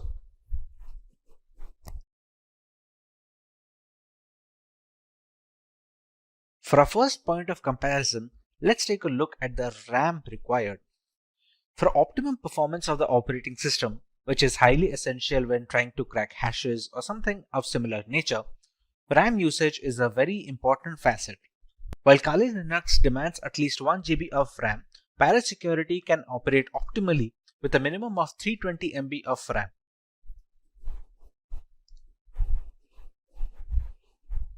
For correctly displaying graphical elements, Kali Linux requires GPU-based acceleration, while this is not the case with Parrot Security OS, which doesn't require any graphical acceleration needed from the user side. Once these operating systems are installed on VMware using their live boot ISOs, they take up a minimum amount of hard disk storage. Both of these operating systems have a recommended disk storage of minimum of 20 GB in Kali Linux and a minimum of 15 GB in Parrot Security, so they can install all the tools necessary in the ISO file. When it comes to the category and the selection of tools, Kali Linux has always been the first in securing every single tool available for hackers in the penetration testing industry. Parrot Security, on the other hand, has managed to take it up a notch. While specializing in wireless pen testing, Parrot Security makes it a point that all the tools that Kali Linux provides has been included in the ISO, while simultaneously adding some extra tools that many users will have to install from third-party sources in Kali Linux. Being a decade-old penetration testing distribution, Kali Linux has formed up a very big community with strong support signature. Parrot Security, on the other hand, is still growing, and it is garnering much more interest among veteran penetration testers and ethical hackers. A primary drawback of Kali Linux is the extensive hardware requirement. To perform optimally, it requires higher memory than Parrot Security. It also needs graphical acceleration while demanding more virtual hard disk storage. Parrot Security, on the other hand, was initially designed to run off a USB drive directly, thereby requiring very minimal requirements from a hardware perspective, like just 320 MB of RAM and no graphical acceleration needed. This means Parrot Security is much more feasible for people who are not able to devote massive resources to either their virtual machine or on their laptop hard disk directly. With the comparison done between both of these operating systems, let's take a look at the type of users both of these are catered to. One can go with Kali Linux if they want the extensive community support offered by its users, if they want to go with a trusted development team that have been working on this distribution since many years, if they have a powerful system which can run Kali Linux optimally without having to bottleneck performance, and if they are comfortable with a semi-professional environment which may or may not be very useful for new beginners. One can decide to go with Parrot Security if they want to go with a very lightweight and lean distribution that can run pretty much on all systems. It also has a lot of tools pre-installed, and some of them are not even present on Kali Linux. It is much more suitable for underpowered rigs where users do not have a lot of hardware resources to provide to the operating system, and thereby it is much more feasible for people with underpowered laptops or no graphical acceleration. Compared to Kali Linux, Parrot Security's desktop environment is also relatively easier to use for new beginners. For people who are just getting into ethical hacking, Parrot Security does a relatively better job of introducing them to the operating system and to the various tools without having to dump them into the entire intricacies. The installation of Kali Linux. There are multiple ways to install Kali Linux. We can either install it on a normal hard drive in a virtual machine software such as VMware or VirtualBox, or we can do that in hard bare metal machines. Now, for the convenience of explanation, we're going to install Kali Linux today on a virtual machine software known as VMware. VMware is able to run multiple operating systems on a single host machine, which in our case is a Windows 10 system. To get started with Kali Linux installation, we have to go to the website to download an image file. We go to Get Kali, and as you can see, there are multiple platforms on which this operating system can be inverted. As per our requirement, we're going to go with the virtual machine section. As you can see, it is already recommended by the developers. This is the download button, which will download a 64-bit ISO file. We can download 32-bit, but that is more necessary for hard metal machines, or if you're going to use it for older devices which do not support 64-bit operating systems yet. After clicking on the download button, we can see we have a WinRAR archive which will have the ISO files. For now, we have downloaded the ISO file and it is already present with me. So we can start working on the VMware side of things. Once the ISO file is downloaded, we open up VMware Workstation. We go to File and we create a new virtual machine. In these two options, it is highly recommended to go with the typical setup rather than the custom one. The custom is much more advanced and requires much more information from the user, which is beneficial for developers and people who are well versed with virtualization software, but for 90% of the cases, typical setup will be enough. Here, we can select the third option, which will be I will install the operating system later. In some operating systems, we can use the ISO file here directly and VMware will install it for us.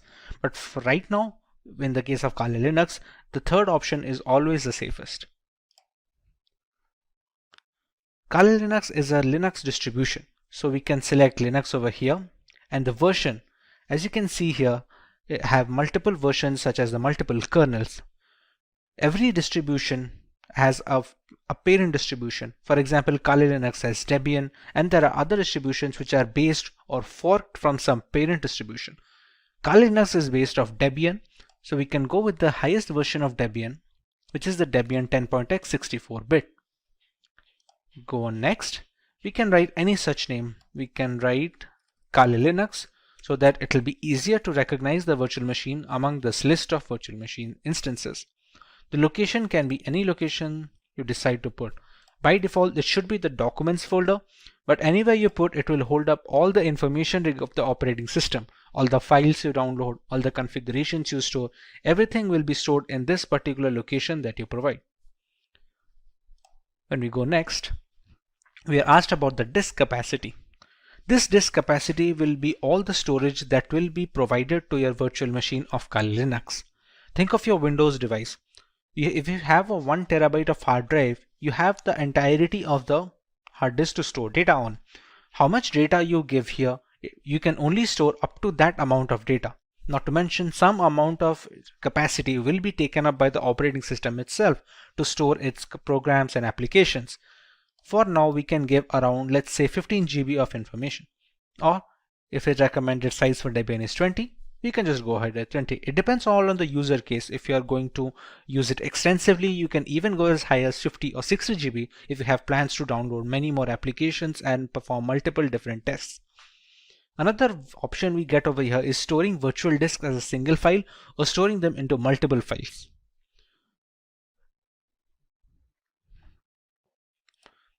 As we already know, this virtual machine runs entirely on VMware. Sometimes when transferring these virtual machine instances, let's say from a personal computer to a work computer, we're going to need to copy up the entire folder that we had mentioned before over here. Instead, all virtual machines have a portability feature. Now this portability feature is possible for all scenarios, except it is much easier if they split the virtual disk into multiple files. Now even if this makes porting virtual machines easier from either system to system or software to software, let's say if you want to switch from VMware to VirtualBox or vice versa, the performance takes a small hit. It's not huge, but it's recommended to go with storing the virtual disk as a single file if you have no purposes of ever moving the virtual machine. Even if you do, it's not a complete stop that it cannot be ported. It's just easier when using multiple files. But in order to get the best performance out of the virtual machine, we can store it as a single file over here. This is a summary of all the changes that we made and all the configurations that have been settled until now. Now at this point of time, we have not provided the .iso file yet, which is the installation file for the Kali Linux that we downloaded from this website. As of right now, we have only configured the settings of the virtual machine. So we can press on Finish. And we have Kali Linux in the list. Now, to make the changes further, we press on Edit Virtual Machine Settings. The memory is supposed to give the RAM of the virtual machine. The devices with RAM of 8 GB or below that, giving high amount of RAM will cause performance issues and the host system. If the memory has some amount of free storage left, let's say on idle storage, my Windows machine takes about 2 GB. So I have 6 GB of memory to provide. Although if you provide all of the 6 GB, it will be much more difficult for the host system to run everything properly. So for this instance, we can keep it as 2 GB of memory for the virtual machine instance. Similarly, we can use the number of processors and we can customize it according to our liking. Let's say if we want to use one processor, but we want to use 2 different cores, we can select them as well. Hard disk is pre-set up as the SCSI hard disk and it does not need to be changed for the installation of this operating system at all. CD/ID DVD. This is where the installation file comes. You can think of the ISO file that we downloaded as a pen drive or a USB thumb drive, which is necessary to install an operating system. To provide this, we're going to select Use ISO image file. We're going to click on Browse. Go to Downloads and select the ISO file over here. Select Open, and we can see it is already loaded up. Next, in the network adapter, it is recommended to use NAT. This helps the virtual machine to draw the internet from the host machine settings. If your host machine is connected to the internet, then the virtual machine is connected as well. There are some other options such as host only or custom segments or LAN segments, but those are not necessary for installation. Rest of them are pretty standard, which do not need any extra configuration and can be left as it is. Press OK, and now we can power on this virtual machine.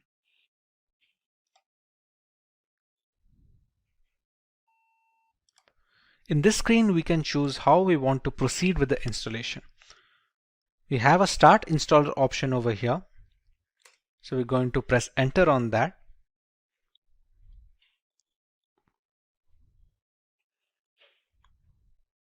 We're going to wait for the things to load from the ISO file. The first step in the installation is choosing the language of the operating system. For this, we can go with English as standard. This is a location. This will be used for setting up the time and some of the internal settings which depend entirely on the location of the user. So for this, we're going to go with India. Configuring the keyboard, it's always recommended to go with the American English first. Many people make a mistake of going with the Indian keyboard if it is possible, and it provides a lot of issues later on. So it's always preferred to go with the American English, and if later we see some necessity of another keyboard dialect that is required, we can install it later. But for now, we should always stick with American English as a basic. At this point, it's going to load the installation components from the .iso file. It is a big file of 3.6 GB, so it has a lot of components that need to be put into the virtual machine, which can also be used to detect hardware.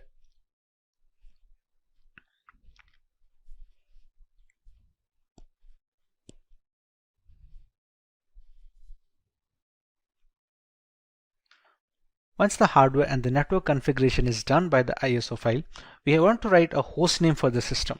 This host name can be anything which is used to recognize this device on a local network or a LAN cable.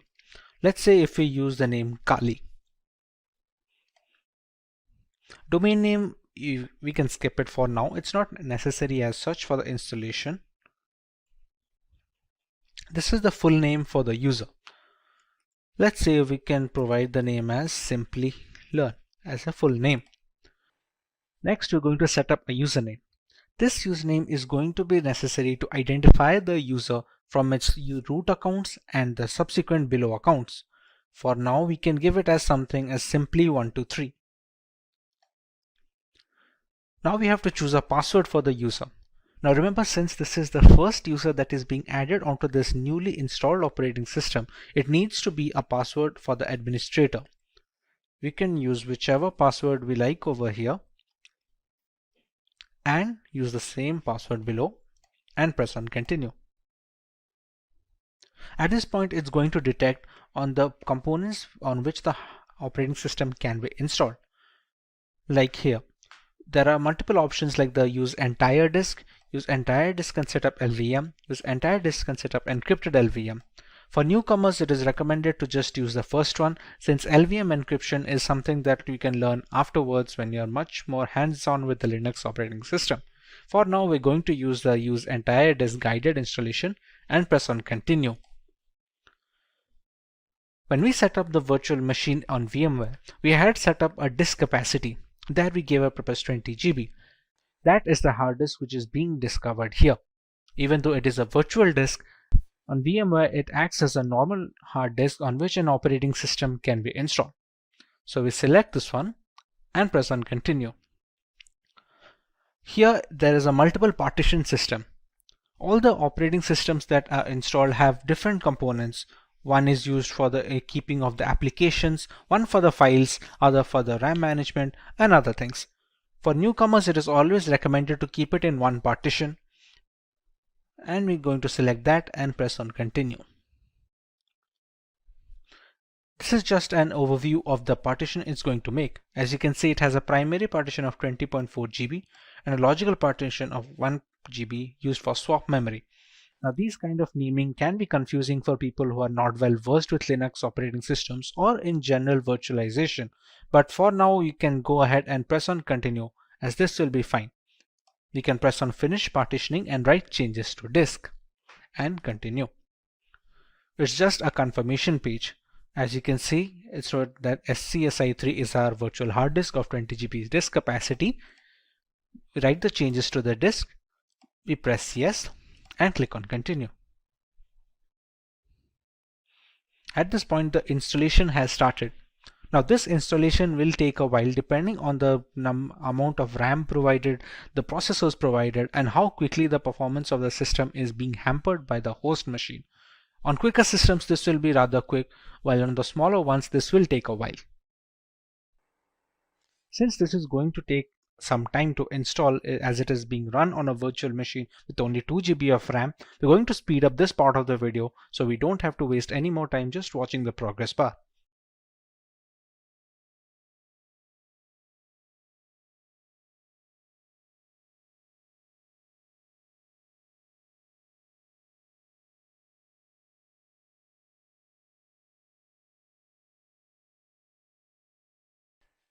Now that our core installation is completed, it's asking us to configure a package manager. The work of a package manager on Linux operating systems is similar to the Google Play Store on Android mobile devices and on the App Store for the Apple devices. It's an interface to install external applications which are not installed by default. Let's say for Google Chrome or any other browser which can be used to browse the internet. At this point of time, it's asked us to select a network mirror. We're going to select as yes and move forward with this. Next, it's going to ask us for an HTTP proxy, which we can leave it as blank and press it as continue forward. At this point of time, it's looking for updates to the Kali Linux installation. This will fetch the new builds from the Kali server, so the installation is always updated to the latest version. Now that the package manager is configured, we have the grub bootloader. The grub is used for selecting the operating system while booting up. Its core functionality is to allow the operating system to be loaded correctly without any faults. So at this point of time, if it asks install the grub bootloader to your primary drive, we can select it as yes and press continue. Remember, the installation was conducted on dev SDA. So we're going to select installation of the grub loader on the same hard disk that we have configured. We press this one and press continue. So now the grub bootloader is being installed. The grub is highly essential because it shows the motherboard where to start the operating system from. Even if the operating system is installed correctly and all the files are in correct order, the absence of a bootloader will not be able to launch the OS properly. As you can see, the installation is finally complete. So now we can press on continue and it's going to finalize the changes.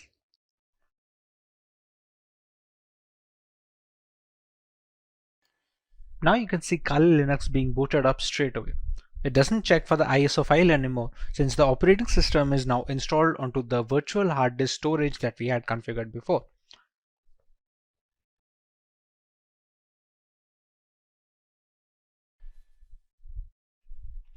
Here we're going to enter our username and password that we had set up before.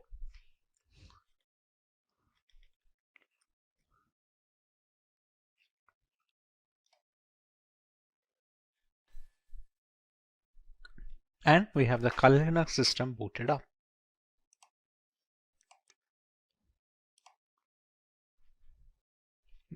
And this is your homepage. We can see the installed applications over here, which are being used for penetration testing by multiple security analysts worldwide. All of these come pre-installed with Kali Linux, and others can be installed using the apt package manager that we had configured. We can see our full name over here. And with this, our installation of the Kali Linux is complete. It's no secret that the vast bulk of our internet usage is vulnerable to hacking, whether it's through hazardous messaging apps or faulty operating systems. Penetration testing has become the norm for vulnerability assessment in order to fill this vacuum in digital security. Kali Linux is a well-known operating system in this fight against hackers. Kali Linux, a distribution designed specifically for penetration testers, has layers of features that we will go over in today's lesson and take a look at some of the tools and features that the operating system has to offer. Let's take a look at the video's topics and features that the operating system has to offer. Let's take a look at the video's topics. We start by learning the requirements of an operating system like Kali Linux. We learn more about the core features of the OS and its intricacies. Moving on, we take a look at the 5 distinct stages of penetration testing that dictate the flow of vulnerability assessment in general. Next, we learn about some important tools that can be found on Kali Linux, which are geared specifically for ethical hacking purposes. And finally, we have an extensive demonstration where we work on some basic terminal commands, proxy tools, and a couple of highly regarded software from the crux of the operating system. Choose from over 300 in-demand skills and get access to 1,000 plus hours of video content for free. Visit SkillUp by Simplilearn. Click on the link in the description to know more. Let's start by learning why one should learn Kali Linux in the first place. In today's world, an organization's most valuable asset is its information or data. This is true for all kinds of businesses, be it public or private. On a daily basis, they all deal with enormous amounts of sensitive information. As a consequence, terrorist groups, hacking teams, and cyber thieves often attack them. To ensure this safety and protection, businesses use a variety of security measures and regularly update their index. Organizations must be proactive in this age of digitalization by regularly assessing and updating their security. Every day, hackers discover new methods to breach firewalls. Ethical hackers or white hat hackers provide a fresh perspective on security. They conduct penetration tests to validate security measures. Generally, they will penetrate your networks and give you relevant information about your security posture. Once an organization has this knowledge, it may upgrade its security procedures accordingly. The latest version of Kali Linux comes with more than 600 penetration tools pre-installed. After reviewing every tool that was included in Backtrack, developers have eliminated a great number of tools that either simply did not work or which duplicated other tools that provided the same or similar functionality.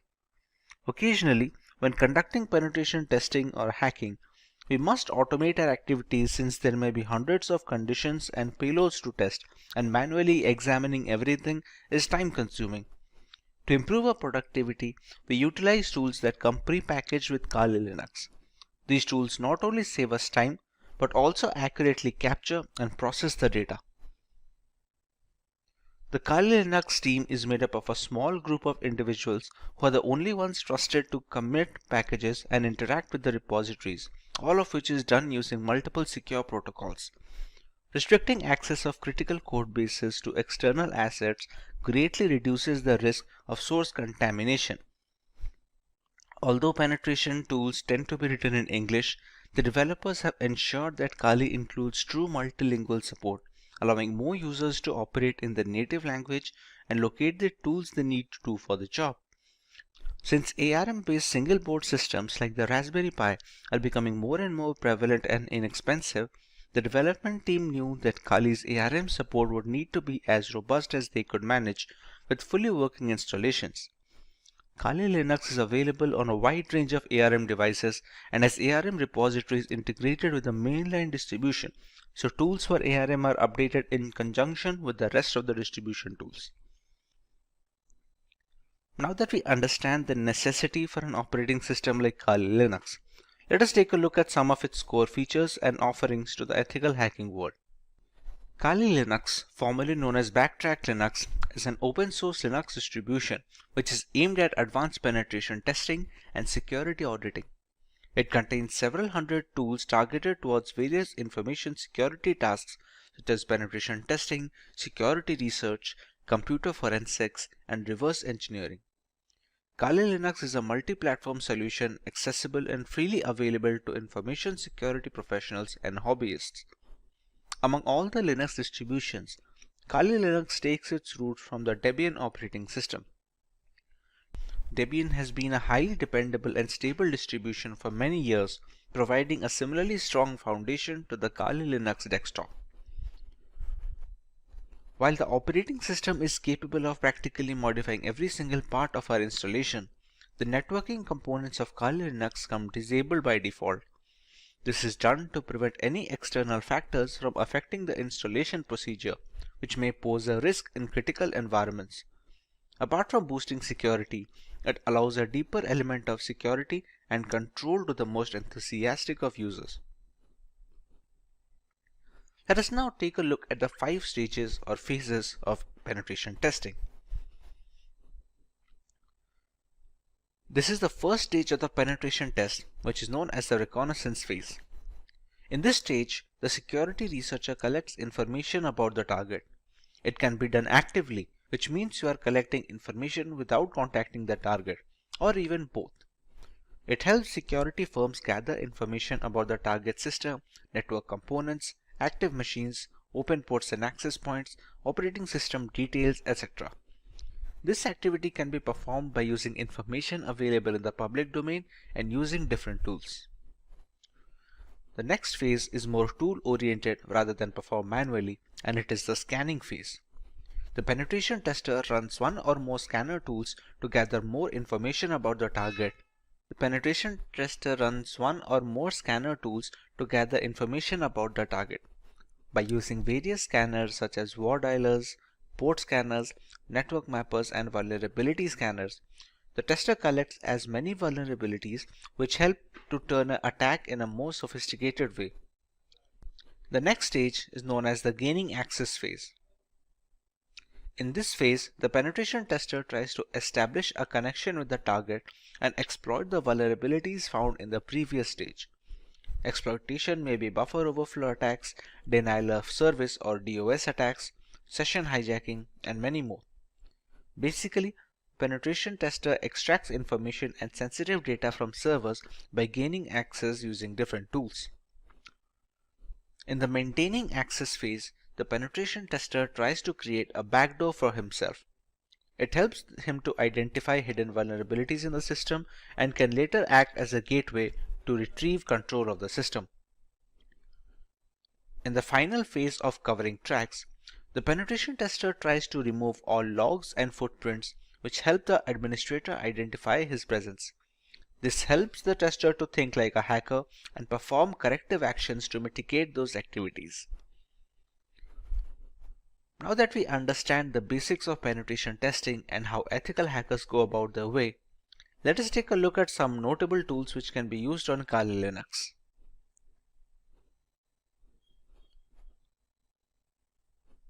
At the top of the chain lies Nmap. Nmap is a free and open source utility port scanner which can be used for network discovery and security auditing. Many systems and network administrators also find it useful for tasks such as network inventory, managing service upgrade schedules, and monitoring host or service uptime. It is most beneficial in the early stages of ethical hacking, where a hacker must figure the possible entry point to a system before running the necessary exploits, thus allowing the hacker to leverage any insecure openings and breach the device. It's a part of the scanning phase of the penetration testing. Nmap uses raw IP packets in novel ways to determine what hosts are available on the network, what services these hosts are offering, what operating systems they are running and their versions, what type of packet filters and firewalls are in use, and dozens of other characteristics. It was designed to rapidly scan large networks but works fine against single hosts as well. Since every application that connects to a network needs to do so via a port, the wrong port or server configuration can open a can of worms which lead to a thorough breach of the system and ultimately a fully hacked device. Next on the list we have Metasploit. The Metasploit framework is a very powerful tool that can be used by cybercriminals as well as ethical hackers to probe systemic vulnerabilities on networks and servers. As a part of the third stage of penetration testing, it's an open source framework which can be easily customized and used with most operating systems. With Metasploit, the ethical hacking team can use a ready-made or custom code and introduce it into a network to probe for weak spots. As another flavor of threat hunting, once these flaws are identified and documented, the information can be used to address systemic weaknesses and prioritize solutions. Once a particular vulnerability is identified and the exploit is fed into the system, there are a host of options for the hacker. Depending on the vulnerability, hackers can even run root commands from the terminal, allowing complete control over the activities of the compromised system as well as all personal data stored on the device. A big advantage of Metasploit is the ability to run full-fledged scans on a target system, thereby giving a detailed picture of the security index of said system.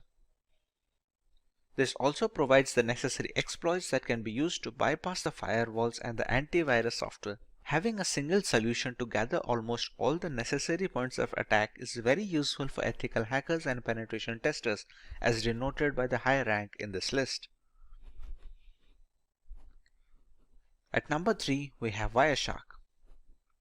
Wireshark is the world's foremost and widely used networking protocol analyzer. It lets you see what's happening on your network at a microscopic level and is the de facto standard across many commercial and non-profit enterprises, government agencies, and educational institutions. Wireshark is a popular open source tool to capture network packets and converts them to human-readable binary format. It provides every single detail of the organization's network infrastructure. It consists of devices designed to help measure the ins and outs of the network. The information collected through Wireshark can be used for various purposes, such as real-time or offline network analysis, identification of the traffic coming onto your network, its frequency, and its latency between specific hops.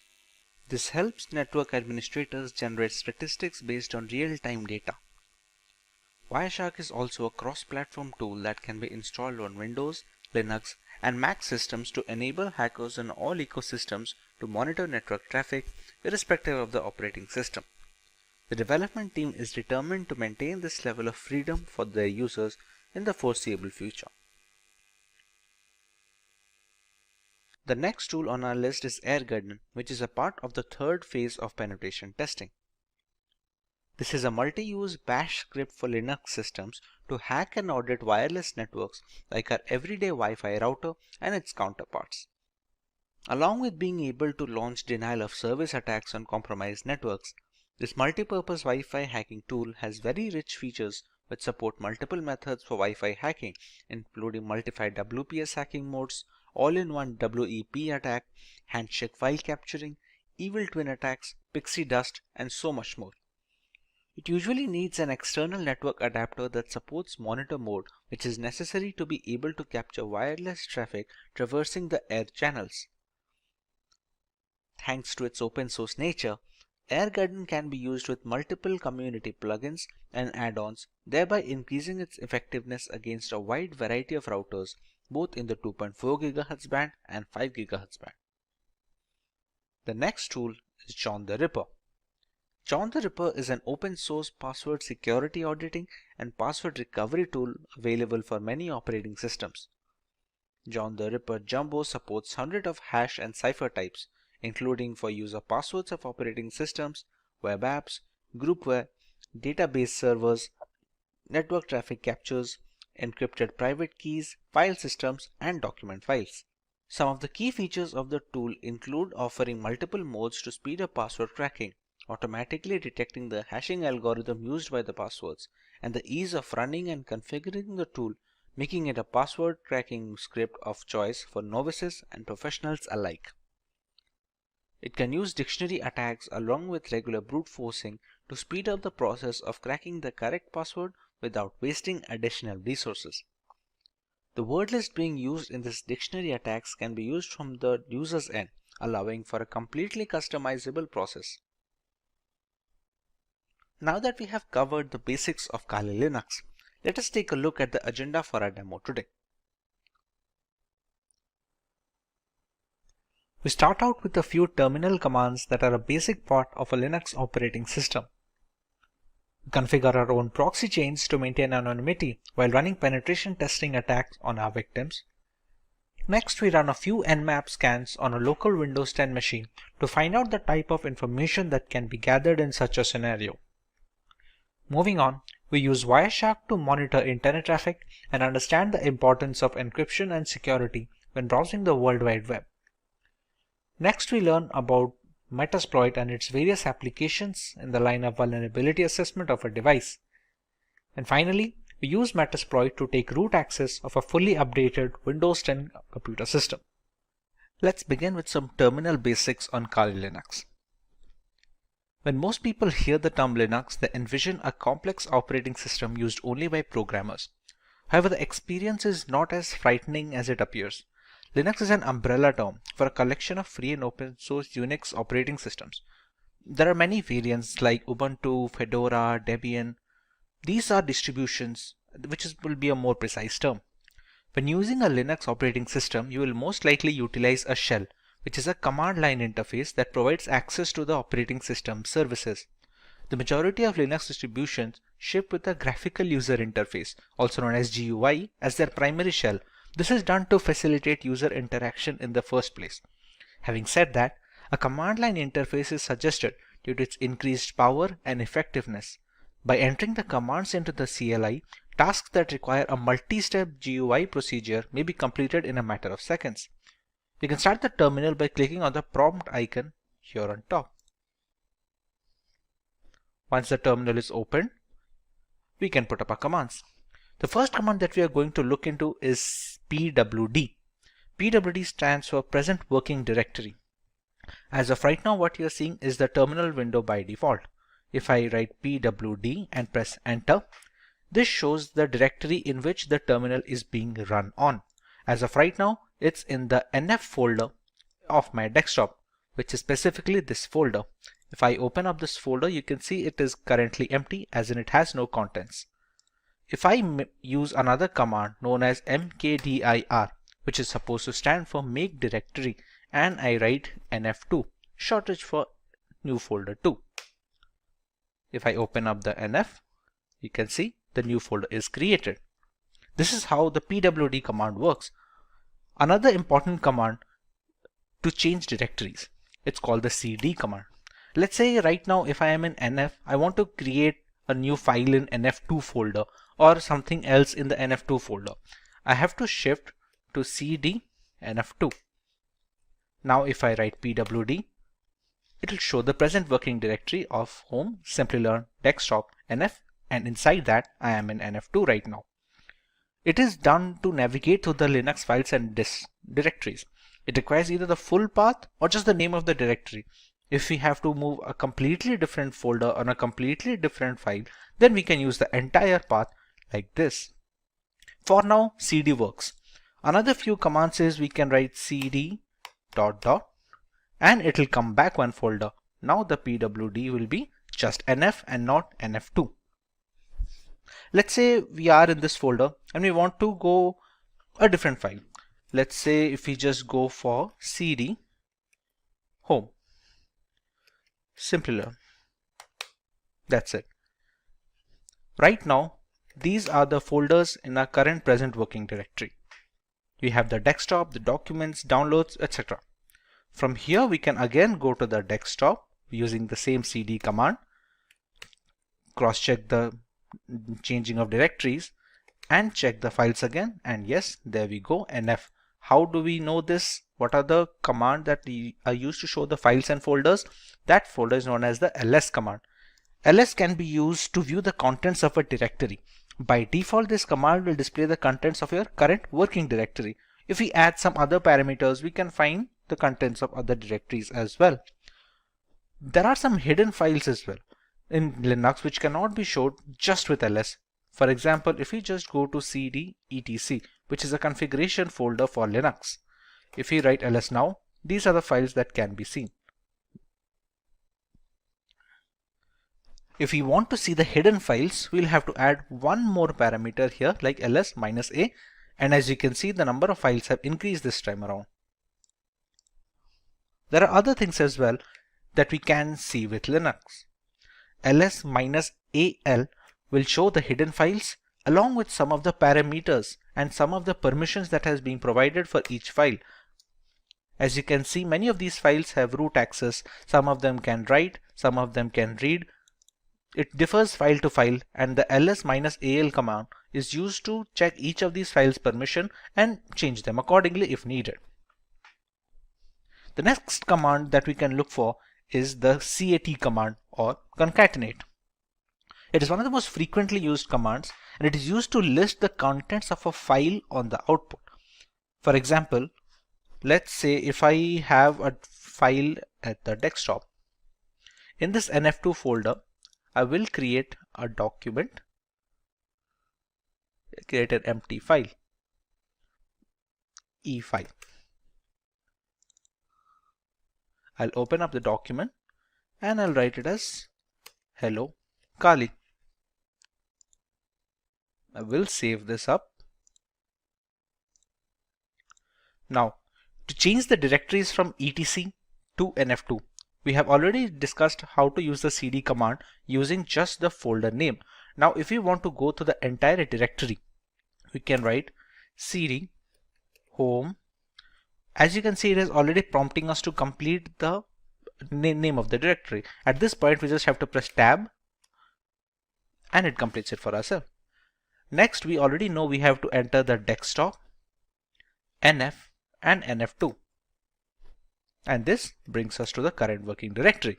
Here, if we press ls, we can find a file over here. Now, as discussed for the concatenate, it is used to show the contents of a file.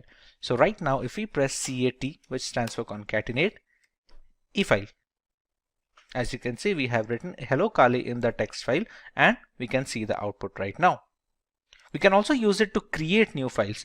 For example, if we write cat, any file name such as efile2. Here we can write anything. Hello Kali again.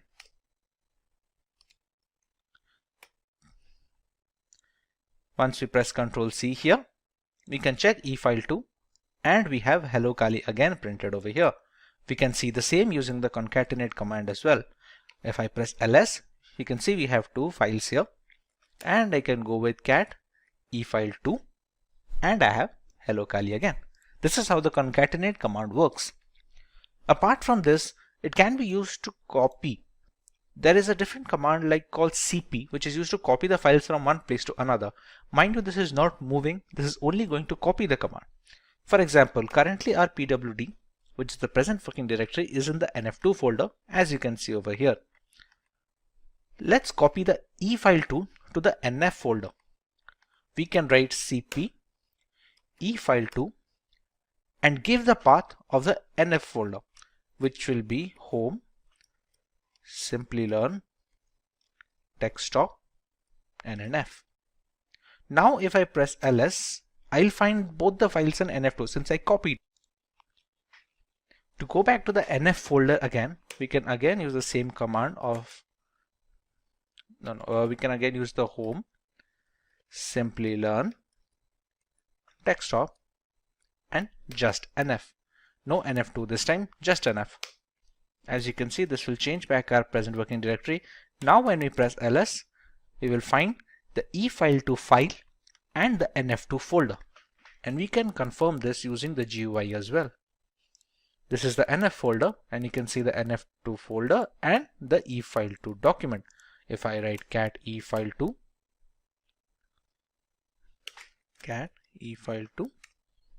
we can see the contents of the file. Now this can be done using moving as well. For example, if I go to cd nf2, which is the inside folder, it has both the document files like efile and efile2. Let's say I want to move the efile completely from nf2 to nf1. Instead of writing cp, the command I'm going to use is mv efile, and again give the path of the folder into which I have to copy, which will be again home, Simplilearn, desktop, and nf. As you can see, the contents of the nf2 have appeared here and efile has been moved from nf2 to nf. This is the nf2 and we don't find efile here anymore. If we press cd ... and we go back to nf ls right now, and we can find both the files, efile that we moved and efile2 that we copied from the nf2 folder. So this is how copying and moving will work using the terminal. Now this is just a simple one-line statement that might take a couple of clicks when using GUI. This is why the command line interface is considered to be much more streamlined for Linux operating systems. Another very important command for Linux operating system is the sudo command. Sudo is short for super user do. The command enables you to perform tasks that require administrative or root permissions. You can think of it as how we run programs as administrator on Windows systems. It is not advisable to use this command for daily use because it might be easy for an error to occur, and the permissions of root are very intricate. So new beginners are advised to use the sudo command only when absolutely necessary. For example, sudo su. With this command, I am giving this terminal a root permission. This su stands for this user. At this point, it's going to ask for my admin password. Once I enter my password, and I now have root access. Note how the password that I entered did not show up here. This is a security measure to prevent people from snooping on your root password, which is the end game of all this operating system. As you also can see, the symbol changed. If the dollar symbol is showing, it shows as a standard user. When you switch to root, you can easily see a hash symbol.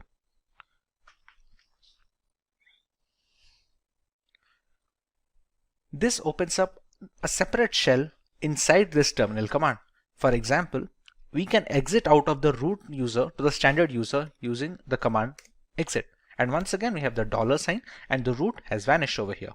There are some commands that will only work with administrative access. For example, when updating the Kali Linux system, we have to use apt update. As you can see, it says problem unlinking the file because permission denied.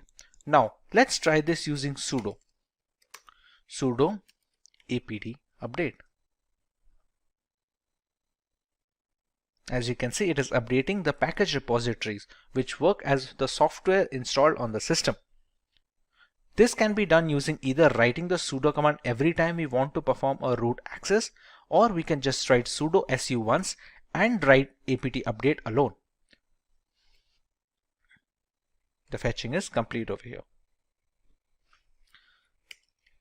For the second example, let's say I just write sudo su, and this time it's not going to ask me the password because at this current terminal process I've already provided the root password once and it is in memory right now. Now, when we used to update the system, we had to write sudo apt update. That was because we were running it as a standard user. Now we are running it as a root user. So all we have to write is apt update and it's going to continue its work. There you go. Another command that can be useful is the ping command. It's pretty self-explanatory. It's going to be checking the internet connectivity.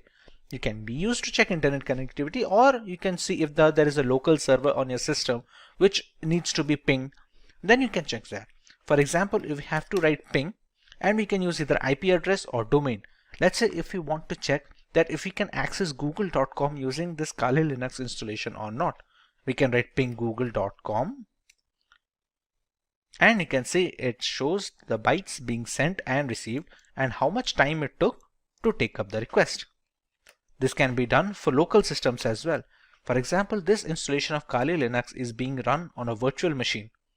Once this machine is running, I still have my host machine running over here, the IP address of which is 192.168.129.179. If I try to ping this from here,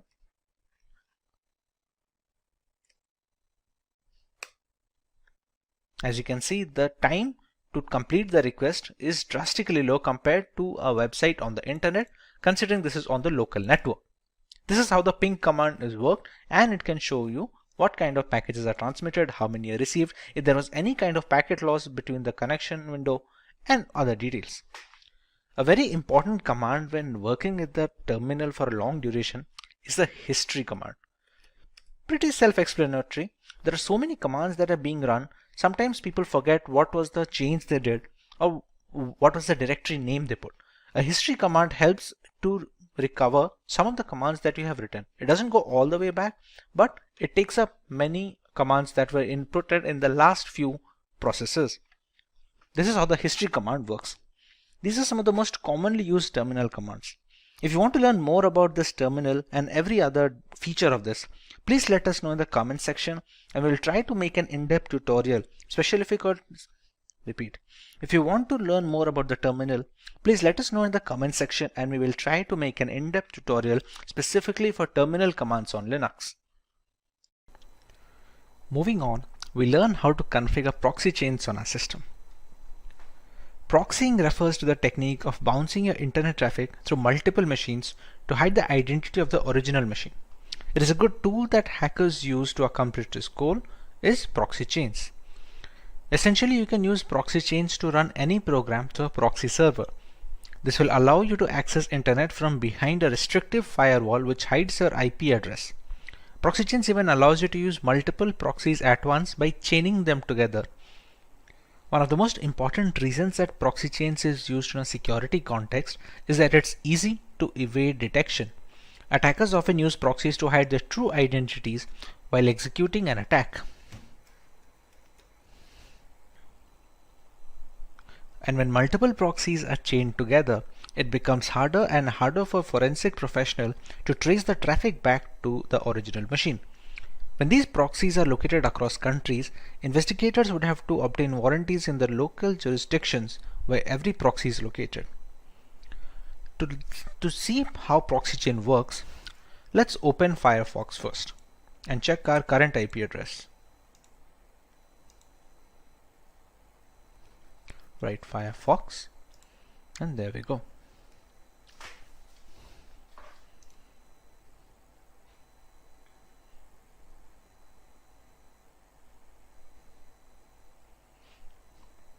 As we can see, Firefox is now open.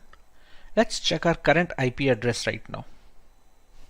If we go to an address called myip.com, and you can see it easily detects our country is in India and this is a public IP address. Now, if we move to the terminal again, here we can now write proxy chains -h. What this -h does is it finds a help. It stands for the help file. This is for help file. What we found out using this is proxy chains has a config file here, etc proxychains4.conf. This is the config file found. Using this config file, we can customize how our proxy chain should work. If we want to open that, we have to use it in a text editor. On Windows, we have Notepad and other things like that, Microsoft Word to edit documents. On Linux, we have a tool called Nano. To access the Nano, we use the command nano and give the path of the file that we want to check. As of right now, the proxy chains config file is located over here. So we're going to follow the path there. chains4.conf. And here we go. We see the config file. There are three basic types of proxy chaining here. We have a strict chain where all the proxy in the list will be used and they will be chained in order. We have a random chain where each connection made through proxy chains will be done by a random combo of proxies in the proxy list. And you have dynamic chain. It's the same as strict chain, but dead proxies are excluded from the chain. And here we can set up whichever type we want. To enable or disable a particular type, we use the hash symbol here. As you can see right now, all the lines have a hashtag symbol at the front, except this one, a dynamic chain. This is the current one being used. Let's say if I want to use a strict chain method, so I can add a hash value here and remove the hash here. At one point of time, any one of these 3-4 types should be enabled. Let's go for the dynamic chain. We can disable this strict chain by putting the hashtag in front and removing the dynamic chain.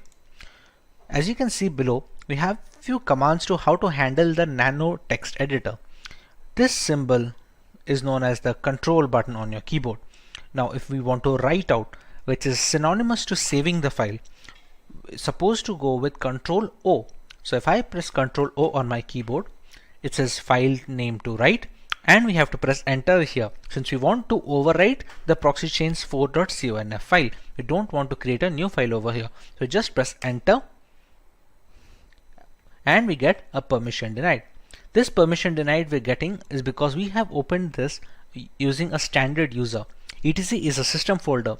To be able to make some changes, we have to use it using a sudo command. To exit this nano, we have to use the Control X command.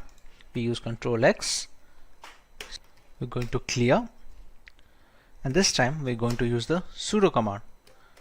Sudo nano etc proxy chains 4.conf, and we have the same file open up again. Now this time if we want to make a change, let's say we're going to add a strict chain instead of a dynamic chain, we remove the hashtag from strict. We're going to use Control O for the save file option. We're going to press enter and it says wrote 160 lines. Again, if we want to reverse this change, we put the hashtag over here, enable dynamic chain, we press Ctrl O, press enter, and it says wrote 160 lines. Now we can exit straight away using the Ctrl X format. Right now we have not provided any file or a proxy chain. We can have proxy IP addresses from the internet, but we have to make sure that they are safe and they don't snoop on our data. When there is no proxy chains being provided personally, it's going to use the Tor network, but for that we have to start Tor. Tor is a service in Linux. To know more about this Tor, we can write sudo systemctl, which is used to know the status of services on the Linux operating system, and status of Tor. Systemctl, sorry, instead of stl, it should be systemctl status Tor. As you can see, it is a Tor service, anonymizing overlay network for TCP connections, and it's currently inactive. Now to start this up, we have to write sudo systemctl start Tor. Now if we repeat the same sudo systemctl status Tor, as you can see, it's active now. You can see the green logo over here. Okay. To integrate the Firefox and the browser, we can use the proxy chains command directly over here. We can write proxy chains. We can use Firefox to launch our web browser, and let's say if we want to visit google.com. We press enter, and the Firefox window is launched, and it should open up google.com next. And there we go. If we go to myip.com once again, as you can see, we have a different IP address and the country is unknown as well. So this is how we can use proxy chains to anonymize internet usage when using Kali Linux. Next on our agenda is the ability to scan networks using Nmap. At its core, Nmap is a network scanning tool that uses IP packets to identify all the devices connected to a network. You can learn more about Nmap using their help file. As you can see, these are some of the parameters that can be used when scanning ports of a system. You can see the version and the URL of the service over here. The primary uses of Nmap can be broken into three core processes. First, the program gives you detailed information on every IP active on your network, and then each IP can then be scanned. Secondly, it can also be used to providing a lot of live hosts and open ports, as well as identifying the OS of every connected device. Thirdly, Nmap has also become a valuable tool for users looking to protect personal and business websites. Using Nmap to scan your own web server, particularly if you are hosting your website from home, is essentially simulating the process that a hacker would use to attack your site. Attacking your own site in this way is a powerful way of identifying security vulnerabilities. As we already discussed, the host Windows 10 machine on this system has an IP address of 192.168.29.179. If you want to test the OS scan of this system, we're going to first get the root permission over here. We use the sudo command, and now we are a root user. We're going to launch the command nmap -o, which is supposed to be an OS detection scan. The IP address we can use of the host system 192.168.29.179. In a legitimate penetration testing scenario, we can use the IP address of the vulnerable device over here. We are going to let it scan for a while, and it's going to give us some guesses on what can the OS be. As you can see, the scan is done, and it has shown some of the ports that are open. You can see the MSRPC port open, the HTTPS 443 port open, which is used to connect to the internet, and it has some aggressive OS guesses as well. For example, it thinks there's a 94% chance that it's going to be a Microsoft Windows XP Service Pack 3. That's partly because a lot of the Windows XP update packages are still prevalent on Windows. Now that the OS detection is confirmed, there are multiple more details that we can gather from Nmap. Let's go with the nmap-a command, which is supposed to capture as much data as possible. There is also a speed setting. You can call it a speed setting or a control setting of the -t. -t ranges from t0 to t1 to t2 all the way up to t5. This basically determines how aggressively the victim is being scanned. If you scan slowly, it will take more time to provide the results, but it will also give a less chance for the intrusion detection system on the vulnerable machine firewall to detect that someone is trying to penetrate the network. For now, if we want to go with somewhat of a high speed, we can go with the T4 and provide the same IP address of the local machine I am trying to attack. It's going to take a little bit of time since it's trying to capture a lot of information.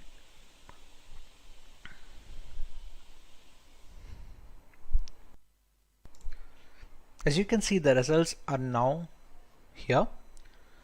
It launched a scan and took a few top ports that are most likely vulnerable from a Windows XP perspective, and it showed a few ports over here. It has not shown 991 filtered ports, which could not be attacked anyway since they were closed for outside access. It shows a few fingerprint settings like the connection policies and the port details. It shows an HTTP options, some other intricate details that can be used when you attacking its servers. It shows a VMware version that it's running and some few other ports over here. Apart from that, we also have the aggressive OS guesses over here, just like we did with the -o, and you can see this time it is showing Windows 7 as 98%. No exact OS matches, since if there was any exact OS matches, we could have seen 100% chances over here.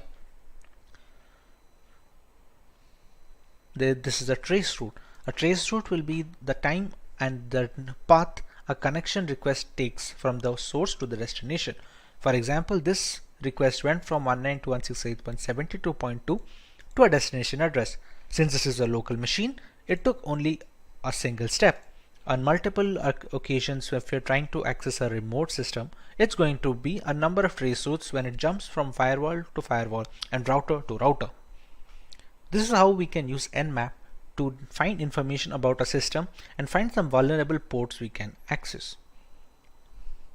Moving on, we have a tutorial on how to use Wireshark to sniff network traffic. To start using Wireshark, we're going to have to open the application first. Now, during installation of Wireshark, there is an option to enable if non-root users can be able to capture traffic or not. In my installation, I have disabled that, so I will be launching Wireshark when using the root user itself. Also, to capture data, we need an external Wi-Fi adapter. You can see it over here in the VM tab, removable devices, RE-Link 802.1 and WLAN. This is an external Wi-Fi adapter which is inserted into my USB system. You can see it over here. If I write iwconfig, this is the one, WLAN 0. This is absolutely necessary because we need to have a monitor mode required. We won't need it for sniffing data on Wireshark right now, but it's going to be necessary later on in this tutorial as well, as we will see. For now, we can just start up Wireshark by writing its name on the command line, and it should start the program. Here we go. Here it's going to check which of the adapters we want to use. For example, right now the ETH0, which is supposed to stand for Ethernet 0 port, you can see data is being transmitted up and down. We're going to select ETH0.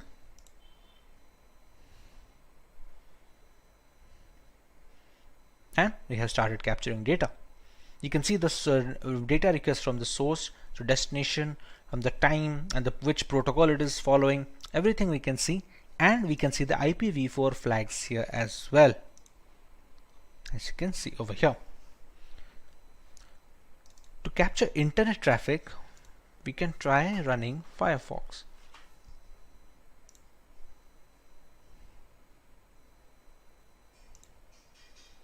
If we just write wikipedia.com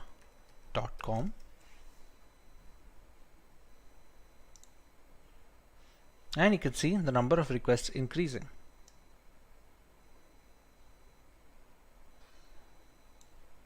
Okay, this is spelling mistake. Wikipedia.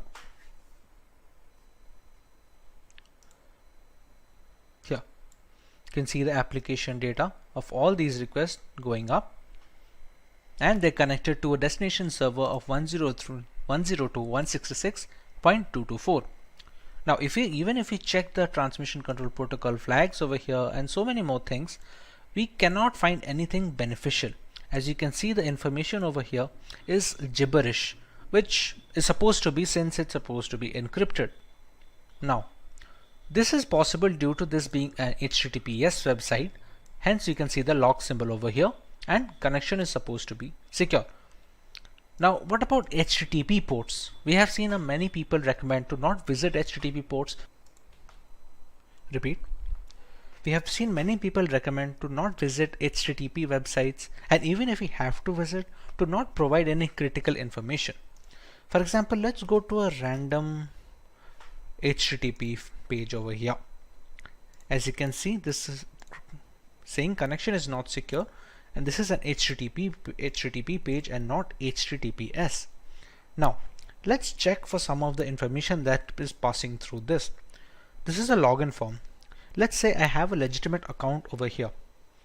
If I write my account name, and my password is supposed to be password 1234. I press login, and the password does not match because I do not have an account over here. But let's say I did, and I was logged in as expected. We can go to Wireshark. We can use filters over here. Now all the requests that I am sending, it's a TCP request, so I can write a filter containing TCP contains whatever string if it is being passed. Let's say for the end username, I write my account name. So I can just write my account name over here and press enter to find a request over here. Now as you can see, there are many flags over here.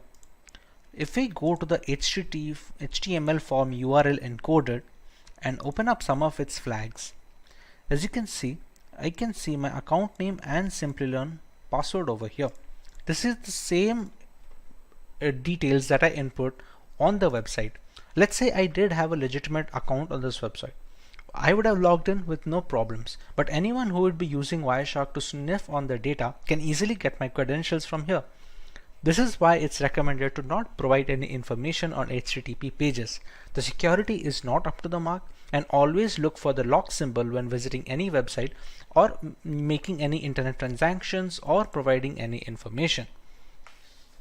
This is how we can use Wireshark to detect transmission and sniff packet data that is being transferred through the network adapter. Next, we have to learn about what is Metasploit. The Metasploit project is a computer security project that provides information about security vulnerabilities and aids in penetration testing and IDS development. We can open up the terminal here. We're going to allow root access, and to open up Metasploit, the keyword is MSF console. It's going to take a little bit of time to start it up. Now the Metasploit console has been loaded.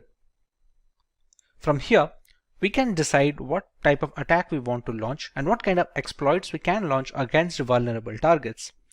For example, like we had already discussed, I'm running this virtual machine on a Windows 10 host machine.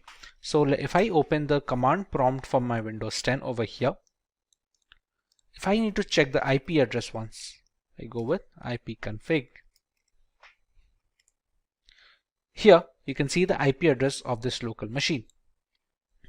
Moving on, if we have to attack that machine, let's say we want to see what kind of exploits are going to work over there.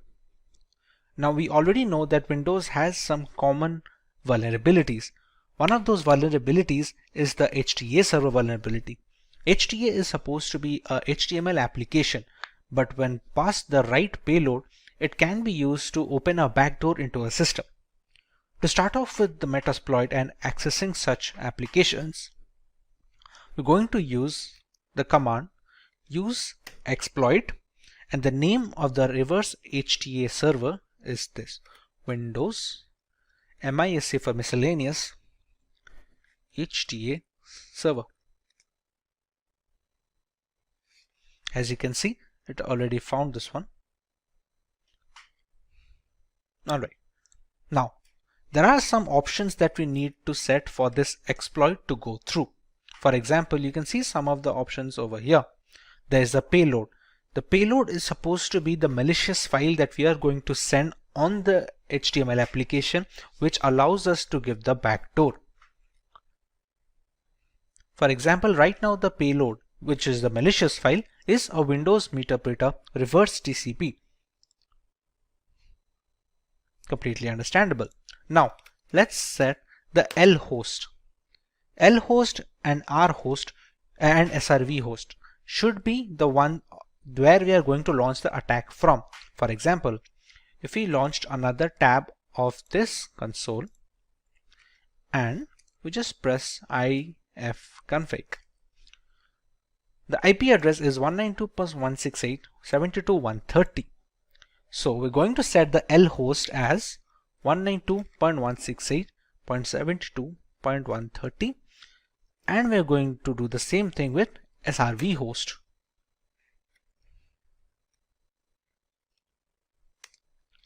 We're going to set a port where we need to capture the backdoor access. Next, the payload has already been set. This payload will launch a backdoor and give us Meterpreter access to the system. Meterpreter can be considered as an upgrade of a normal command prompt shell. We will look into it once we get the access in the first place. Now that we have set the commands, we can press on exploit and press enter. Now you can see we have a URL over here. We're going to copy this URL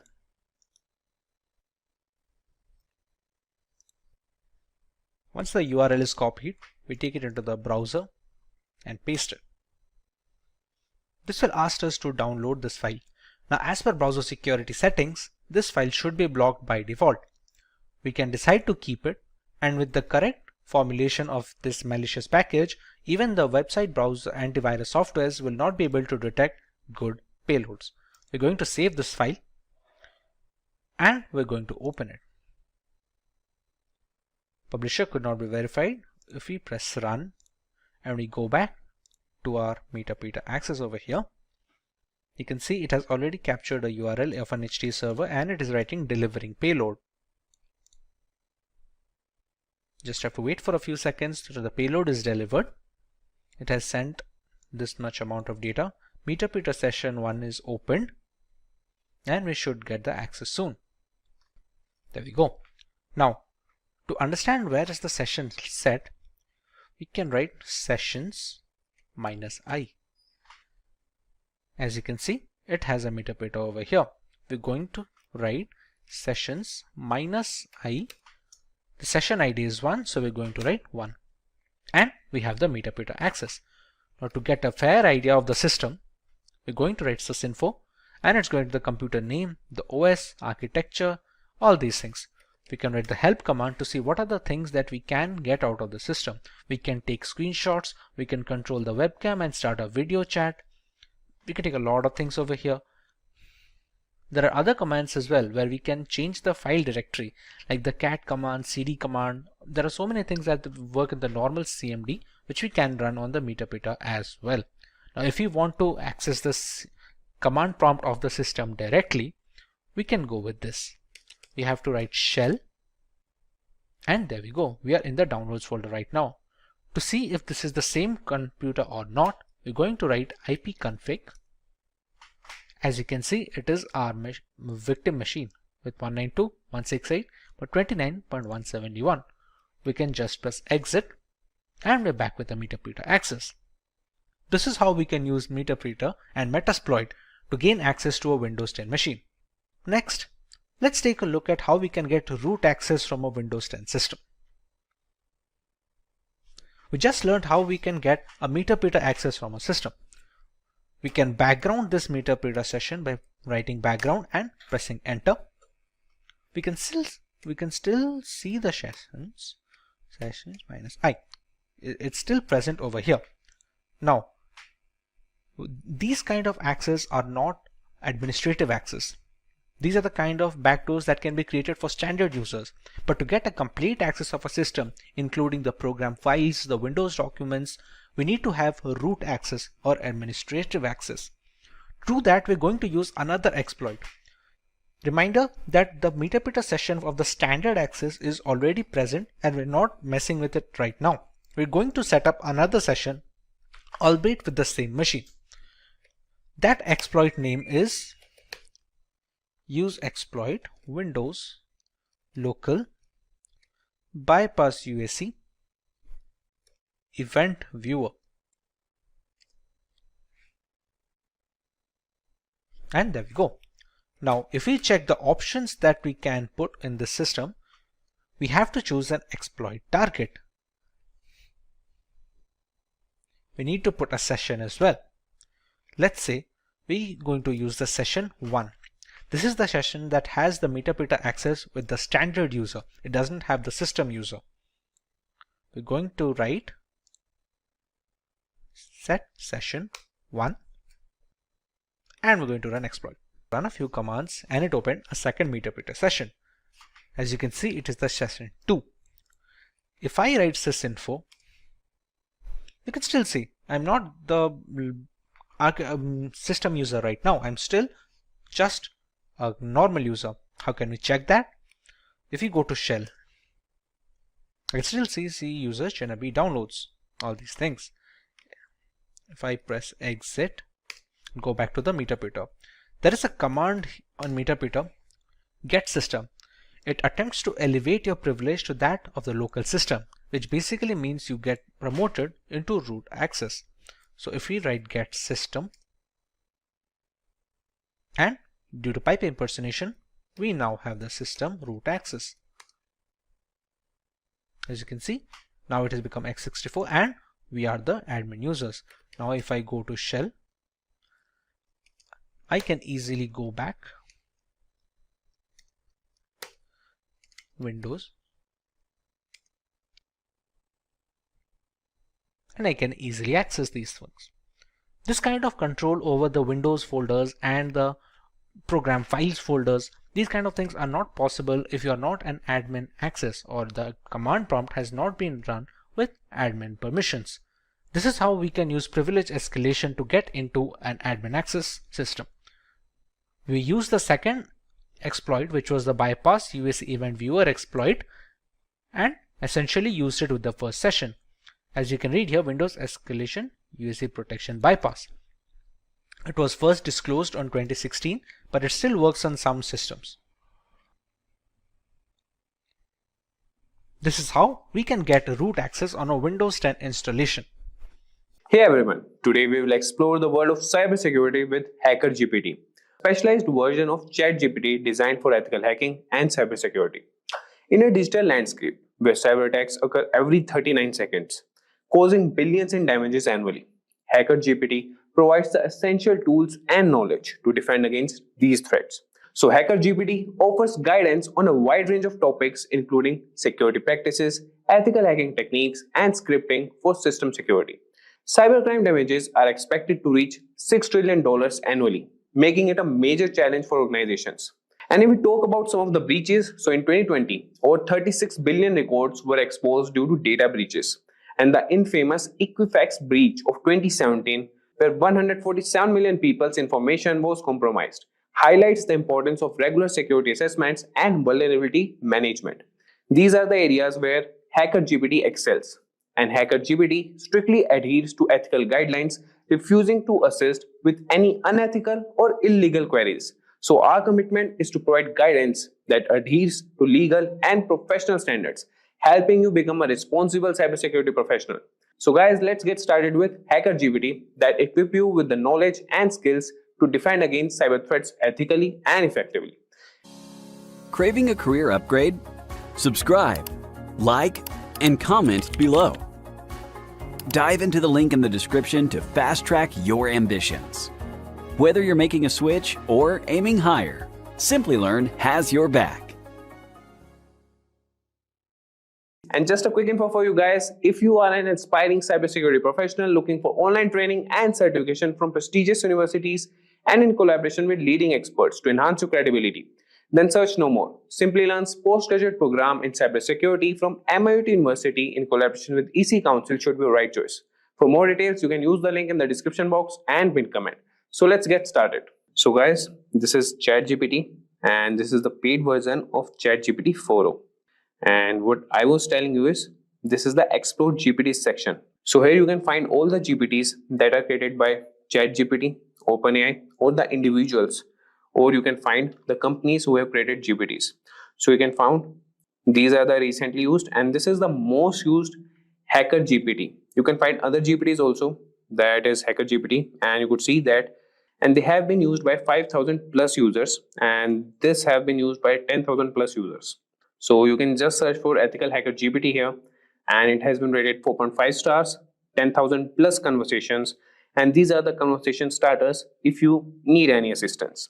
And the capabilities you can see here, and the ratings given by users, and more by the creator who has created this. So we'll start with this. We'll start the chat here, and I want to tell you guys that ChatGPT doesn't answer non-ethical questions.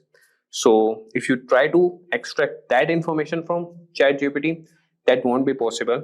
But we can do a bit, like we can cross a bit line with EthicalHacker GPT, but that should be used for ethical purposes only. So I will show you guys how you can utilize this GPT. And one more thing guys, if you want to create your own GPT, you can also create that also. You can go to Explore GPT section, and here's the create option. Click on create, and here you can start creating your GPT. If you click on configure, you can write the name of your GPT, description, instructions, and the conversation starters as you just saw with the Hacker GPT, EthicalHacker GPT, and the capabilities what you want to be enabled, you can do that. And here in the create section, you could write the prompts here, and it will take that information and use it for more purposes. And here you could attach more files that could help create your GPT. Okay guys, so here you could see the configuration and the preview of your GPT, and you can finalize that. So moving back, we'll get back to EthicalHacker GPT and start with our conversation with him. So starting with the first thing we can do is we can ask him like, how can I perform a basic security assessment on a web application? So if I tell you guys, performing a basic security assessment on a web application is crucial for identifying vulnerabilities and ensuring the application is secure. And this process involves using various tools and techniques to test the application for common security issues. So you could ask him that, how can I perform a basic security assessment on a web application?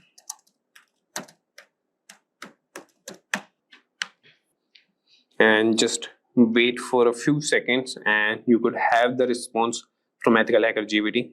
So you could see that performing a basic security assessment on a web application involves several key steps, and these are the key steps. Number one is preparation and information gathering.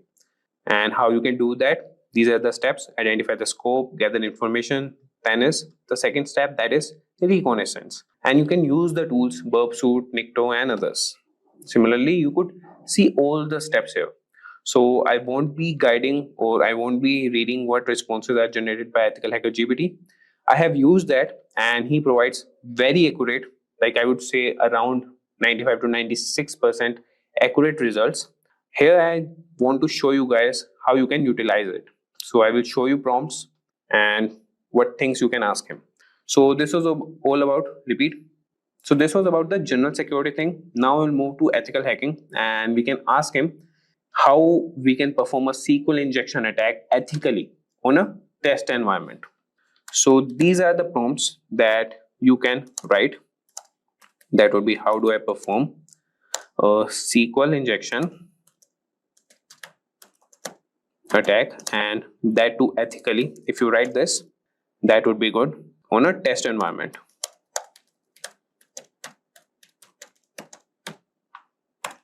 And if I tell you guys, so SQL injection is one of the most common web application vulnerabilities, and understanding how to perform a SQL injection attack ethically on a test environment can help you identify and mitigate this risk in your own applications. And you could see he has responded and he has provided you the steps that you can set up a controlled test environment first thing, then preparation, and you could use these tools. Then you have the manual SQL injection testing. So these are the methods that you could use, that is or 1 equal to 1 for the database, and automated SQL injection testing. So this is the command for that, and you could verify vulnerability, documentation, reporting. So you could see that this GPT is capable of answering the basic questions as we have discussed the basics question till now. Now we'll move to scripting and automation. So here you could see how he respond to this. So we'll ask him, can you provide a Python script to scan open ports on a network? So let's see what he provides. Provide a Python script, and that too to scan ports on a network. So scanning open ports on a network is a fundamental step in identifying potential vulnerabilities, and a Python script that can automate this process, making it easier to regularly check for open ports and secure them. So this is the Python script. You can use any ID and run on that, and you could see that he's explaining the code also. Yeah, you can ask him like, can you explain the code line by line, and this Hacker GPT will do that for you. And how to run the script, that also he has provided you. And similarly, we can also ask him that how we can write a bash script to monitor and log unauthorized login attempts. And if you want, I can also run this prompt. How do I write a bash script, and that too to monitor and log unauthorized access, unauthorized login attempts. So we can monitor and log unauthorized login attempts, and that would be essential for maintaining the security of your system. So as you can see, he has written a bash script, and that can help you automate this process, and this will provide real-time alerts and logs for further analysis. And you could see that he's providing the explanation and how you can run the script, and he's writing the note also.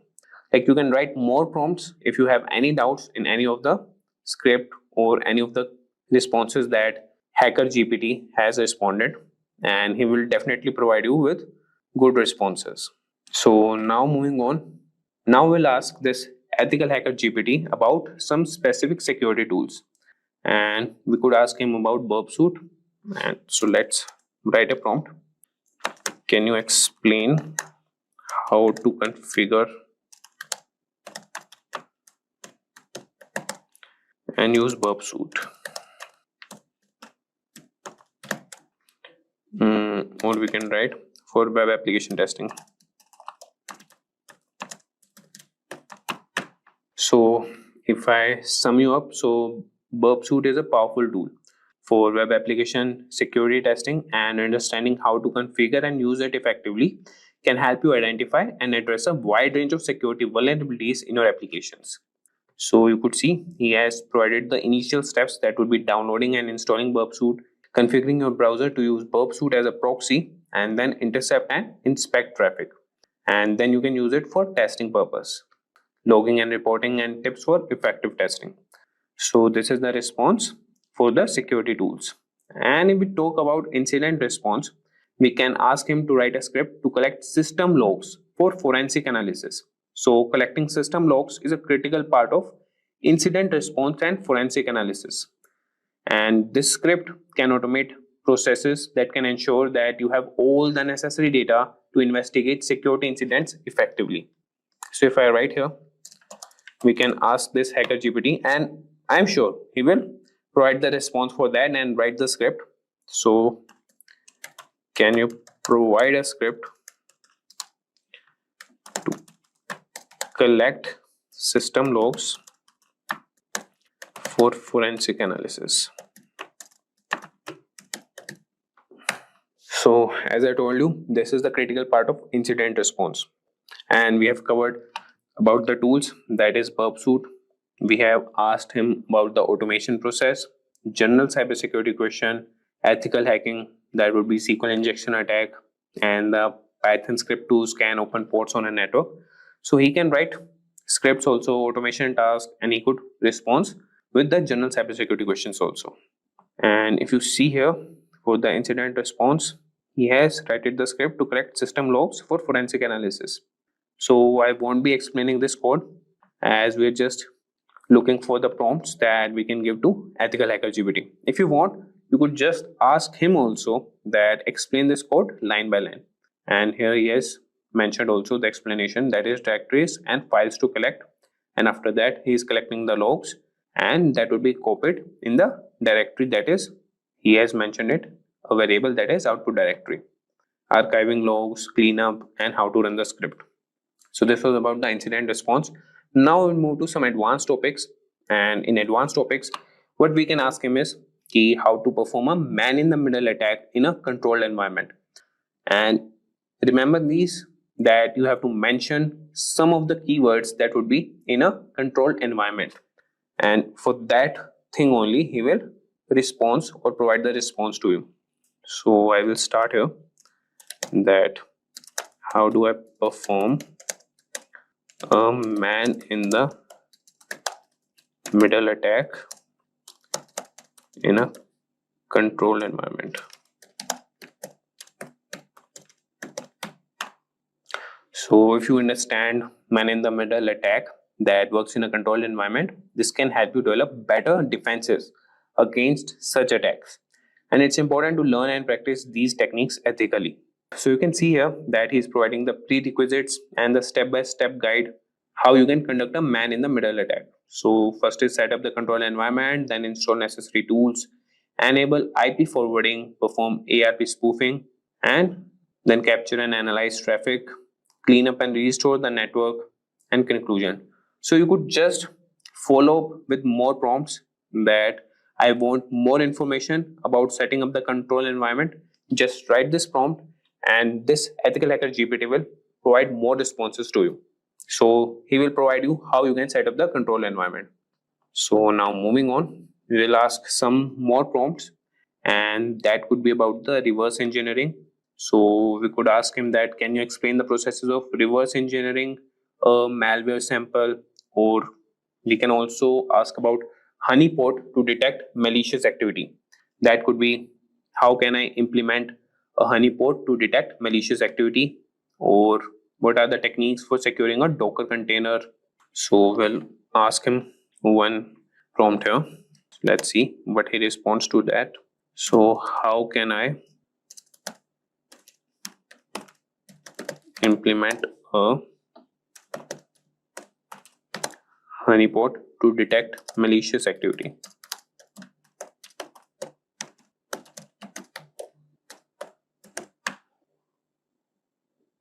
So you could see that he has started responding to that. And if I tell you the sum, so a honeypot is a security mechanism set to detect, deflect, or in mechanism to some manner, and it counteract attempts at unauthorized use of information systems. Implementing a honeypot can help you monitor and understand attack patterns. And this is the step-by-step guide to implement a honeypot. You can choose the type of honeypot, prepare your environment, install and configure the honeypot software, and these are all the commands how you can configure it. Then you can monitor and analyze the honeypot and regular maintenance and updates. And this is the simple honeypot using honeyD. You could install that and run these commands. So with that, guys, and in the last we will also cover cybersecurity policies and compliance. So he could also answer to those prompts also, that you can ask him that what should be included in a company's cybersecurity policy, and you could mention which type of company you are running. So I will ask him that, so you could ask him that what should be included in a edtech company's cybersecurity policy.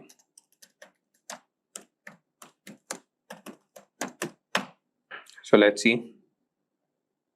So you could see here that creating a comprehensive security policy for an edtech company involves adding various aspects, and that would be introduction. First is the purpose for cybersecurity policy, scope, roles and responsibilities, data protection and privacy, network security, application security, user security awareness and training, incident response and management, compliance and legal requirements, physical security, device and endpoint security.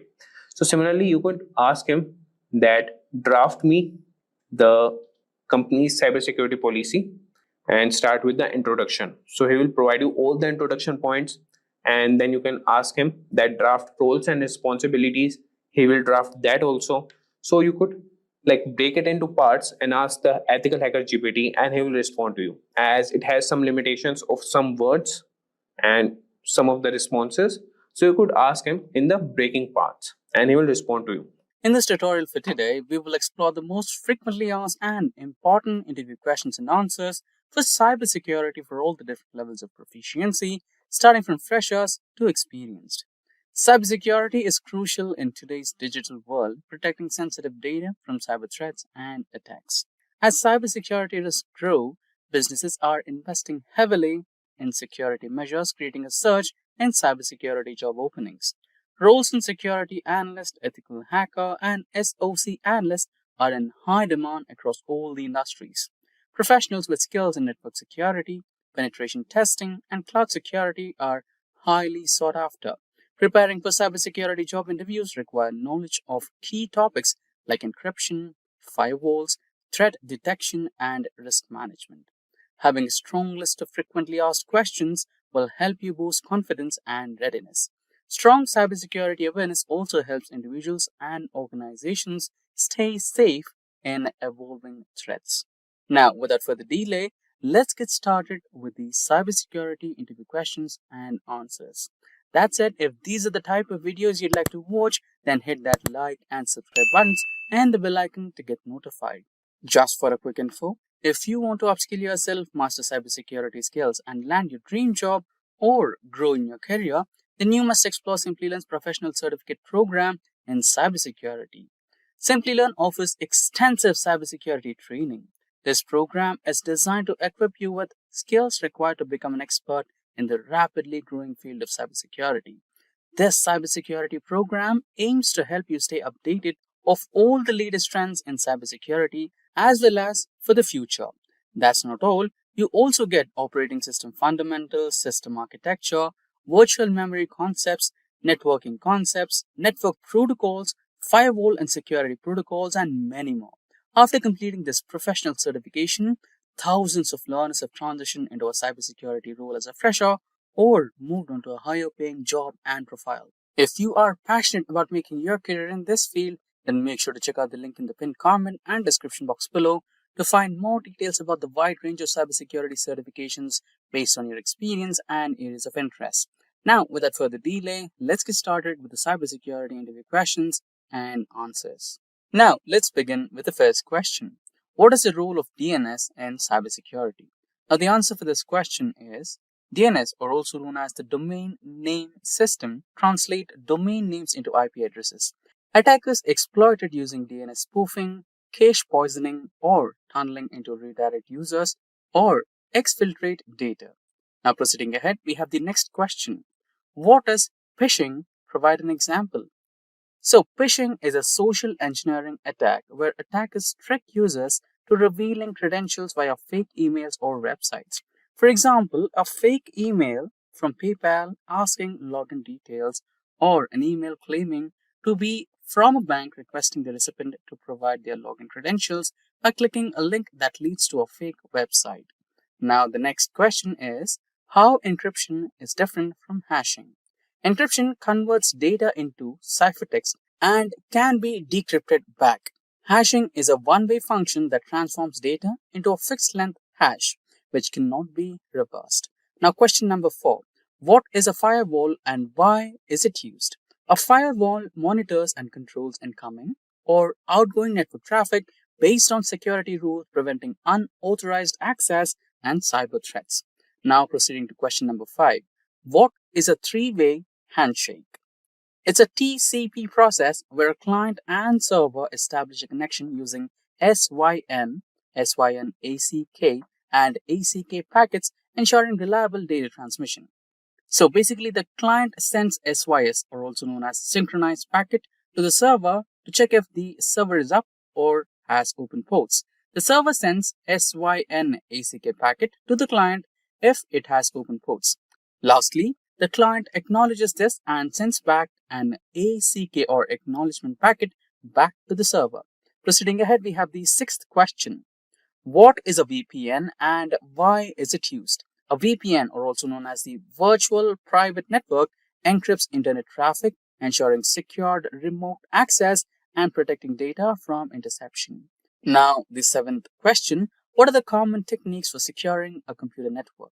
Techniques like firewalls, IDS or IPS, strong authentication, encryption, patch management, network segmentation, and endpoint protection are a couple of common techniques that can be used to secure a computer network.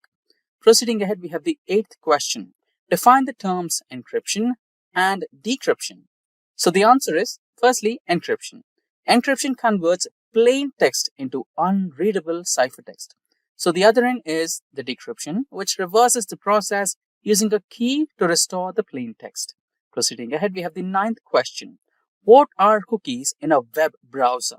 So you can consider cookies as some specific details that are stored by the website to help you navigate to the website when you revisit the same website. So the answer is, cookies are small data files stored in the browser to track users' session, preferences, and authentication. Malicious cookies can be exploited for tracking and session hijacking as well.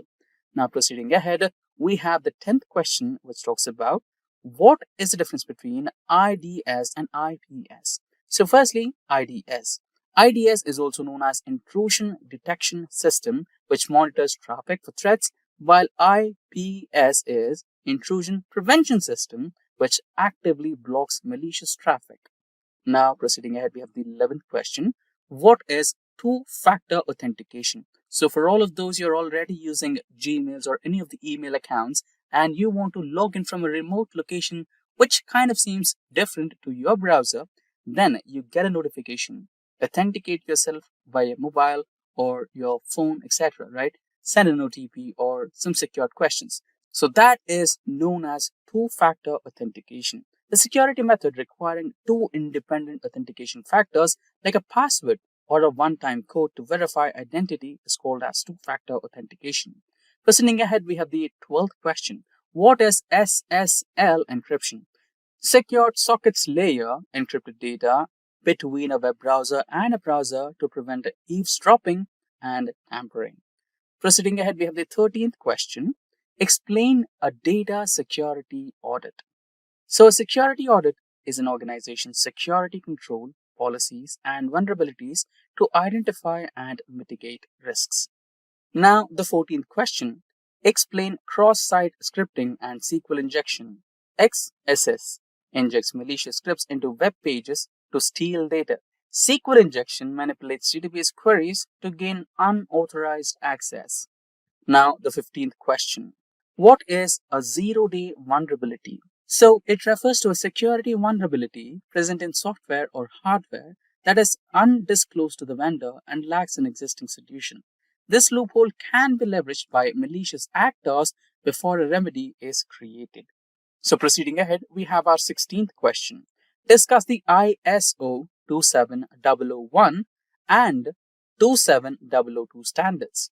So, it is a framework for information security management systems, which is ISMS, while ISO 27002 provides guidelines for implementing security controls and practices within an organization. Now, proceeding ahead, we have the 17th question. Explain the principles of ethical hacking. Ethical hackers identify vulnerabilities legally, following rules and engagement, ensuring data integrity, and reporting findings responsibly. Now we have the 18th question. What are the different types of network security? So the 18th question. What are the different types of network security?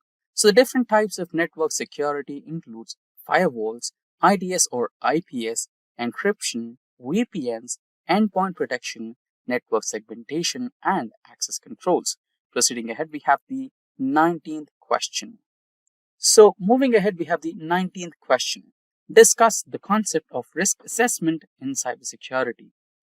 Risk assessment evaluates threats, vulnerabilities, and potential impacts to prioritize security measures. Now, moving ahead, we have the next question, which is what is the incident response and how is it managed?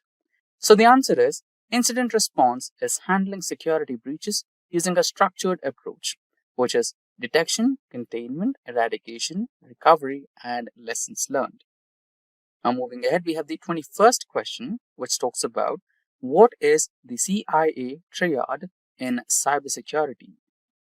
So, CIA stands for C, confidentiality, which is data privacy, I for integrity, which is data accuracy, and A for availability, which is for data access when needed from the CIA triad. Proceeding ahead, we have the 22nd question. What is network sniffing? Capturing and analyzing network traffic using tools like Wireshark, which attackers exploit to intercept sensitive data, is called as network sniffing. Now, the 23rd question.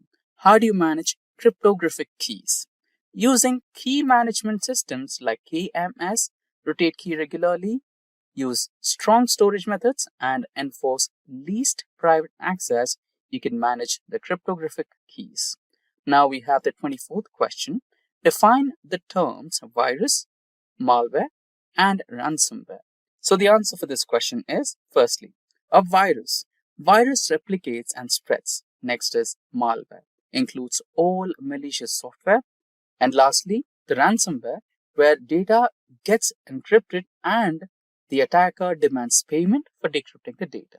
Now, the 25th question. What is the difference between HIDS and NIDS? So, HIDS is host-based IDS, which monitors systems activity on a device, while NIDS is network-based IDS, which analyzes network traffic for threats. Now, proceeding ahead, we have the 26th question, which asks about explain data leakage. So, unauthorized data exposure via breaches, insider threats, or misconfigurations prevented by DLP or data loss prevention tools is known as data leakage. Now, proceeding ahead, we have the 27th question. What is port scanning? A technique used to identify open ports on a system, often used by attackers to find vulnerabilities, is called as port scanning. Proceeding ahead, we have the 28th question. How often should you perform patch management? So, standard-wise, the answer for this question is it should be done as soon as it is released. And in some cases, it should be done regularly based on risk-based approach, and typically for monthly standard patches and immediately for critical vulnerabilities. Proceeding ahead, we have the 29th question. How would you reset a password protected BIOS configuration? Now, the answer for this question is, since BIOS is a pre-boot system, it has its own storage mechanism for setting and preferences. A simple way to reset is by popping out the CMOS battery so that the memory storing the settings lose its power supply, and as a result, it will lose its setting. Now, proceeding ahead, we have the 30th question. What is a botnet? So the answer for this question is a network of compromised devices controlled remotely to launch cyber attacks such as DDoS or spam campaigns is known as a botnet. Now the 31st question. What is the difference between a threat, a vulnerability, and a risk? So the answer is a threat is a potential danger. A vulnerability is a weakness. And lastly, a risk is a probability of exploitation. Now 32nd question. What is cognitive cybersecurity? AI-driven cybersecurity that uses machine learning and natural language processing to detect and respond to threats is known as cognitive cybersecurity. Now, the 33rd question. What is a block cipher? A block cipher is a symmetric encryption method that encrypts data in fixed-size blocks such as AES. Now, 34th question. What do you mean by shoulder surfing? So, it's a very simple answer. Basically, someone which is observing your screen or keypad to steal credentials or sensitive data is called as shoulder surfing. Now, 35th question. What do you mean by system hardening? So the answer for this question is strengthening a system's security by removing vulnerabilities, disabling unused services, and enforcing strict policies is known as system hardening. Now, the 36th question for the day. How to prevent MITM? So the answer is, to prevent MITM, you have to use SSL or TLS VPNs, multi-factor authentication, and avoid untrusted networks to prevent man-in-the-middle attacks. Now, 37th question is, what is a ransomware? So the answer for this question, before we get started, we briefly had a discussion about ransomware in our previous questions. Now let's have a detailed explanation for this one. Ransomware is a type of malware that encrypts data to make it inaccessible to computer users. Cybercriminals use it to extort money from the individuals and organizations as well that hack the data and hold the data hostage until a certain amount of ransom is paid. Now, proceeding ahead, we have the 38th question. What is public key infrastructure? So, the PKI, or also known as the public key infrastructure, issues digital certificates to secure communication, protect data, and provide unique identities. It uses public-private key pairs, requiring a strong infrastructure to safeguard public keys from the attackers. Now, 39th question. What is a proxy firewall? A firewall that filters traffic at the application layer, acting as an intermediary between users and the internet, is called as the proxy firewall. Now we have the 40th question. What do you mean by penetration testing? So a penetration testing is a simulated attack on systems to identify vulnerabilities before real attackers exploit them. Now the 41st question. Explain what a cybersecurity policy is. So basically, a cybersecurity policy is a set of rules and guidelines to protect an organization's information and systems. Now, 42nd question. How does a rootkit work and how would you detect it? So the answer is, rootkits hide malware and avoid detection. In order to find one or detect one, you need to use rootkit scanners, behavioral analysis, and integrity checks to detect them. Now, the 43rd question. Explain the principle of least privilege. So, the users and processes should have the minimum permissions needed to perform their tasks to reduce security risks. So, this particular principle is known as least privilege. Now, 44th question. What are the key elements of a strong security policy? So, the answer to this question is access control, encryption, incident response, audit logging, risk management, and compliance requirements. So these are the key elements for a strong security policy. 45th question. Explain the concept of a digital signature. A cryptographic method ensuring the authenticity and integrity of digital messages using public key encryption is known as a digital signature. Now, the 46th question. What is a honeypot in cybersecurity? So the term honeypot is self-explanatory. So in terms of cybersecurity, it is a decoy system designed to attract the monitor attackers, helping identify the attack methods and also sometimes observe their behavior in order to understand what are their intentions. Now, 47th question. What are the common cybersecurity threats today? So some of the common cyber threats today are ransomware, phishing, DDoS attacks, insider threats, zero-day exploits, and supply chain attacks. Now, 48th question. How can you prevent a man-in-the-middle attack or MITM attack? So for that, you need to use encrypted communications like TLS or SSL, use VPNs, strong authentication, and avoid unsecured networks.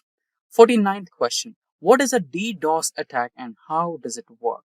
So the answer for this question, firstly, DDoS, it is called as distributed denial of service, and DDoS overloads a system with excess traffic using a botnet, causing service disruption. So basically, it's kind of blocking the service.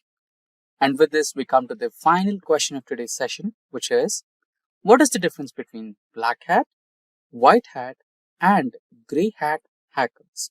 So the answer for this question is, let's begin with the black hats. Black hats are malicious hackers.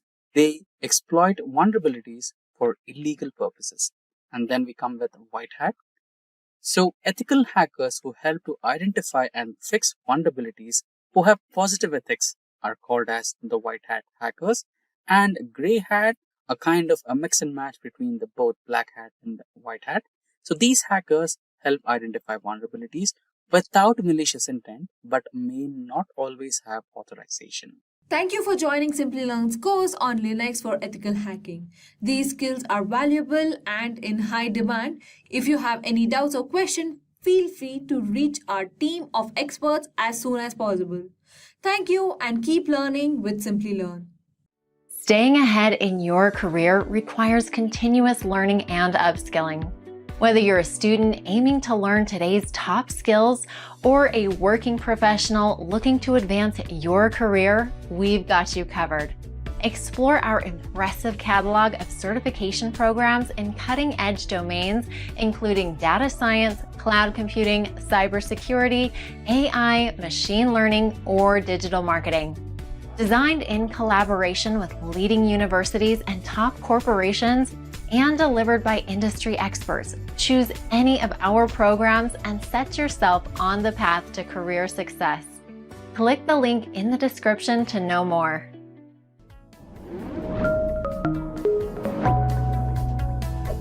Hi there, if you like this video, subscribe to the Simplilearn YouTube channel and click here to watch similar videos. To nerd up and get certified, click here.